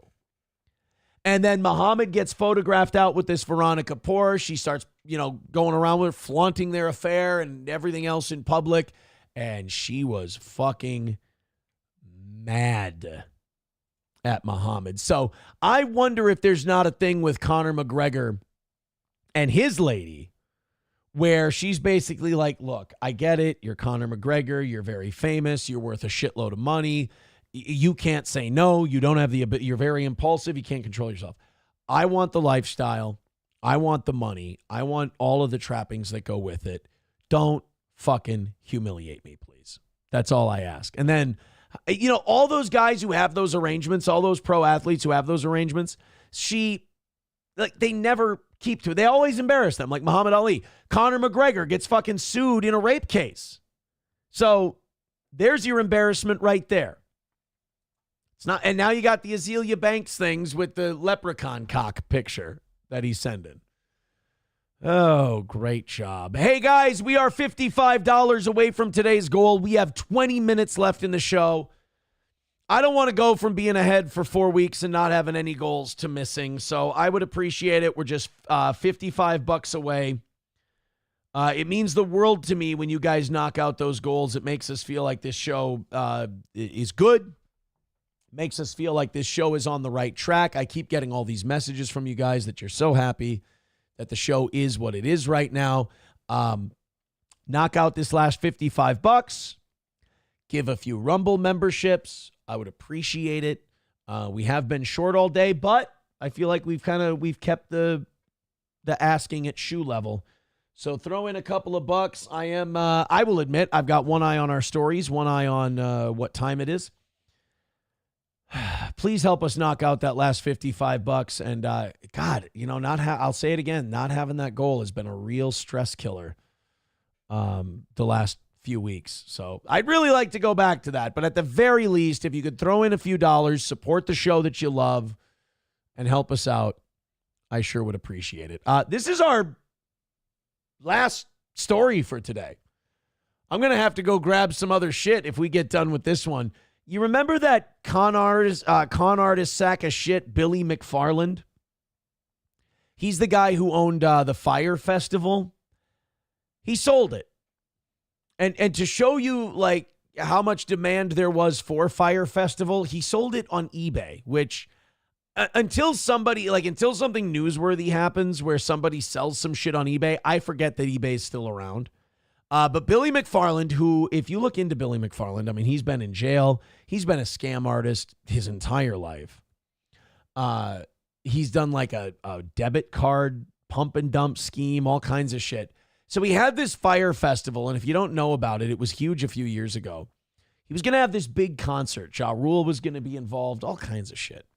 And it turned out to be a fucking mess. It was on a shitty island. They said it was not Al Capone's island. It was the drug kingpin, not Noriega. Oh, God, Pablo Escobar. It was on Escobar's private island is where we're going to have this crazy concert. And all these cunts on Instagram who wanted to chase influencers and shit like that paid thousands and thousands and thousands of dollars to go to this totally exclusive, awesome party that this Billy McFarland was throwing.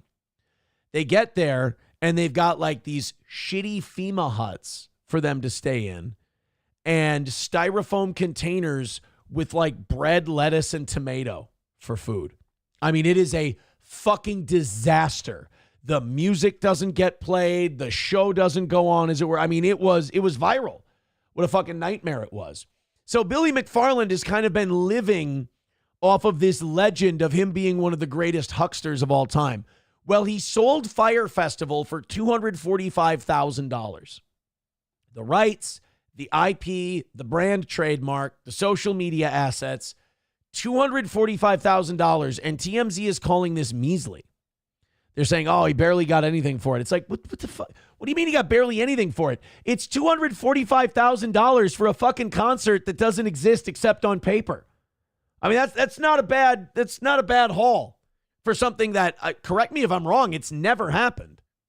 Has Fire Festival ever happened? Have they ever actually had one?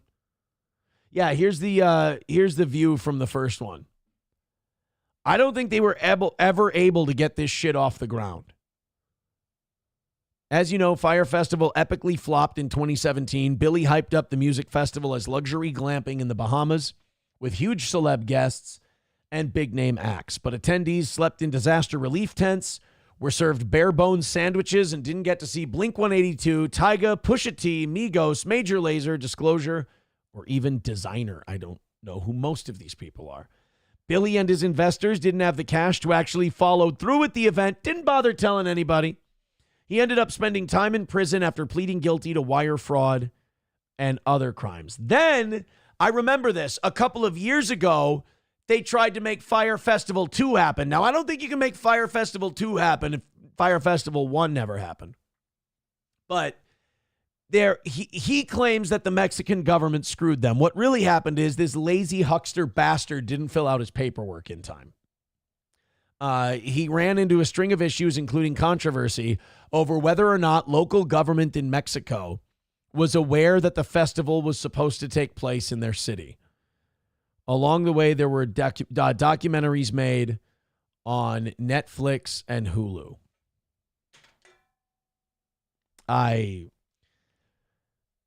Again, somebody paid $245,000 for that.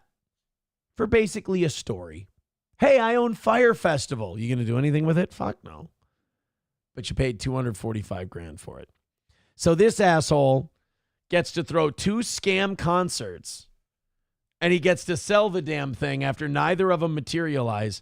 he gets to sell the damn thing for $245,000. I really don't see how this is an L for this dude. Papa Shab is not happy with my anti-Irish slander. I'm really sorry. I apologize.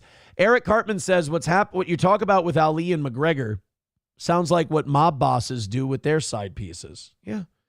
I mean, look, I don't think it's a secret that there are some women that really like the lifestyle, you know? There are some women that really like the money. And if a guy wants to fuck around, and if a guy wants to be a retard, and a guy wants to do dumb shit, they're willing to look the other way as long as they don't have to get a job and they can cash the checks. It's no secret that quite a few of those types of people exist with mob bosses, athletes, things like that. It's, and someone hands you that much money and someone hands you that lifestyle, maybe you'd be the same way. But yes, that is kind of the same vibe. MSO says average show today. It must have been $55 away from today's goal. I got 13 minutes left and I'm not losing. So beg. Oh, I fucking hate it. It makes the last 3.5 weeks just feel like a dream, like it never happened. Because here I am again, back to where we were. $55 away. Just don't let us lose. Like, whatever happens, like, obviously, I don't mind just sitting here going, oh, come on, let's knock out the goal. We need to hit the goal. But, like, obviously, I'm resigned to the fact that that's my shitty existence. That's the shitty show that I have. And that's where I've put myself, right? At least don't let me fail that. Streamlabs, PayPal, Venmo, Super Chats, Rumble Rants. Let's get going over the next 12 minutes. I don't want to turn this next 12 minutes into a begathon, so let's please at least make some positive movement towards that goal and take some pity on the toe. Kevin Soundboard says, I went to school with Grant Margolin, who was Billy's right-hand guy. He's a rich Jew and was able to scrub his record. He was the real scammer. They're both, like, look, you know better. Billy McFarland knew better. Like, they're both scammers. They both went along for it. But, yeah, you're right. I mean, he did have partners. I think, the other thing is, Kevin Soundboard, that Grant Margolin, able to scrub his record, everything else. You know what he's not doing? He's not in front of every fucking camera on every social media platform talking about, the Firefest dipshit. Yeah, aren't I cool for throwing failed festival? Like, I'm sure Grant Margolin isn't everywhere publicly just putting on full display what a fucking dipshit he is. That's maybe where Billy McFarland had an issue too, is that guy was just incapable of shutting the fuck up about the scam he ran.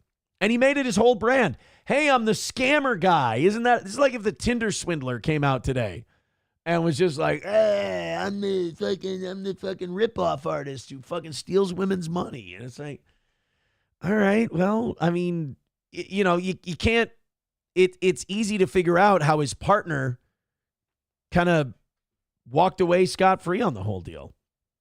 Eric Cartman says, today's show was really good except for the goal. Congrats, Aaron. Well, thank you, but I still want to hit that $55.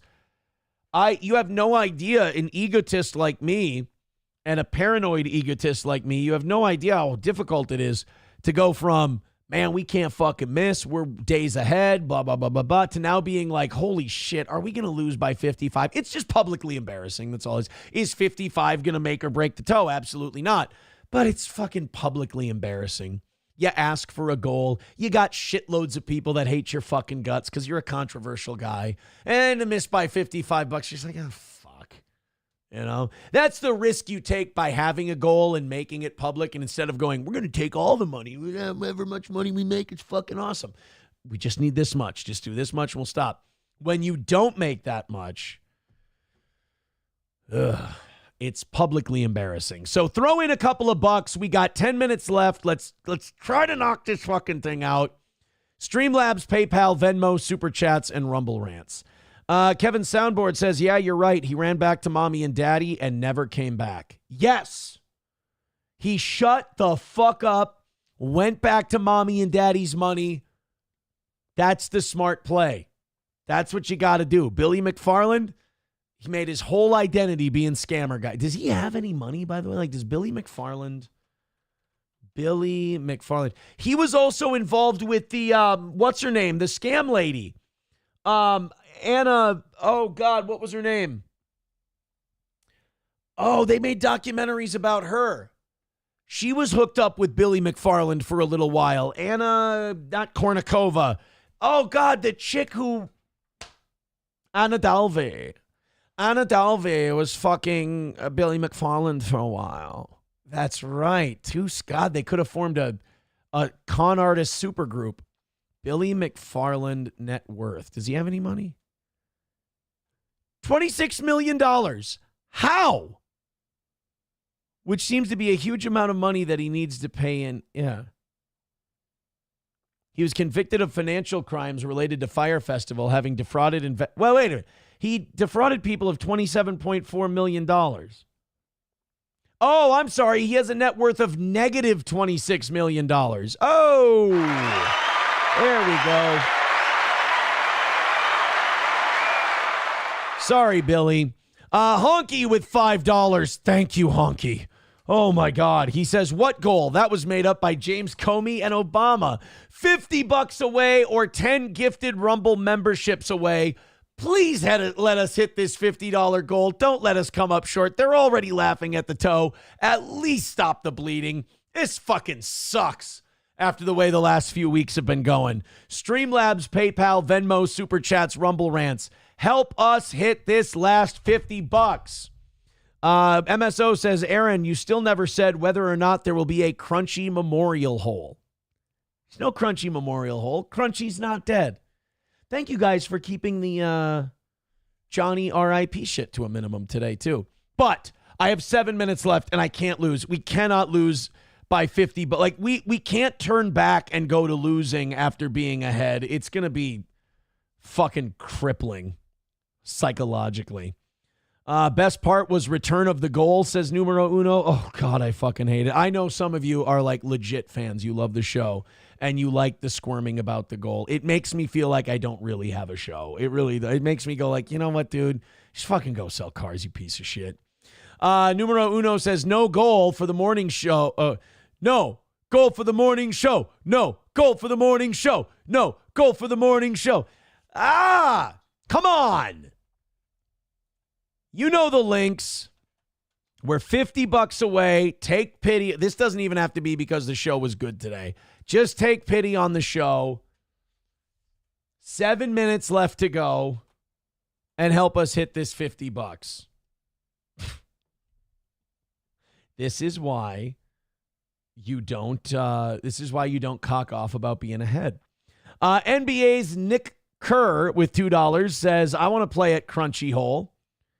How much to play? There's no Crunchy Hole. Silverwolf with $5 says, dude, what the fuck? I find out Crunchy and Johnny died on the same day. I need a moment. I'll put flowers in their holes. They're not dead. They're fine. I assure you, Crunchy and Johnny are both very much alive as far as I know. Ryan the Garbage Man with $5 says, I can't donate all the time, which sucks, but if I got a little extra, it's yours. I wish all these fucksticks would contribute a little bit, then the goal wouldn't be an issue. It is a very solvable problem. Thank you very much, Ryan the Garbage Man. Switchblade Proper with $5 says, let's do this. I like it. $35 away. Let's do it. $35 left to go. Very, very doable. 35 and 65 Rumble memberships away. That's not going to happen. From going until noon today. So we got 5 minutes left, $35 away from the goal. Let's do it. Mr. Beat says, I don't help towards the goal, but at least I'm always defending you on the Clippers uploads. I mean, I don't care. I mean, whether I'm being loved or hated, it's their fans. You know, your biggest haters are your biggest fans. So I don't really mind that part, but thank you very much for speaking positively of the toe. The worst thing you could do if you don't like me is not watch. The worst thing you could do is not think about me, not talk about me. That's the worst. If you hate my guts and you talk shit about me, thank you so much. You're keeping the toe alive, and I appreciate that. Grand Poobah with $5 says it wouldn't let me hit the PayPal, so here's a chat, you filthy beggar. Thank you very much. $30 away. Hit that 30, and let's call it a win for the toe. We got 4 minutes left. I hate being back to this. It really sucks a cock, but you guys are helping. We're $30 away. Knock it out. Call it a win for the toe. Call it a win for the toe and help us be winners again instead of losers. We've got, we do have I am very excited for the Tucker Carlson, Daryl Cooper interview on Epstein. I think that should be interesting. It's also going to be fascinating to see what kind of response Donald Trump's going to get from his Epstein hoax stuff this morning. I can imagine that's not going to go so hot for him. $10 from Eaton Clams over on PayPal. Thank you very much. Thank you so much. $20 away from today's goal. 3 minutes left. $20. Let's do this thing. Come on. Novocaine with $2 says, was there any truth about the Red Bar rumor last night? I don't know anything about a Red Bar rumor, but I hope if it's good, I hope it's true. $20 away from today's goal. Come on. Just that last little bit. What a pathetic display by the toe on the first day that goals come back. I've got some news for you. China has officially banned OnlyFans, calling it an immoral and corrupt Western dump. Well, a commie clock is right twice a day.